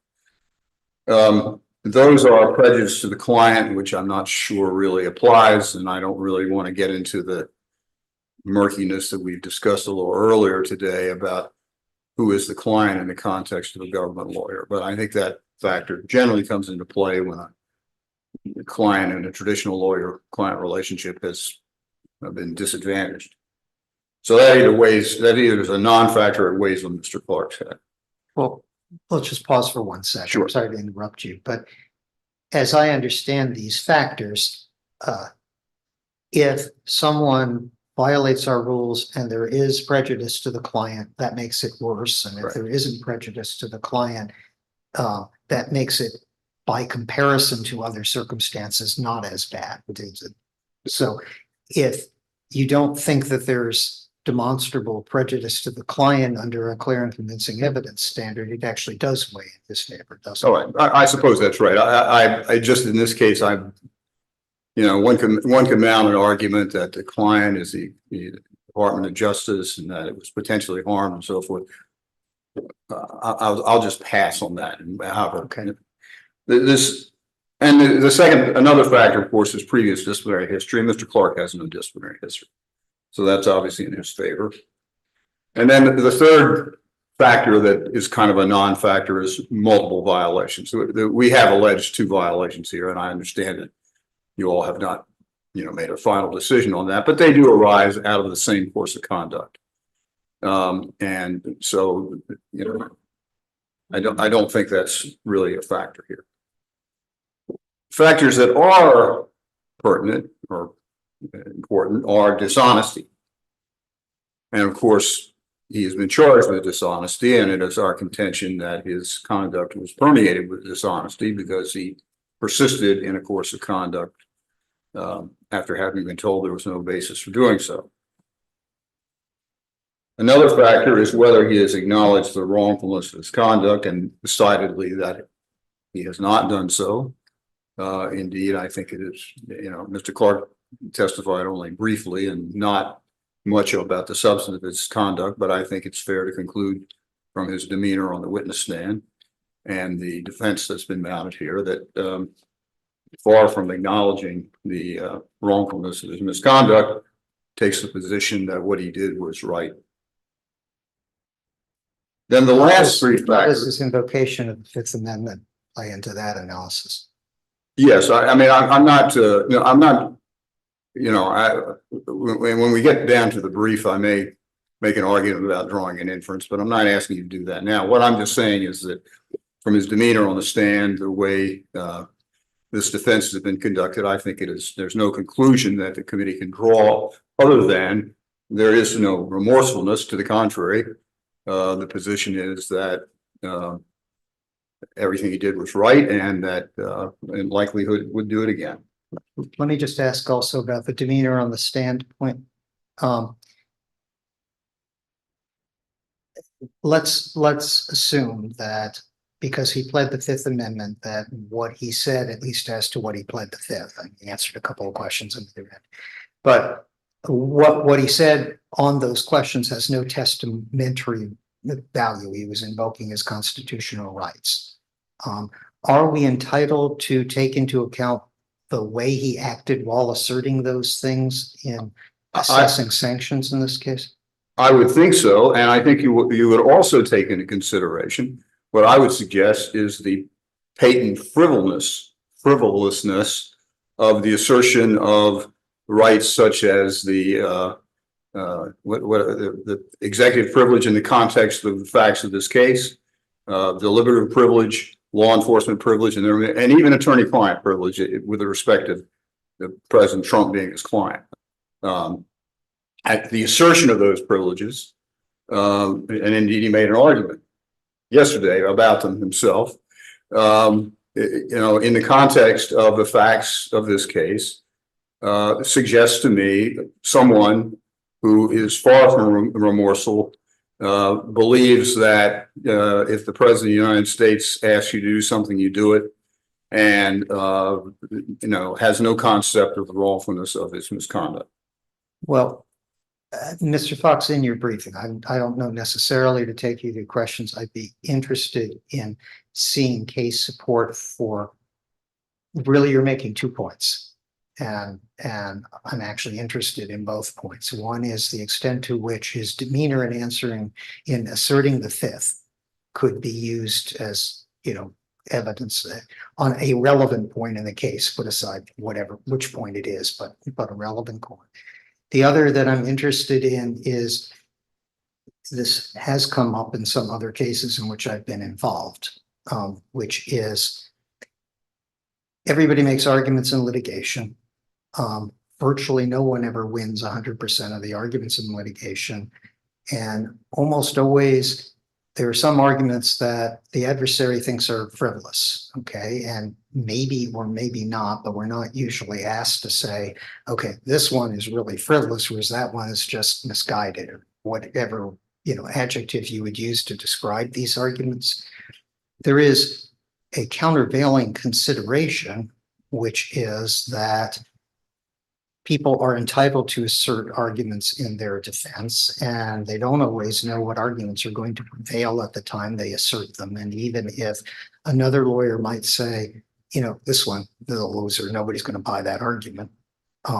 Within a fair amount of range, granted, it's not unlimited, you know, but I mean, can be to the point of sanctionable if it's a completely ridiculous argument. And there are, of course, cases where that's the subject of it. You pursued absurd arguments in court and interfered. And that's some of the 8.4 D law arises out of cases like that. But isn't there a risk of a chilling effect if we say, well, you know, we're going to rule against you in making this, and a point, you know, I've been concerned about in other cases is, and I'm not saying it's this case at all, okay, but sometimes there'll be some argument the disciplinary council makes that we kind of think, you know, shouldn't have made it out of the, you know, out of the back room, okay? And there isn't a correlative, oh, okay, well, the disciplinary council makes an argument we really don't think had any merit. We're not here sanctioning disciplinary council, but we might potentially increase a sanction based on that.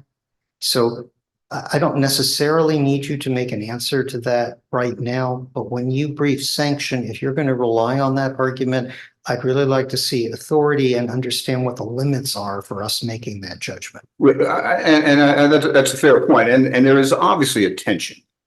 And anybody who's ever defended, and I've defended respondents in these proceedings, and I've defended people in criminal cases. And you know, there's always a tension between, you know, the right of a defendant or a respondent to put on a defense and how to evaluate the remorsefulness of that person. And, you know, there is a tension. But the court does tell us that one of the things that we are to look at is that remorsefulness issue. And, you know, that it doesn't just get looked at in the cases in which the lawyer throws up his hands and says, I did it, you know, I'm sorry. You look at it and I think what you should look at is the entire course of conduct in the defense. There's the lawyers who represent Mr. Clark as agents, and it's pretty obvious from the way this case, from things that happened in the courtroom during in these proceedings, that Mr. Clark takes a very active role in that. And I do think that there is no conclusion that can be reached other than there's no acknowledgement whatsoever of any wrongdoing. Okay, I understand your point. I guess you've added actually a third thing to think about. And I understand your point that Mr. Clark has, in some instances, taken a direct role in the case as opposed to just, you know, my lawyers. But that's another issue that has come up in other proceedings as a matter of concern, which is when you try to parse this and lawyers make arguments, yeah, in theory, the lawyer should run the arguments by the client. The client, being a lawyer, is capable of understanding the arguments, but then you're figuring out, we don't know what the communications were between the client and the lawyer. We don't know what judgment calls this was made in connection with. And so it then becomes further removed by saying you're now responsible for the arguments. And you know, who knows, the lawyer gets up and makes a frivolous objection inside of 6 seconds. You know, I mean, there are all kinds of things that can happen in a case. And so it makes it even harder to do. And I guess one other thing, which is kind of doubling back to the initial point, it's your burden of proof on this point, right? It's your burden of proof to say that he lacks remorse.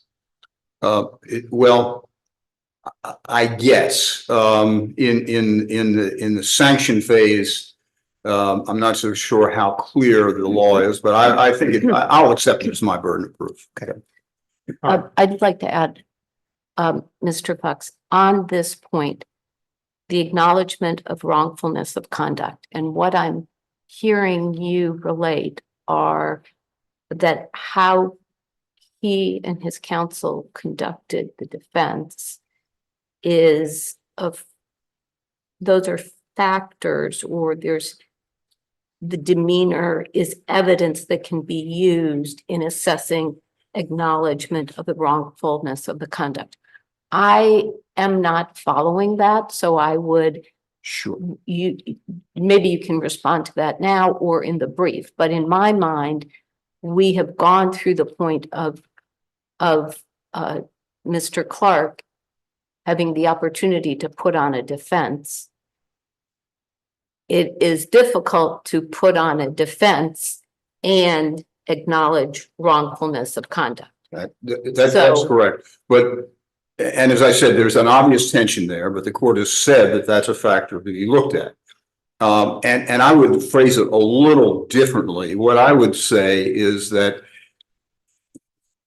the overall defense in this case is that he did absolutely nothing wrong. There's no sort of, it's not a yes, but defense. There's absolutely nothing wrong with his conduct.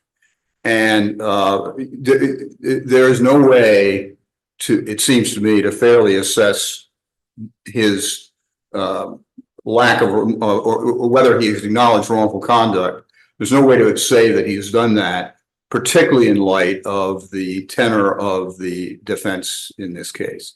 So it's not a criticism of necessarily of the full-throated defense that people are entitled to make. But scorched earth tactics, okay, people are allowed to do that. But the challenges that have been made convey nothing other than the fact that Mr. Clark believes that that everything he did was correct. And so that I suggest, which the court has said we're to look at, means that he has not acknowledged the wrongful nature of his misconduct.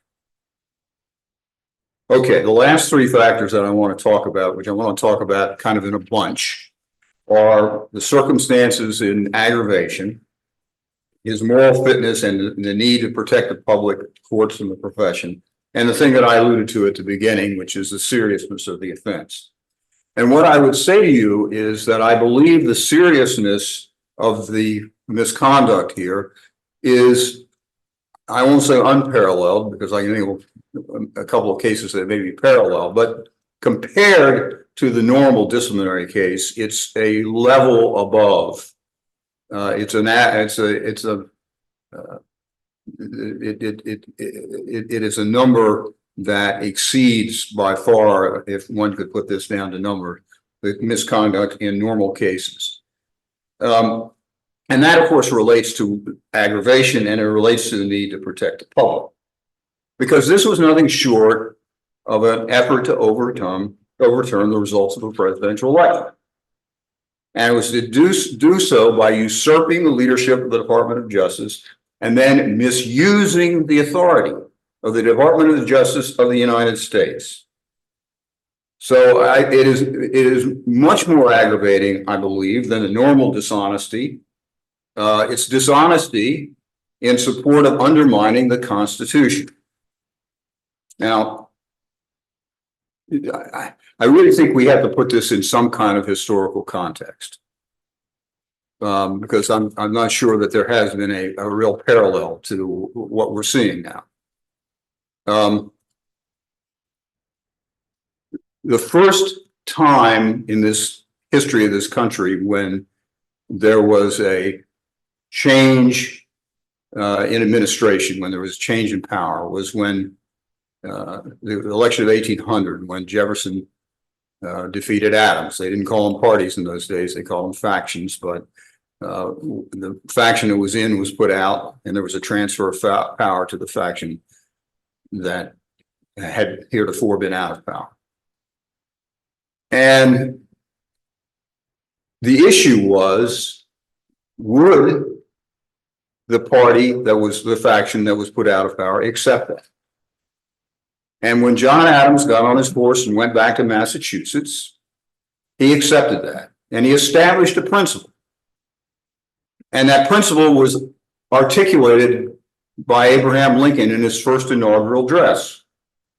And in that address, he said that in the United States, we settle our disputes by elections.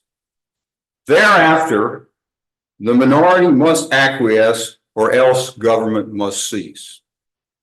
The minority must acquiesce to the results of the election, or else government must cease. Obviously, the greatest internal threat that the country's ever faced was in that election of 1860, when the minority did not acquiesce and when they succeeded, and we fought a war. One of the reasons we fought the war was to establish the sanctity of the Union, to make the point that the minority has to acquiesce. It can't succeed. I believe that we are in that the current times that have come upon us are the second greatest internal threat that we've had to that democracy.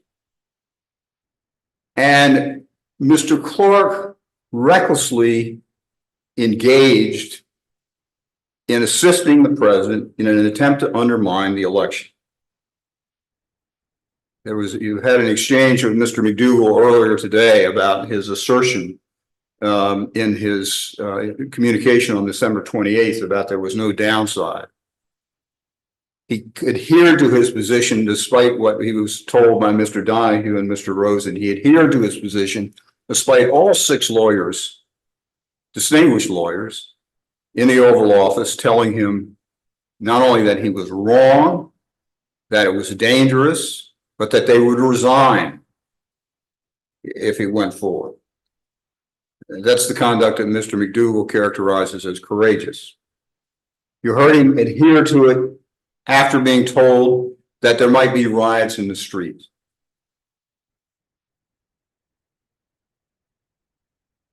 One of the last factor that you're supposed to look at in determining sanction is comparable discipline. Now, we face this very same issue in the Giuliani matter. There is no comparable discipline in the normal 8.4C and D cases. Even though we do have another attempted violation of 8.4D, it's not comparable to this misconduct. But the conduct involving dishonesty, which it involves dishonesty, which the court has said in the Cleaver Bascom case and others, is outrageous and can never be tolerated in a lawyer. So we do have that. And we have 2 other cases in this country, one not in this jurisdiction, one that is in this jurisdiction, where lawyers have attempted to use the privilege of practicing law to undermine the results of the 2020 election. The first one that I want to refer to is the Eastman case, which was just decided in California. In the Eastman case, apparently California has a rules or a procedure similar to the District of Columbia where you look for comparable cases. And the judge in deciding that case couldn't really find any comparable cases. The closest you could find was the case of Donald Segretti, who was, I believe, well, I'm pretty sure I'm right about this, the first person who was convicted by the Watergate Special Prosecution Force 50 years ago. But what Mr. Segretti, who was a member of the California bar, did was dirty tricks, took campaign money and, ordered lots of pizzas to be sent to the other side's headquarters and made phone calls and so forth. And the judge in California said it wasn't comparable. But here's what she did say about Mr. Eastman. While attorneys have a duty to advocate zealously for their clients, they must do so within the bounds of ethical and legal constraints.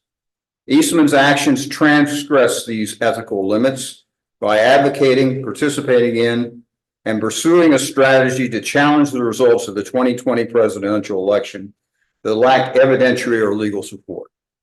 Vigorous advocacy does not absolve Eastman of his professional responsibilities around honesty and upholding the rule of law. And so she recommended that Mr. Eastman be disbarred. And so the second case that we have is in this jurisdiction. It's now pending before the board, but we have a hearing committee report in the Giuliani case. And the Giuliani hearing committee report said something very similar. What that hearing committee said is that Mr. Giuliani's effort to undermine the integrity of the 2020 presidential election has helped destabilize our democracy. His malicious and meritless claims have done lasting damage and are antagonistic to the oath to support the Constitution of the United States that he swore when he was admitted to the bar. This is not a partisan political view. Prominent conservatives who spend most of their adult lives working to support the Constitution and the conservative principles upon which it is based have concluded that, quote, repetition of these false charges causes real harm to the basic foundations of the country, with 30% of the population lacking faith in the results of our election, and it is not sustainable in a democracy. And that's a cite to a study called Lost Not Stolen, the conservative case that Trump lost and Biden won the 2020 presidential election. Can So ask that- you- I'm sorry, I know I'm interrupting you mid-sentence, but to some extent, isn't this tied a little bit to our prior discussion and potentially how we might look at the conduct involved, okay? I mean, if Mr. Giuliani filed a frivolous lawsuit that he had no basis to file, making extreme charges designed to affect the outcome of the election. I'm oversimplifying the Giuliani case. Okay, Mr. Clark didn't file anything, right? And if we were, and it's one thing to say that you intended to make the arguments that you in fact made to a court. It's another thing to assess the level of culpability involved in what Mr. Clark did. So if we were to find a violation on the basis, and you had stressed the standard for recklessness under, for a potential violation under 8.3C is not spectacularly high. I mean, you had made that point when you were doing it. There's a large range and I know you're arguing for, willful ignorance as being what you think is proved, but you made a point of saying, but I don't need even to prove that because what I need to do is meet the standard in Dobie and other cases that the Court of Appeals has articulated for recklessness, which can be significantly lower than that. I mean, it can be reckless dishonesty to make a statement in a brief that you, without checking for the accuracy. If the statement is false, that can be reckless dishonesty. Okay. If we were to find that Mr. Clark didn't set out to undermine the democracy in the way you described, okay, that he believed what he was doing, that this was honestly the way he felt about it, and that his wrongdoing, if this is what we concluded, is that he failed to check this against, he failed to do due diligence. I mean, I can characterize it a million different ways. Doesn't that affect the appropriateness of the sanction you're arguing for?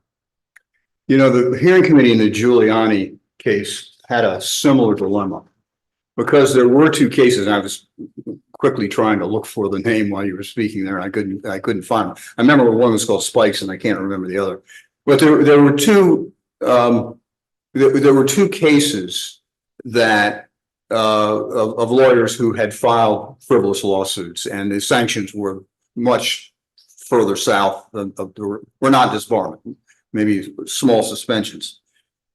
And the hearing committee said, because of the stakes, and that was really the language that I just read to you, because of the stakes, because of the effect on the fundamental fabric of the democracy, which Mr. Clark had to know about, that you throw out those cases and you look at the effect of what he did.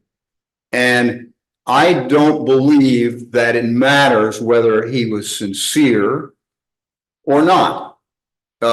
He is a highly educated, and you just heard from his character witnesses, excellent lawyer who had to know what he was doing, who had to know the effect of what he was doing on our country, who had to know that he was participating in an existential threat to our constitutional democracy. And no lawyer who engages in such misconduct, whatever his motives may be, no lawyer ought to be permitted to hold a license to practice law in the District of Columbia. And I would submit to you that in the context of what he did, the only sanction is disbarment. Thank you.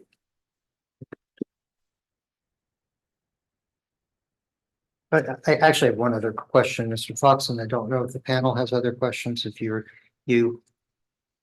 suppose we disagreed with you and we were looking into other potential sanctions, okay, short of disbarment, which you know better than I, but include a range of things from reprimand, probation, suspension with fitness. There are different standards. I want you to assume the counterfactual. I know you think this is the only appropriate thing, but what if we disagree with you? How would we assess questions of like fitness or the terms of probation or whatever? How would you suggest we would look at that? I was asked sort of a similar question by a member of the board at the Giuliani argument. And I said, I'm not going to give you the same answer, but I will. I want to tell you the answer that I gave then. And I said I'm going to do something that I've never done before, which is not answer your question, because I think it would be so wrong to tolerate as a continuing member of our bar someone who engaged in this misconduct, that I am not going to be a party to helping bring about that result. I'm tempted to say something the same, and I will say that I haven't thought it through, but I do think that if you look at something like the standards for fitness, the base, it's a look forward as opposed to a look backwards, and the look forward is whether you have confidence that the lawyer will not engage in similar misconduct in the future, and I see no basis for having such confidence with respect to Mr. Clark. But again, I think it would be a grave mistake in the times that we are in for the bar of the District of Columbia to tolerate this kind of conduct, which undermines the fundamental promise and oath that all of us take to support the Constitution. Let me just follow up on the last thing you said. During his argument on violation, Mr. McDougall made the point that people need to be dealt fairly, and to be dealt fairly, we need to put aside the politics and decide the merits of the case on the facts, regardless of whether we agree or disagree with the politics, which is as a general proposition, I certainly agree with, and I think you would too, as a general proposition.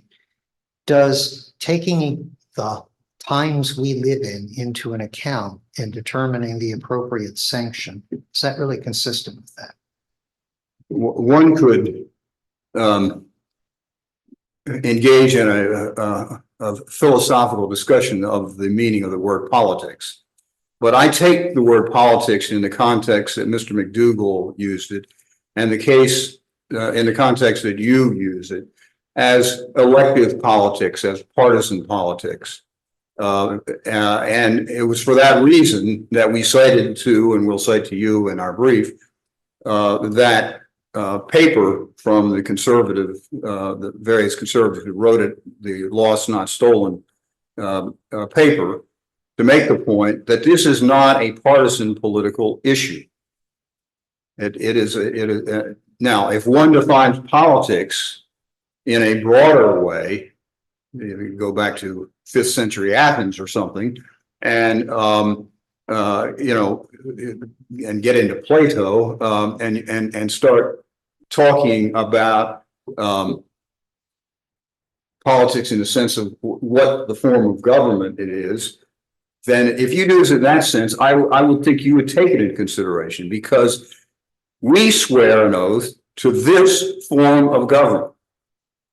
And maybe if that's a political act, it's a political act that we do under oath And, we eschew other forms of government. And so I certainly think that partisanship has no place in this, and I totally agree. But it really depends on how you're defining politics, and I guess I would say that if you promise to uphold the Constitution, there is no way that you are ever justified in trying to undermine a democratic election in the most important ritual that we have in this country, political ritual, and I'm using political in a different sense now, which is the selection of the President of the United States. Mr. Fox, I mean, on this last point, you could have charged Mr. Clark with being dishonest for having violated his oath to uphold the Constitution. But that wasn't part of the charge, was it? The answer, I guess, is yes, but what I think, and we didn't charge Mr. Giuliani with that either, but what I think fairly stated the charges say is that he engaged in dishonesty, and the effect of that dishonesty was to violate his oath. And we've made it clear throughout these proceedings that one of the things that you need to take into consideration is that he did violate that oath. Mm-hmm. All right, look, I think I understand your position on the questions I've asked. Let me just leave you with one thought. Okay, we have not made any determination about sanction, whether you're right, whether you're wrong. Okay, but if we don't buy into your argument, you're leaving us untethered by not suggesting how we should approach it. And that's part of the reason for me raising these questions, that some of this involves, in fact, this whole proceeding for your adversary is a counterfactual, right? I mean, Mr. McDougall didn't want us to find any violation. And I didn't ask him, but I assume that's really his position. Okay. So he's about to stand up and say, well, now that you've done what we didn't want you to do in the first place, here's what you should do about it. Right. So, which is an awkward argument for anyone to make, frankly. Right. So I ask that you consider the fact that we lawyers don't make decisions, they are made by tribunals, and in this case, not us, okay? But we're going to have to make a recommendation. We're going to give it our best, okay? And one of the reasons that we all wanted to have argument from both counsel is to focus people on the tough questions to answer, because otherwise nobody in the brief talks about it and we have to do this from scratch. And then you're wondering whether we get any of that right because we haven't been informed by the people who could inform it. So I can't make you make an argument that you disagree with, of course. Okay. But I ask you to consider, that point in connection with the briefing, just as a point. And I don't know, we'll go down this route. We could agree with you. We could agree with whatever Mr. McDougall is going to argue for, which might not involve any of these intermediate types of things. I don't know. But I ask you to consider that. And I take your point. I'm sorry. Smith. No, respond and then I'll raise. I understand your point, and I understand that part of our job is to assist you in writing the report. But I do want to impress upon you my sincere belief that this case is different, that perverting or attempting to pervert the role of the Department of Justice to benefit a political candidate, it is just a higher measure of misdeed than the normal false conduct or violation of 8.4 C and D. And I take your point. I'll consider it. I'll try to discuss it. But there really isn't a great way to address it because there isn't any comparable conduct. I mean, that's exactly what the judge found in California. The way you could approach this, okay, And, I'm not intimately familiar with the Eastman, I know bits about it, but I've never sat down and read this. People will cite it to, I'll read this more carefully. And I've read the Giuliani Hearing Committee report, but it was a while ago, frankly. And I'm expecting to look more carefully at the authorities both parties cite and start and think through it more carefully. So we're at the beginning of this. We hadn't determined we were getting to this phase until just now, but obviously we thought about the possibility, but it's not like we've done our work yet. Okay, so we're at the outset. One of the things we're wrestling with, as you heard during this, is exactly what level, if we find a violation of culpability, we really think is proven by clear and convincing evidence based on the record we've received. Okay, and I think your argument may be, you may completely disagree, but I think your argument is based on a premise about the level of culpability that you believe the evidence proved. But we may find that the evidence on a clear and convincing basis didn't prove as the level of culpability that you're ascribing to Mr. Clark. And when we get to sanctions, right, that becomes a significant issue. You and I had this, discussion about the difference between willful ignorance and intent, right? Well, I don't know that the line gets drawn on one side or the other, right? But I do know in some circumstances, those are serious, significant difference. There's a difference between first degree murder and other types of murder. Okay. And so sometimes that affects what kind of sanction you're going to do. And you have to anticipate it, to help us, that we might not agree with you on the level of culpability that you're ascribing to him, which may affect the significance of this argument you're making. We might agree with you, so it may all be moot, okay, or it may be involved differently, maybe a different thing. But that's the sort of, we have to deal with a lot of moving parts. Well, I understand your point, but it would be my position that whatever the lowest measure of culpability is, let's say recklessness, if that's it, in the context in which Mr. Clark committed these violations, is still merits disbarment. That would be my position. Okay. I'm sorry, Ms. Smith. I wanted to raise another factor that I think goes to assessing culpability, which is that essentially what we're looking at is 8 days of conduct. I think in all of the disciplinary matters I've been involved with, there has been a course of conduct. You're able to get some comfort as to how the person is proceeding. Or it may be that you just have so much information about their conduct that you take some comfort in the conclusion you draw. Comfort being a level of confidence.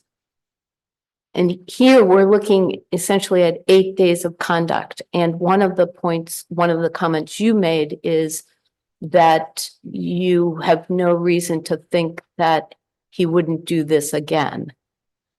I would appreciate your thinking, and I don't mean now, but in a brief, to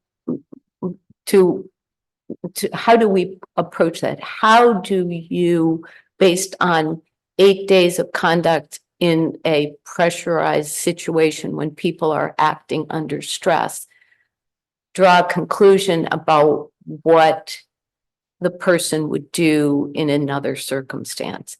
And coupled with the fact that we all recognize these are unique circumstances. And that's a fair point, and we could address that, but I want to respond in this way, and I can't give you the number of days right now, but to go back to the Giuliani situation, that was also misconduct that occurred over a very, very short period of time. Shortly after the election, the president asked Giuliani to head up a group that was looking into some matters, and a few days later, they filed this frivolous lawsuit, and they amended it a couple of times. And it may have been, it took 10 days or 2 weeks, but it was also done in a very short time. And that was not a factor in mitigation. Indeed, it was the substantial argument that Mr. Giuliani made in mitigation was, look, high pressure situation, very short period of time, had to do something. You know, I didn't have the time to do all the things that you might normally do in another circumstance. And that position was solidly rejected by the hearing committee in that matter. But we will address it. Yeah, and my point is going less to whether there's whether it is really going to the sanction Yes. and making an assessment of, well, what does this say? And what is the likelihood that the person would do this again? No, I understand that. Is there no other questions? No. Thank you. Thank you, Mr. Fox. Mr. McDougall? I will say, despite my disappointment in the preliminary non-binding determination, I'm thankful for the opportunity to be heard on behalf of Mr. Clark, both in the primary phase of the case and in this one. I want to talk just a minute about what Mr. Clark's career has been up to this point. And you don't have it yet, but this is from his resume, Exhibit R568. He was the head of 2 litigating divisions of the Department of Justice. He was made the head of the civil division by William Barr. He supervised over 1,400 lawyers. And until this episode, was commended for his work, was very highly regarded for his work. He was very close to, if not at the top of the profession. He has argued in all 13 federal circuit courts of appeal. Very few lawyers can say that. He has been involved in some of the biggest and most complex pieces of environmental litigation that have ever happened in the United States. In private practice, he led the appellate efforts on behalf of BP, the oil company, on Deepwater Horizon. And through his abilities, his intellect, his creativity, his determination, he saved the company billions of dollars. Now, in certain circles, that's a black mark on him. But as a lawyer bound to represent his client to the best of his ability, it's a testament to how good of a lawyer he really is. In practice, government and private, he was a partner at Kirkland & Ellis. It's a very prestigious firm here in Washington, D.C. That's the firm from which Mr. Barr, Mr. Philbin, and I believe Mr. Cipollone all emerged. Mr. Rosen was at Kirkland. He was a law clerk for a federal appellate judge, Judge Danny Box, that was out of law school. He was elected to the American Law Institute in 2020. The American Law Institute is a tremendous distinction for a lawyer. Shows the highest level of substantive expertise. Those are the people that write a set of books called the Restatements of the Law. And when you're in law school and you got to figure out what the rule is, or even in private practice, you got to figure out what the rule is, the restatement is an excellent place to go. And they're put out by the American Law Institute. He was elected. He was on the governing council, elected member of the governing council of the ABA Administrative Law Section. In the Federalist Society, he was the chairman of the Environment and Property Rights Practice Group for 11 years.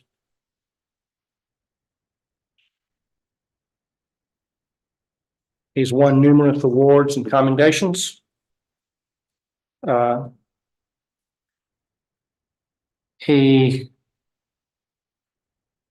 received 2 awards in 2005 for assisting in defending military readiness in the courts from the Department of Defense's General Counsel's Office. He received an award for excellence from the General Counsel of the National Oceanic and Atmospheric Administration. The point is that the man has had a very distinguished career of absolutely outstanding legal work. He is a brilliant lawyer. And throughout his career, he has worked like a sled dog. And you combine exceptional intelligence with an exceptional work ethic, and you get exceptional results. And that's what Jeff Clark has brought to the table on every legal matter that he has handled since he became a lawyer.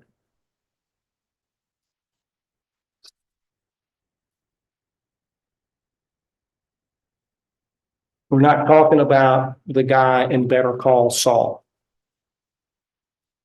Sanctions involve consideration of the 7 factors.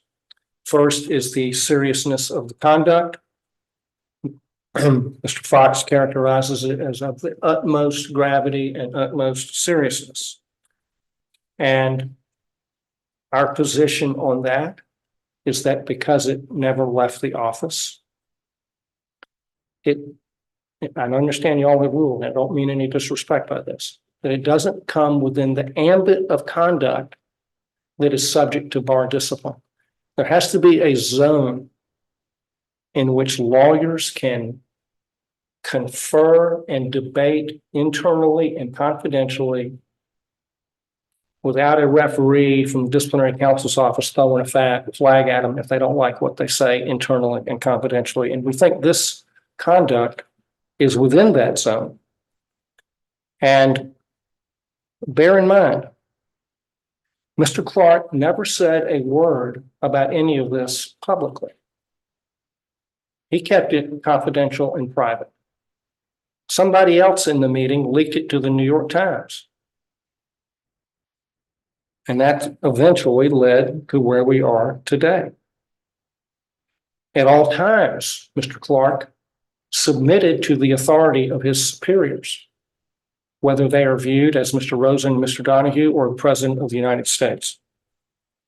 And in the end, that was borne out by the events of January 3rd, where he had agreed to accept the appointment, but he also agreed to go in and see the President with Mr. Rosen. And the idea that it's a coup of the department, the person that appoints President of the United States has unreviewable authority to remove and appoint. Even Mr. Rosen and Mr. Donahue acknowledge that. Mr. Clark, Mr. President, you should have the team that you want. That's because the president has that unlimited authority.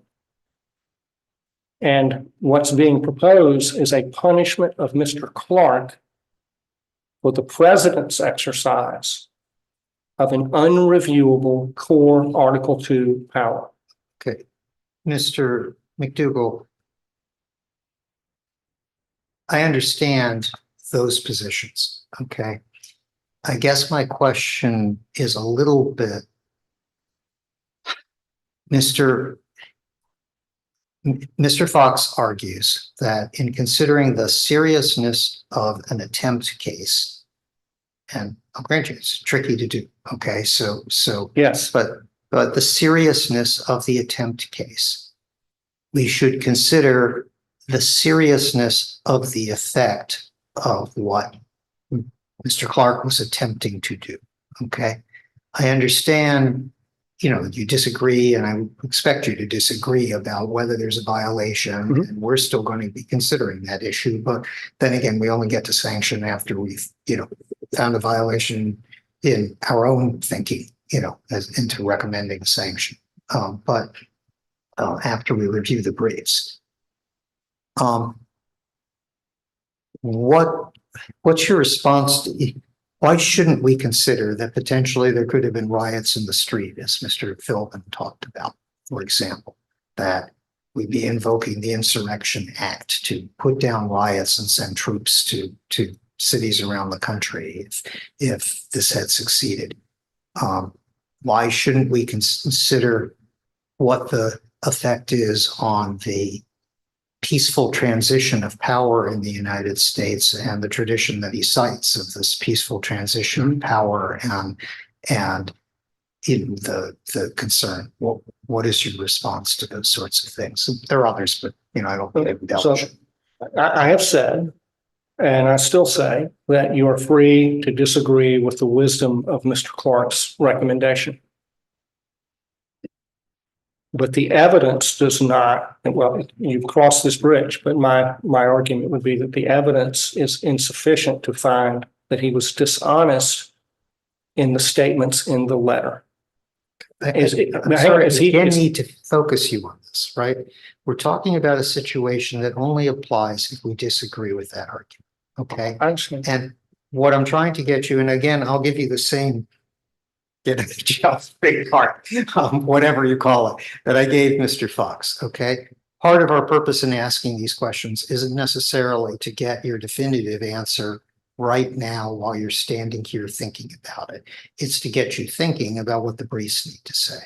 If we do find a violation, then we need to recommend an appropriate sanction and the board will need to decide an appropriate sanction.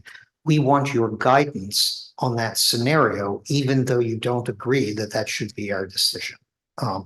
So We will do that. And if I fail to do it here at the lectern, we will certainly endeavor to do that in the briefing. What I would, as I was listening to Mr. Fox describe what he regarded as the gravity of the conduct, that it was essentially fomenting a revolution against the structure of government and the peaceful transfer of power. And what underneath that argument is the enforcement of orthodox view of the election. Essentially, the argument on seriousness is that Mr. Clark committed heresy against faith in the election. That is, in essence, a religious test. You must have faith in the election, or you cannot be a lawyer in the District of Columbia. Now, the chairman pushed back on that argument to a certain extent during Mr. Fox's argument, but that was very clear to me that the real sin of Jeff Clark is that he was willing to question the outcome of the election. Well, there are tens of millions of people in the United States who feel that way. And you heard evidence in this case that would justify an ordinary and reasonable person in not having faith in the outcome of the election in Georgia. And the reason I read you this quote from Barnett is that no official, not even the bar, can prescribe and enforce orthodoxy of that kind. We are free for now, maybe not tomorrow, but we are free for now to question elections. The law in this country, he said, hang on, pause for 1 second, Mr. McDermott. Sure. I get the point you're making, but I'm asking this question, you're responding to this part of it. I apologize. I'm asking a more general question, right? Which is, I know you don't, think there's a violation. I heard the argument that you made, earlier today, and we're taking all of those things into account. But my question is a more general. See, my concern that I raised he sort of raised it himself, actually, Mr. Fox, but the concern is this. As he says, DC law says, look at comparables, okay? In different ways, each of you say there is no real comparable case, okay? Well, that's really warm and fuzzy for us, but we have to go figure out how do we apply the law to the facts if we have this scenario. Mr. Fox is saying that regardless of whether, give you more background, okay? The classic DC dishonesty cases involve a concept of flagrant dishonesty. Okay, that's a term, and basically boils down to dishonesty that's bad enough that you want to disbar somebody. Mhm. So that merely some types of things Yeah. aren't enough to get up to that level, but flagrant dishonesty is, okay? Most of those cases that I think, well, as certainly Ms. Smith alluded to and Mr. Fox would probably acknowledge, involve pretty serious conduct over a long period of time, repeated in a lot of different instances and a lot of different stuff, okay? Everyone can agree, we're talking about 8 days in a compressed period with basically, you can parse it out, but basically one story, okay? Right? Or 2 versions of one letter or whatever. It's a really compact story. So what I heard Mr. Fox to say is because of this circumstance, in trying to think of this as comparable, right?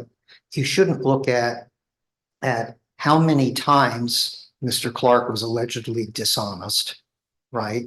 Or how obvious the dishonesty was, and when, and even to some extent, the level of culpability, although, that's an aspect of it. I'm not saying he's ignoring that, but you should consider the consequence of the dishonesty in the context in deciding what the appropriate sanction is, right?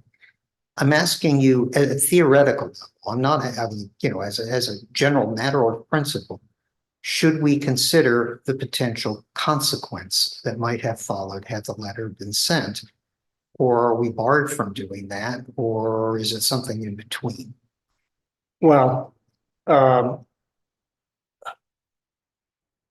we'll cover that in the brief, but our position has been, and I don't want to be a broken record, is that because it was all confidential and never sent, it really shouldn't be a matter for discipline.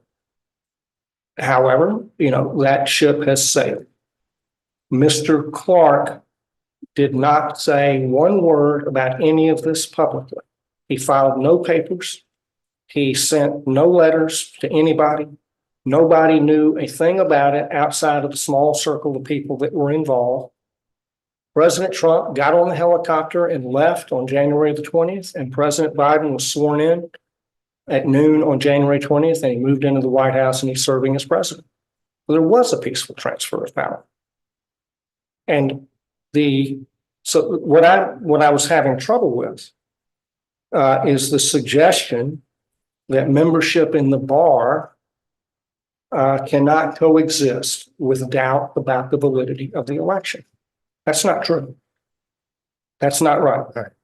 And Look, I think we've talked around Yeah. this. I think what I'm asking is really different from that question, but I'll leave this to the briefs. I'm not trying to beat you up over it. But I am interested in that argument and whether you think it's right or wrong. Okay. Right. And, the perspective I'm coming at this is, yeah, but that's true of a lot of attempted things when, John Hinckley attempted to kill President Reagan, he didn't succeed in killing President Reagan.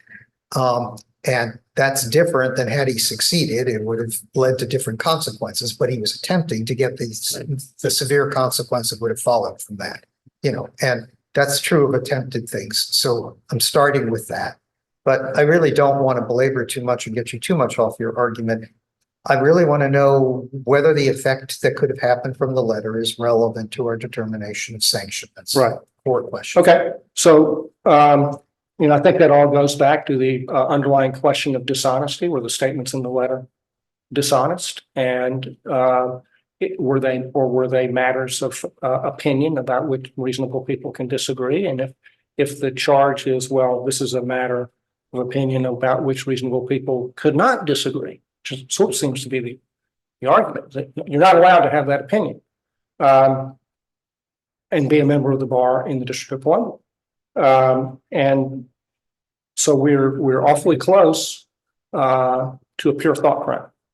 And the Hinckley example was not a pure thought crime. He fired, shot Jim Brady, he shot Secret Service agent, shot the president.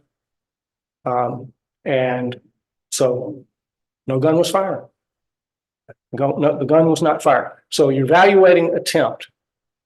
And the questions that were asked earlier is does the attempt framework in this context require relaxing, changing, or erasing or dispensing with any of the essential elements of attempt. An attempt to do something that is not a crime is not a criminal attempt. And the same principle would apply for attempted violation of the bar rule. So we will address that in the briefs, Mr. Yeah, Burke. no, I understand. Okay, I think I've made clear. I mean, You have. but you know, that I understand those arguments and, you know, I mean, I'm not discounting them in any respect. But I may need more help on how do we assess sanctions in the situation where we find a violation. And despite my, Despite your argument that it's not a violation and telling me we still don't think this is a violation doesn't answer the question of what to do if we find one. That's we'll do a better job in writing than I've done in answering your questions, I hope. Okay. And we'll get the transcript so we know exactly what you're asking. thanks. The issue of whether the attorney acknowledges misconduct is true. We have fought hard. And I told you in the beginning that the highest calling of a lawyer is to resist an unjust charge. And I still feel the charge is unjust for every reason that we have given you up to now. I know that y'all don't agree with that. Earlier in this case, we asserted the Fifth Amendment against the subpoena for documents. Mr. Fox told me in writing, on the phone and in writing, that if we did that, he would ratchet up the discipline. And he's contended that argument was frivolous. The argument we were making was frivolous. And the sanction should be increased because we were making a frivolous argument. Well, it turns out we were right. The District of Columbia Court of Appeals ruled in our favor on enforcement of that subpoena. The privileges that we have asserted were held in Trump v. Thompson by the Supreme Court. The executive privilege question and whether the current president can waive it for the former president was said to be a serious, difficult, and unresolved constitutional question. That has been the state of the law since the Nixon cases in the 70s, where there was discussion of, boy, it could be a real problem if current presidents could waive the privileges of former presidents, because then there would be no privilege at all.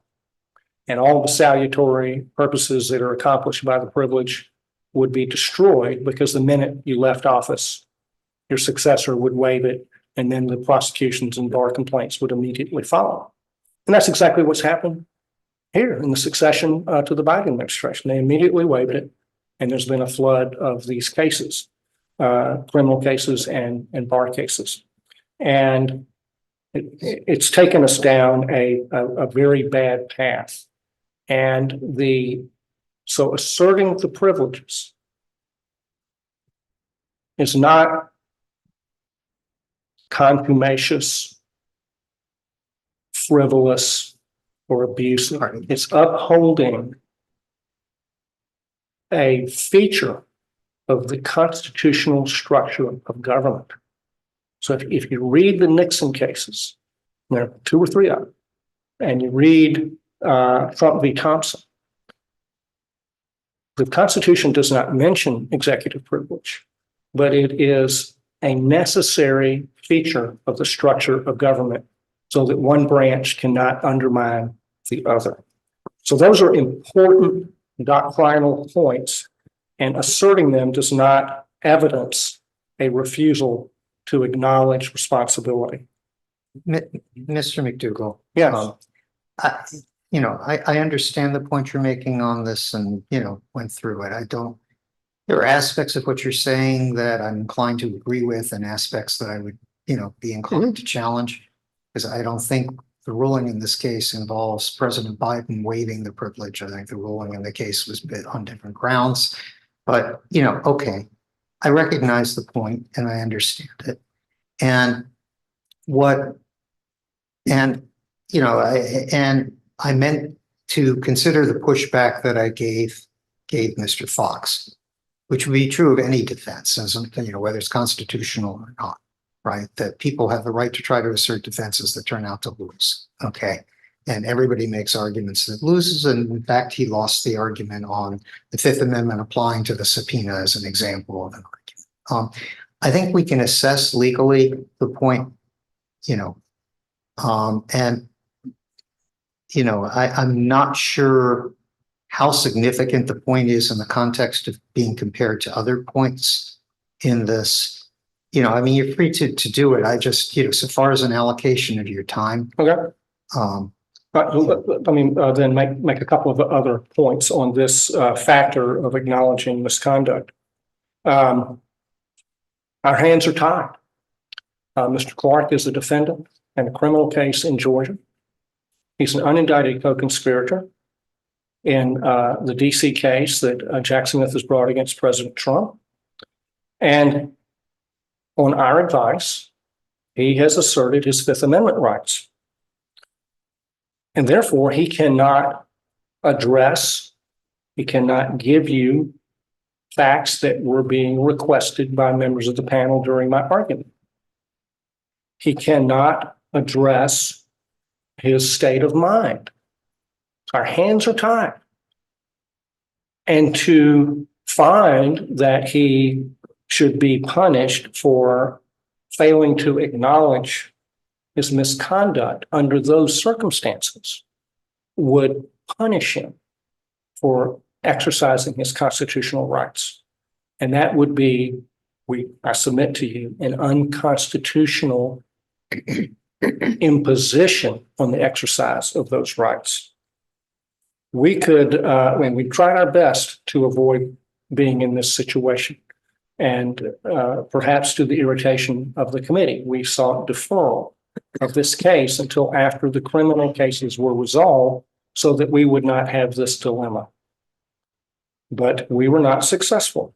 We looked, and maybe we didn't look well enough, but we could not find a prior case of a respondent being forced into a disciplinary hearing when there was a criminal case pending. I might be wrong about that, but we couldn't find it. So we think that the committee should give little to no weight to the responsibility, acknowledging responsibility element, because Mr. Clark, through no fault of his own, is essentially bound and gagged at this stage, not just of this proceeding, but the other proceedings that drive the invocation in this case. The collateral consequences, deterrence of others, and this gets us into this whole concept of having a bad idea about the election. And I'll just touch on this briefly. So it was suggested that it was against the Constitution to question the election. But the Constitution itself, in the 12th Amendment, provides a mechanism for questioning electoral college votes. Federal statute. So it cannot be unconstitutional to do what the Constitution provides. Now, he didn't do that, but I'm getting to the general broader point. Is it unconstitutional to question the outcome of an election?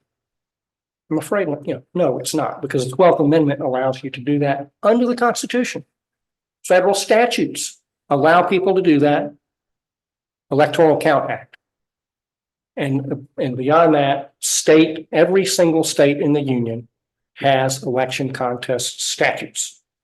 And so it cannot be wrongful because all of that is permitted, because of all of that is lawful, it logically cannot be unconstitutional, unlawful, or a violation of the bar rules to harbor or express doubts about an election. Hold on a second. Doesn't that mean that Giuliani couldn't possibly have been, and Eastman couldn't have possibly faced discipline for what they did? I'm not arguing Mr. Giuliani's and Mr. Eastman's case. They engaged in public conduct. They filed lawsuits. Everything Mr. Clark did was internal. He didn't say a word publicly. I understand Radically you distinguishable. distinguish the cases. Right. Just, I understand at the level you're talking about. Mhm. There's a a type of argumentation that I'm concerned about in the way you're making this argument, which is you're creating a straw man in the way you reduce the case to the only thing he's being charged with is questioning the election. And then you say people are entitled to question the election. I don't think Mr. Fox would agree with the premise that the only thing he did was question the election. So then the question becomes, does the fact that as a general matter, people have an ability to question the election mean that what Mr. Clark did was or was not, or could not, however you frame it, be a violation of the disciplinary rules? And for us as a committee, right, assume I'm perfectly willing to agree with you. People have a right to challenge the election, and they can file a case like Trump versus Raffensperger and argue that the election was flawed, and many other cases. And that's a right to petition, another provision, probably the only one we haven't gotten to in the case, but there's a right to petition. There's 27 or 8 amendments. Yeah, that's true. Okay. All right. So we're talking about the reducing, 18H vote. And, Yeah. no, but okay, it doesn't follow because you have a general right any more than take any more what you would consider to be, and I hate, more garden variety, although I hate to say this, all these cases are important.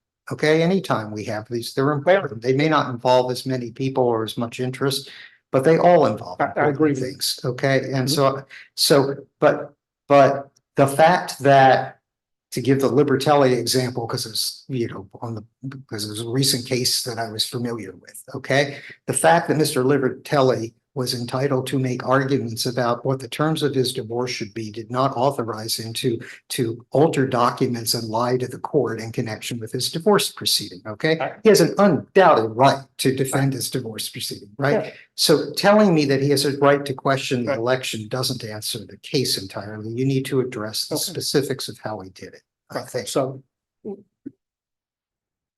the reason I went there is that Mr. Fox took the position that questioning the outcome of the election was in itself such a grave offense that Mr. Clark ought to be disbarred. And I'm merely responding to that point.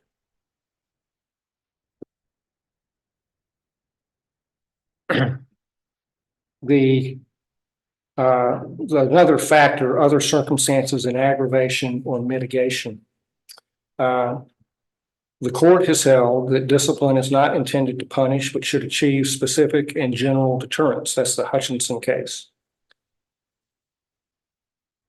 I spoke about this a little bit in the first closing about the chilling effect.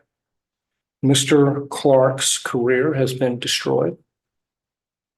Mr. Clark would probably be making over $1 million a year leading the environmental or administrative law group at a major DC law firm. But for this matter, he has been subjected to endless public ridicule and opprobrium. He has criminal jeopardy.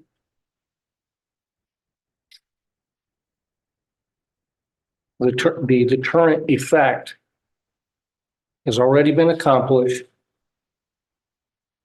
far beyond what is required, and so roughly and so broadly that beneficial conduct will also be deterred.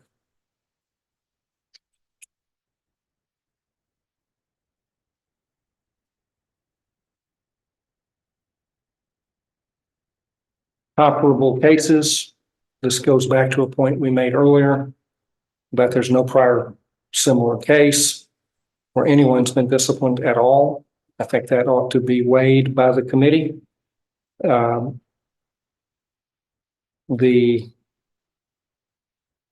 cases involving dishonesty or false statements to the government involve much more substantial patterns of dishonest conduct. A knowingly false or fraudulent document created and filed in court false billing, knowingly false billing submitted to a government agency or to a client for payment, lying to clients about whether their case has been settled, what the settlement proceeds are, the status of their case, lying to courts, lying to other parties. There's none of that here.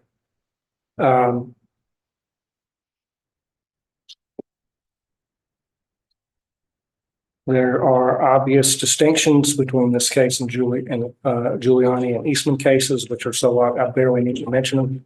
It's one thing to do all of that publicly. It's another to do it, to have the conversation internally. A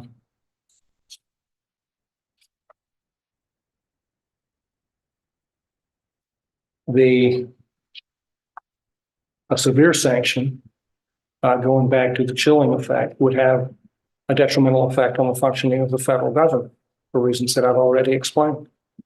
The need for to protect the assertion of diverse or different opinions, that's essential to good decision making. That is the policy of all the privileges that we've invoked, and that is all being cast aside. And it will be to our sorrow.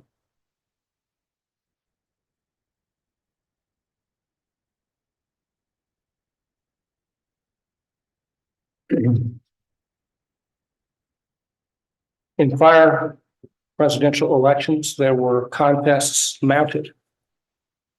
In the 2000 Bush-Gore election, vigorous challenges were mounted by Vice President Gore and his legal team.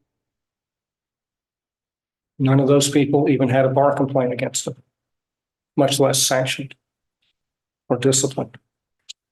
In one election after another, there have been objections to the electoral count asserted by Democrat senators or congressmen when the winner was a Republican. In fact, since the year 2000, every Republican winner of the presidency has faced a challenge under the Electoral Count Act when the votes were counted on January the 6th. And we may think, well, that's a foolish thing to have said or done on their part, but none of those people were ever sanctioned. Many of them were lawyers. There are a great many lawyers in Congress who were involved in preparing for presenting challenges under the Electoral Count Act on January the 6th of 2021. Perhaps Mr. Fox will bring disciplinary action against them. Ted Cruz, Josh Hawley, many others who are, Mr. Hawley and Mr. Cruz are very eminent lawyers in private life, or before they came to the Senate. In election litigation, there were dissents in some of the election cases by Justices Gorsuch, Alito, and Thomas on the Pennsylvania case called Brookvar. They felt that the issues presented in that case ought to be heard and be decided. Are they going to be disbarred?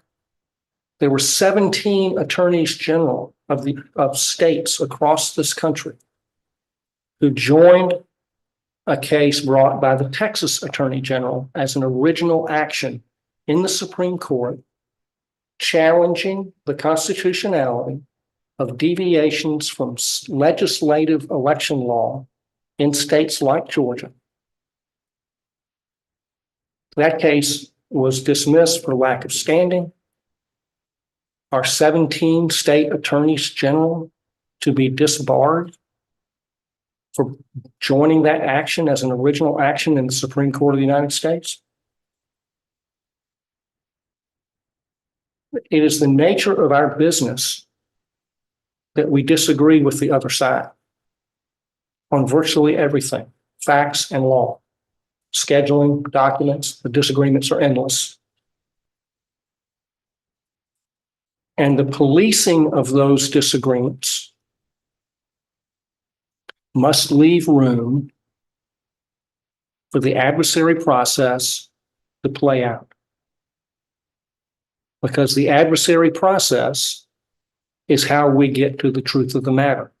In an open court situation, that adversary process fulfills a similar role to protecting those who think differently internally.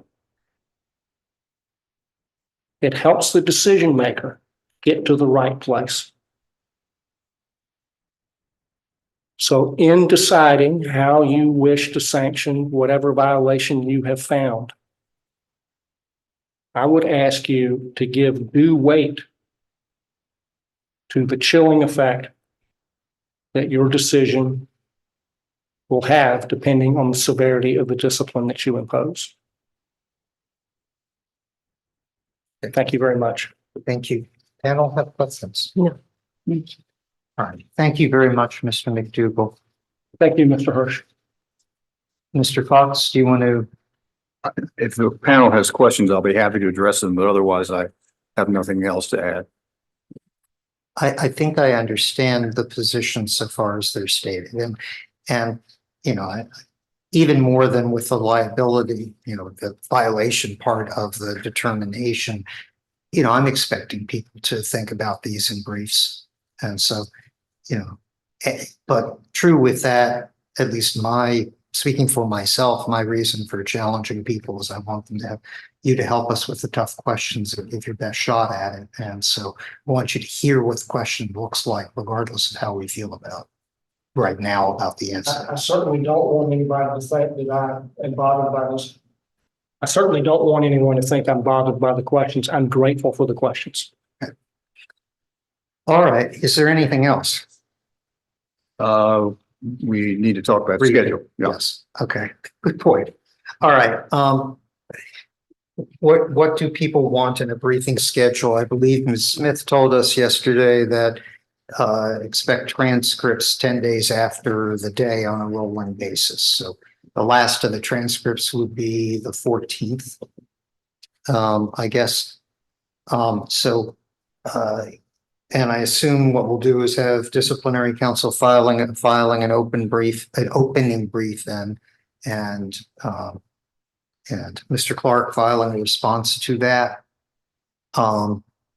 Actually, one step before we get there, I mentioned yesterday exhibits. Have you figured out what the exhibits are, and do you have a process of? We'll take care of it. Yeah, we have not. Okay. I was a little busy pretty late last night. It really is a terrible system. Yeah, I mean, it really kind of contemplates I'm supposed to wave a magic wand and say Yeah. this has been solved today, But, right? but we won't have any problem getting that resolved. And Okay. we'll do it tomorrow or the next Monday or something soon.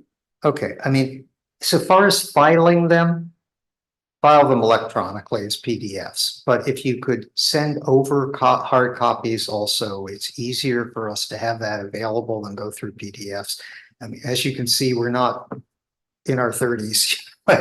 We actually look at paper on occasion and papyrus and those other, you know, stone tablets that we're used to. So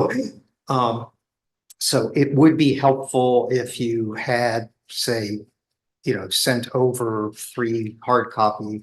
I mean, there's going to be way less than what we started with, Oh, yeah. hard copy binders of everything that's been admitted, so that those can be delivered to us. What I propose that we should do is that agree among ourselves as to what's in, which I don't think will be an issue.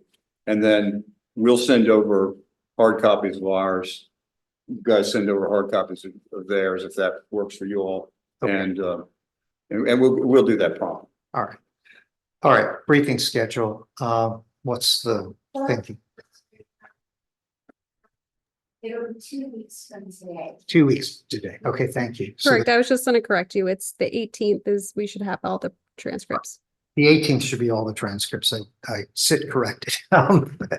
Thank you. I appreciate that. So on the assumption that the 18th is when we have all of these, what do we need for a briefing schedule? You know, I should have brought my rules with me. The rules say what the standard. Yeah, the Period is. standard is that it's 10 calendar days following following the service of the hearing transcript is what Board Rule 12.1 says. So So that would bring us to, I guess it's the 29th or because the 28th, I think am I right that that's a Sunday?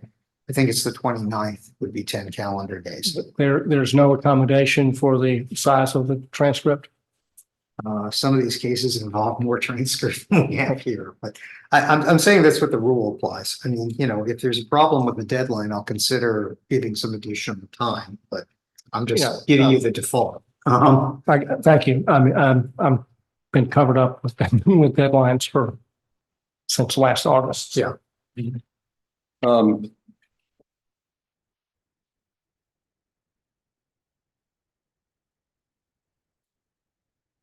mean, I think we can do it by the 29th.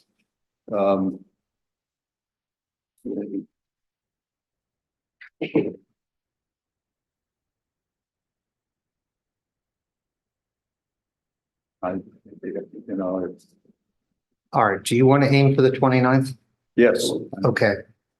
And then that same rule says that the respondent's brief is due 10 calendar days following, which would be May 9th. Do you feel you need additional time, Mr. McDougal? I assume you're not going to tell me you need less time and you really don't. I'm not going to say I need less time. I have the BC circuit on the front. I'm so sorry. Just a second. Okay.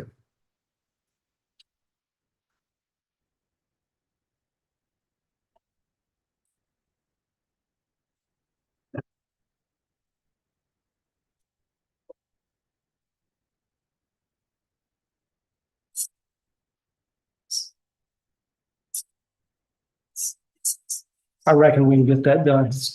I would like more time, but if the rule is the rule, and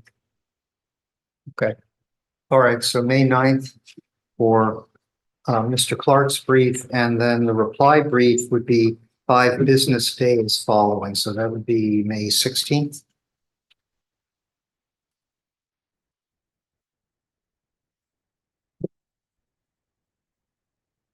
that okay? yes, I'm sorry. All right, That's the 16th of May. 16th. I'm just double checking. Yes. Yes. may I ask a question about the process? Yeah, So Chair Hirsch, based on your non-binding preliminary determination, it still is the case that they get to go first and last. Wouldn't it make more sense if we went first and last? they have to, this is a preliminary, non-binding determination, okay? They have the burden of proving their case by clear and convincing evidence. We haven't determined that they won. We made a preliminary determination that they won. It's their burden of proof to prove by clear and convincing evidence. There isn't a presumption that they're correct. Okay, the presumption is that you're innocent until proven guilty, and I mean, to put it in classic terms, okay? And- So so there isn't a presumption that they've proven their case. And they still need to prove it in their briefs, and they're going to cite things and you're going to cite things. So that's what the board rules provide for that order, and every case involves a preliminary determination of some sort. Some don't go in the same way, but everyone involves those. And the hearing committees have never provided for simultaneous briefing in a situation like this? I don't want to have simultaneous briefing, actually. I don't think it would be effective that in this, it's not what the rules characteristically provide for, but I'm dealing with what's going to be really useful for me. And the problem with simultaneous briefings, or 4 or 6 brief schedule, simultaneous briefing, is you get 2 briefs that talk past each other in the night, and then you get 2 responses that talk past each other in the night. And then we have to look at this and figure out what's been done and what's been responded to. So I would prefer to have a staggered briefing done in the way that the rule contemplates.